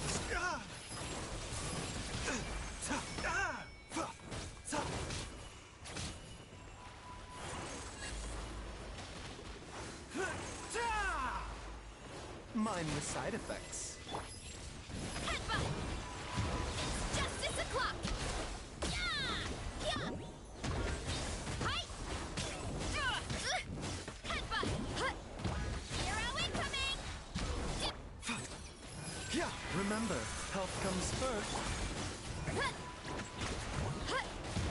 Charge!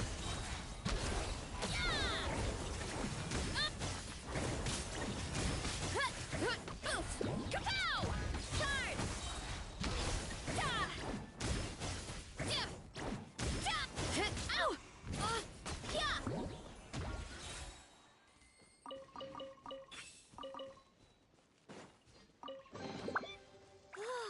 So shiny!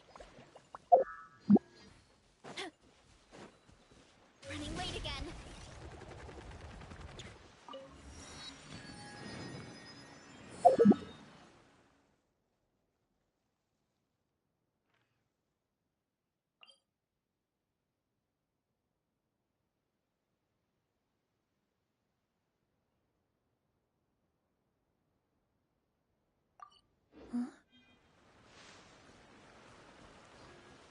Hurry up, Brassa!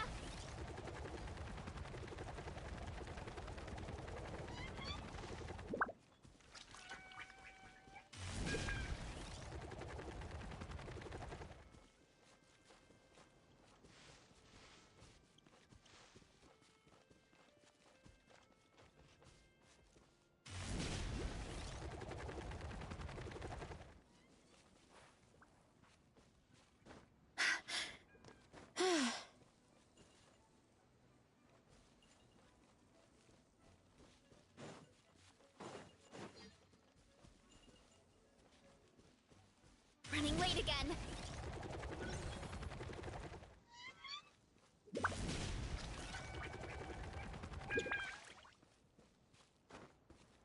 Hurry up, Brassa!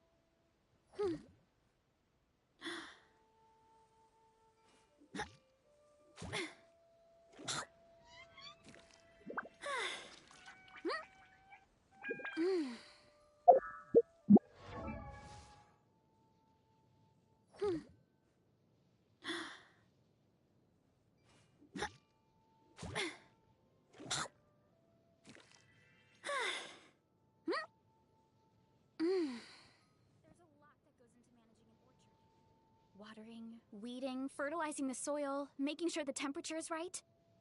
But most importantly...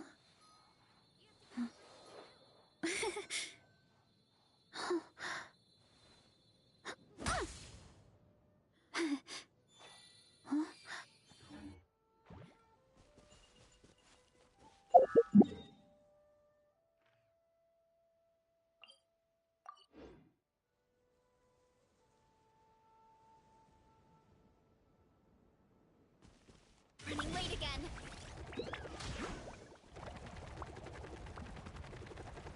Gotta steer clear of other people.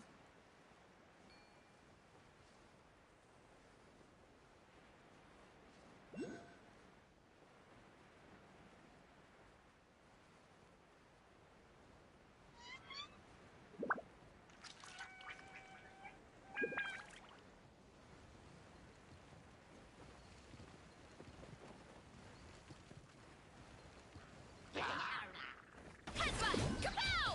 Ultimate flying kick! A bitter pill to swallow.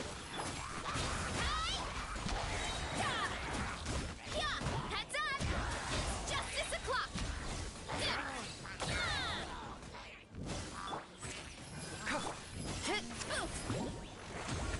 justice o'clock!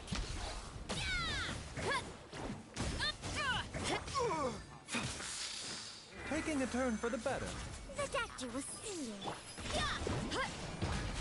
Volcano kablam! It's justice o'clock!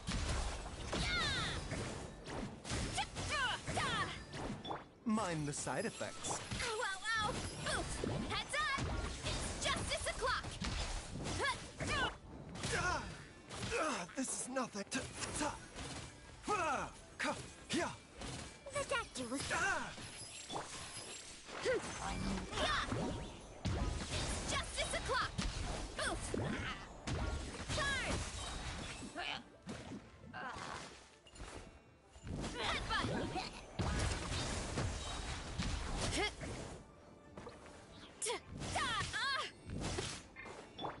Mind the side effects.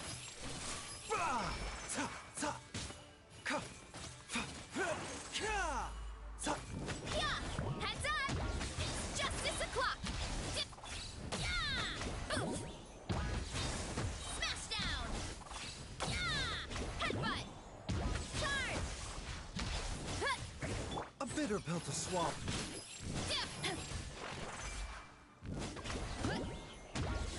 Justice o'clock! Seems like an emergency. Hero incoming!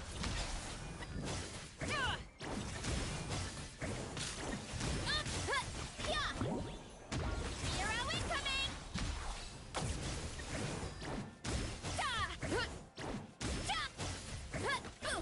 Look out below! It's justice o'clock! Mind the side effect. Headbutt! Hero incoming!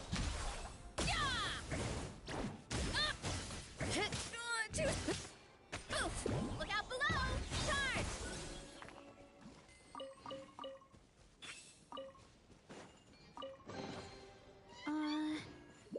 Did that grow out of the ground?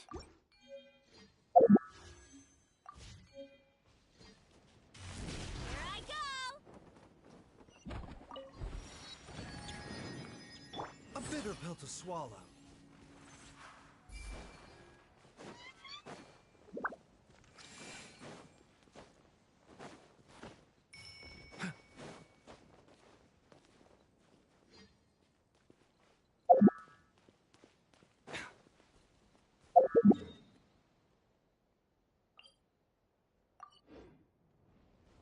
Mind the side effects. Time to roll!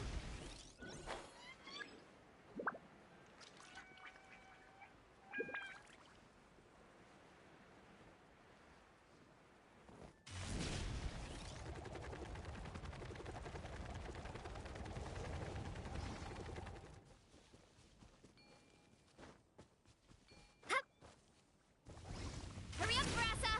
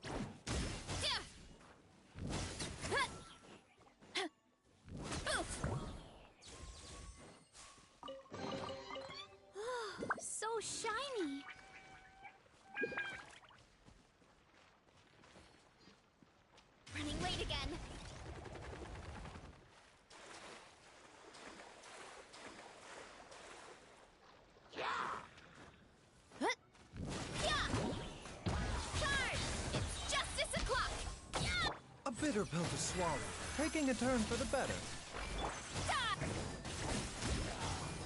Headbutt! Hero incoming! Yeah! Yeah! Ow, ow, ow!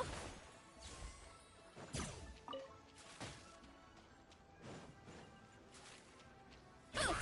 Kapow! It's justice o'clock! It's justice o'clock! Mind the side effect. Yeah!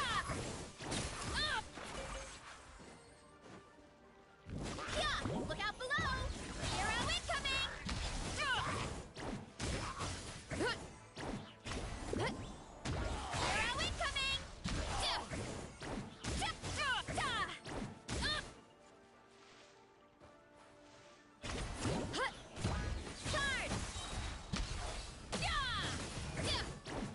The doctor was stealing it.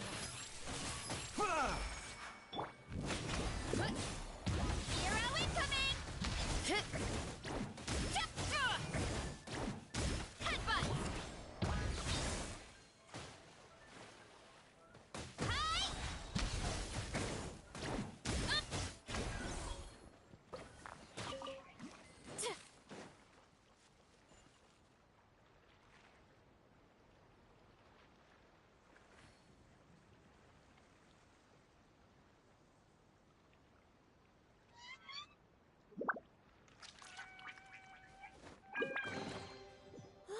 So shiny.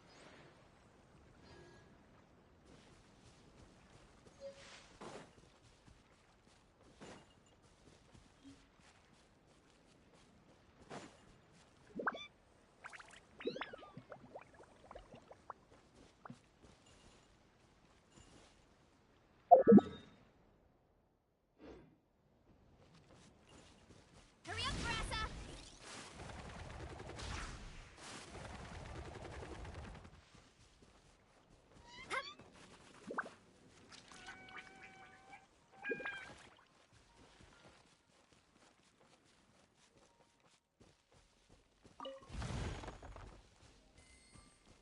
Time to roll!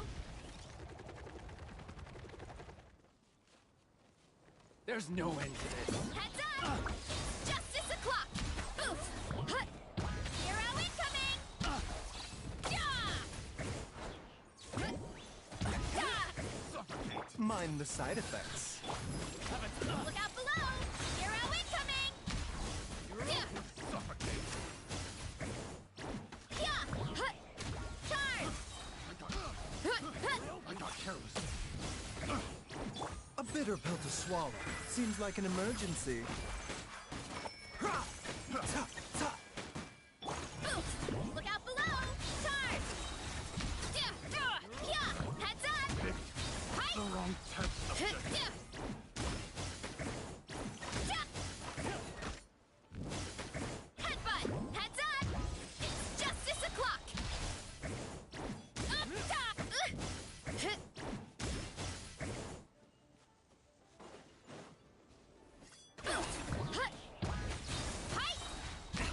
The doctor was Headbutt!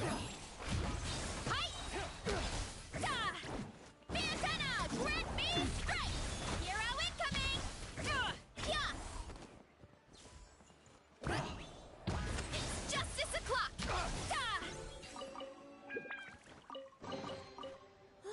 So shiny!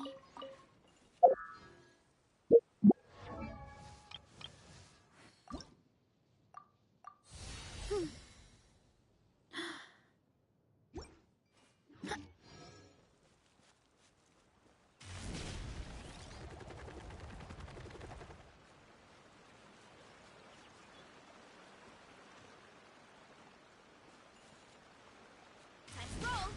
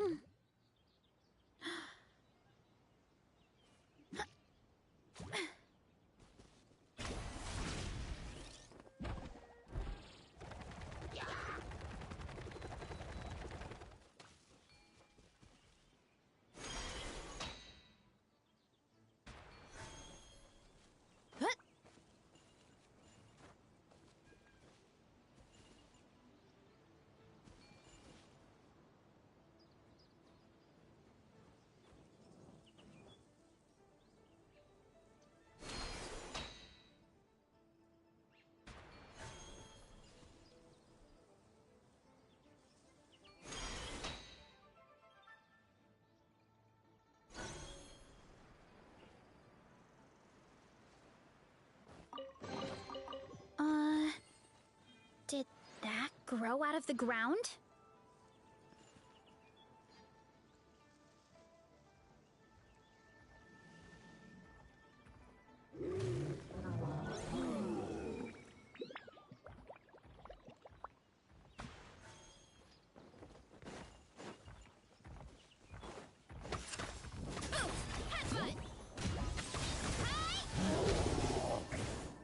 Mind the side effects.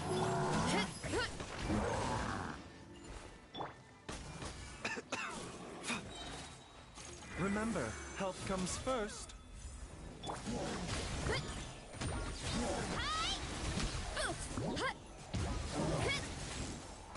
Hero incoming!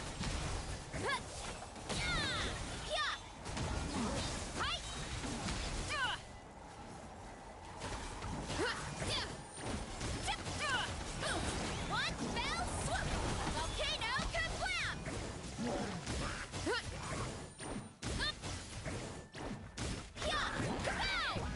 Hero incoming!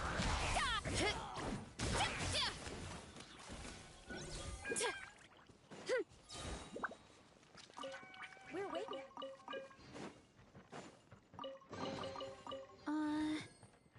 Did that grow out of the ground?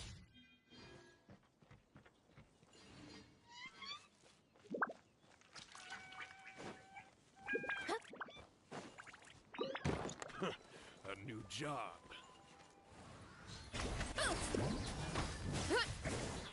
Antenna! Grant me strength!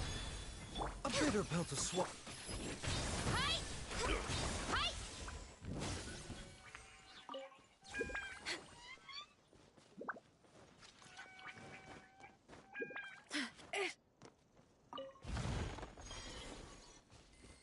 Running late again.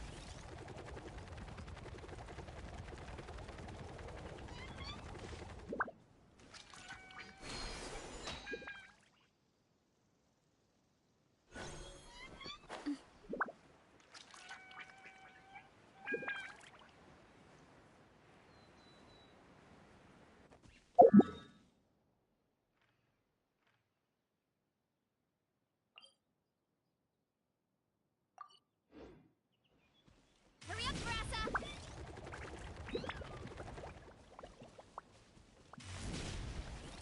Gotta steer clear of other people.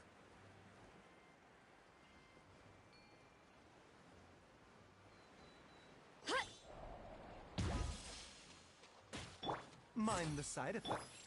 Running late again.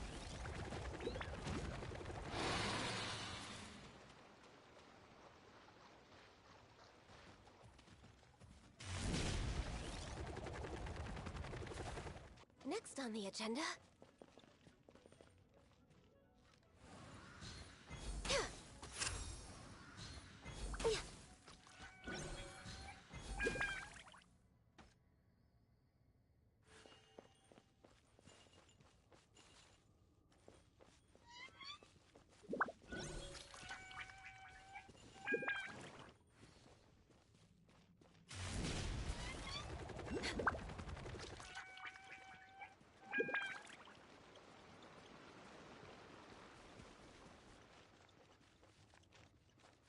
The doctor was Taking a turn for... Headbutt! It's justice o'clock! Charge!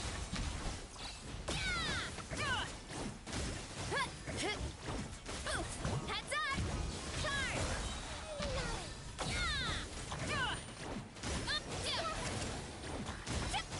Headbutt!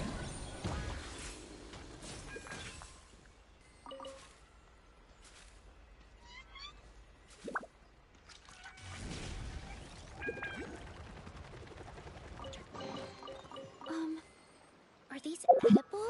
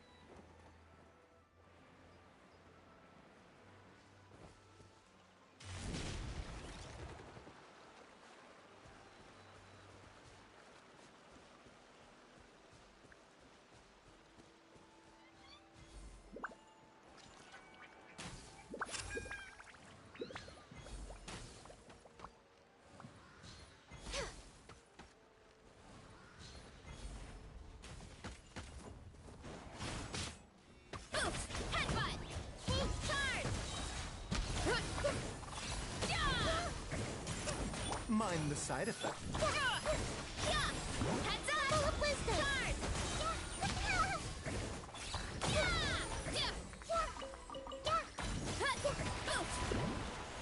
It's justice o'clock!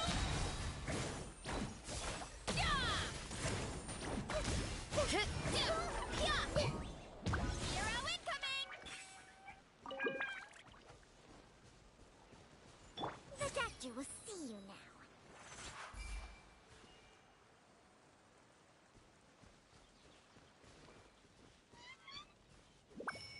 Mind the side effects. Hurry up, Grassa!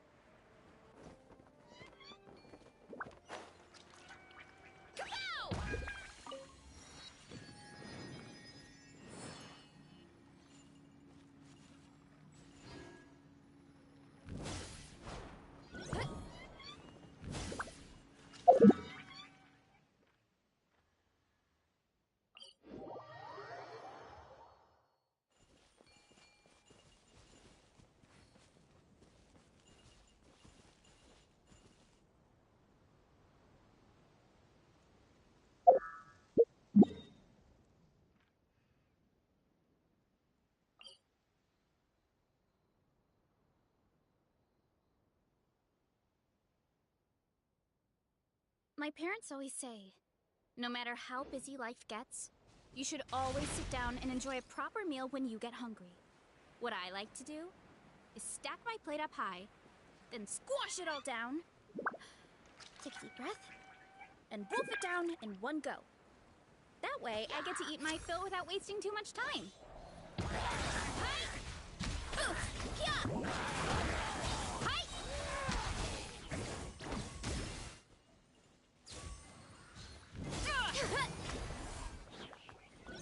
Next on the agenda.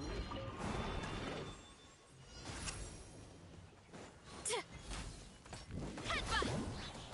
It's justice o'clock! The doctor was seeing. Seems like an emergency. Oof! Heads up! Hi! Dip!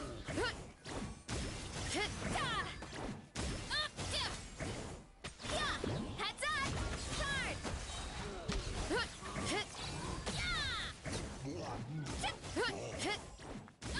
Headbutt!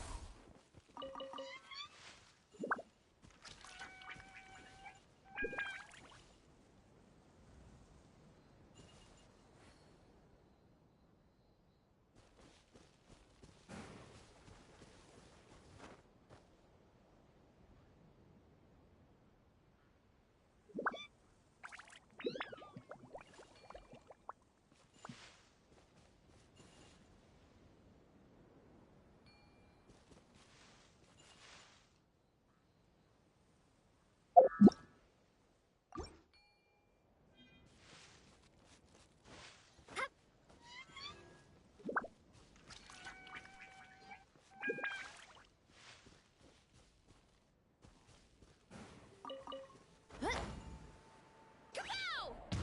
Woo!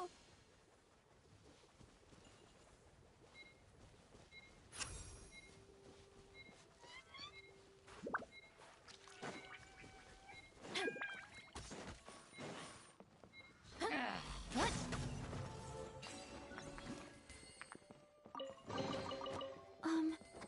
Are these edible?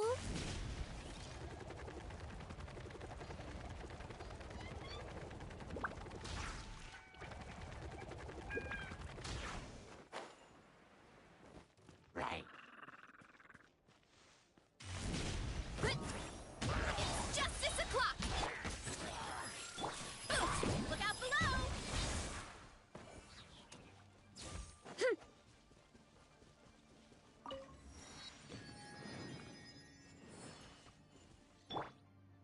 A bitter pill to swallow.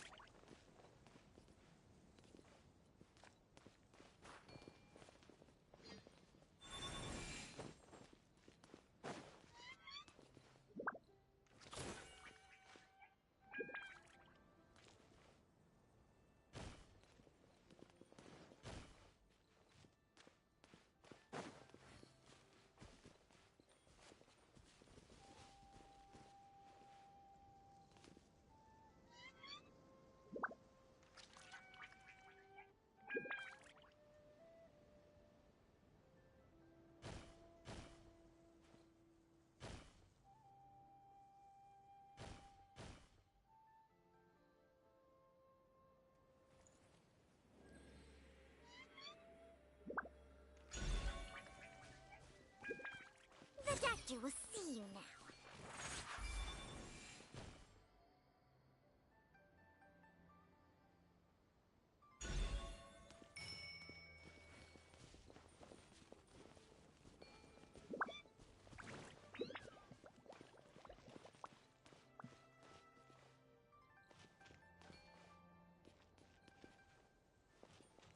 We're way behind schedule. A bitter pill to swallow.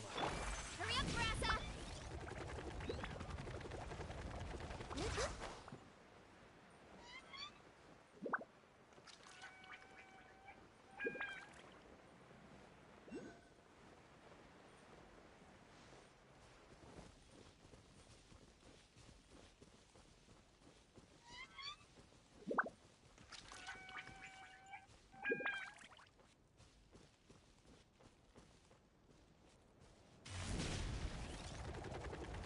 clear of other people.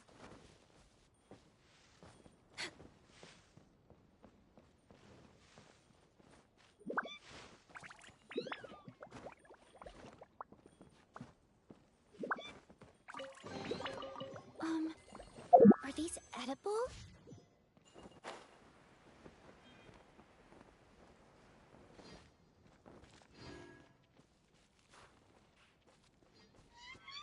Time to roll.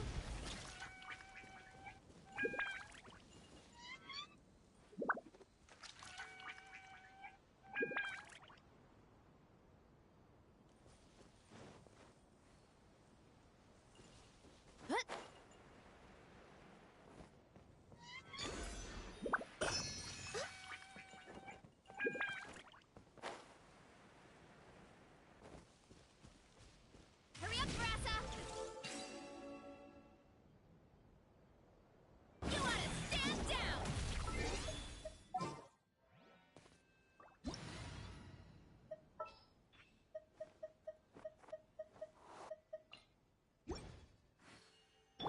Wind strike.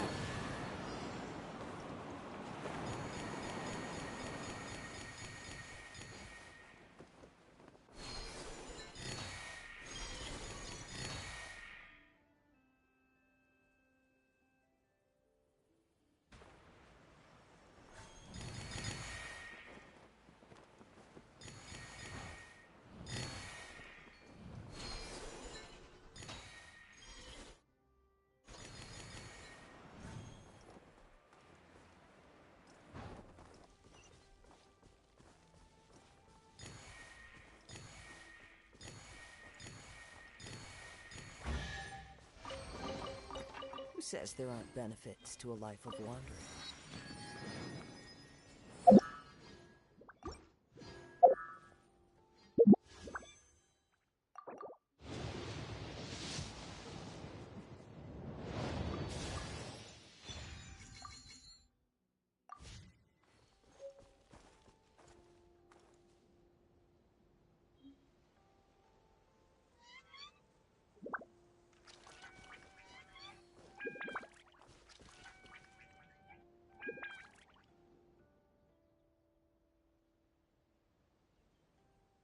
Should we really be off work this early?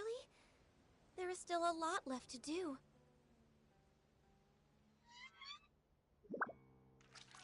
This scenery is wonderful. Surely enough to convince anyone to become a wanderer.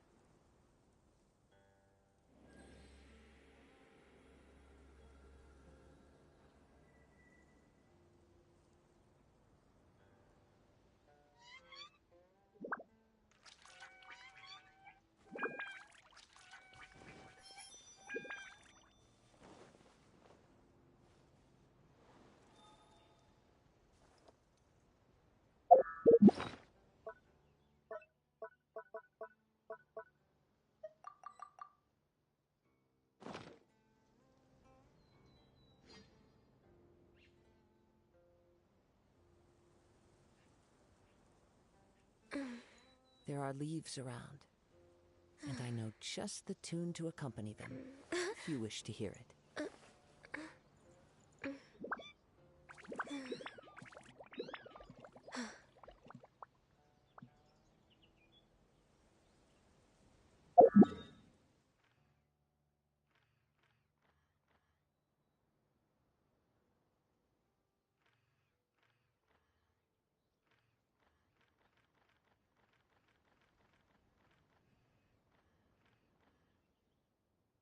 This scenery is wonderful. Surely enough to convince anyone to become a wanderer.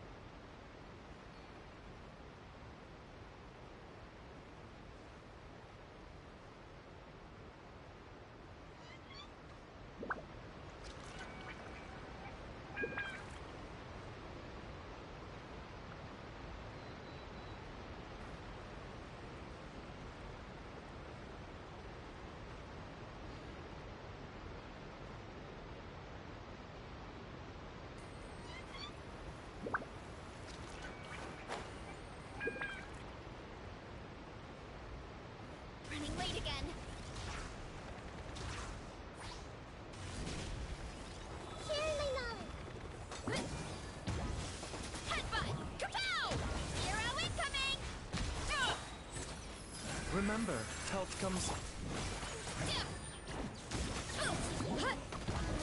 Justice o'clock!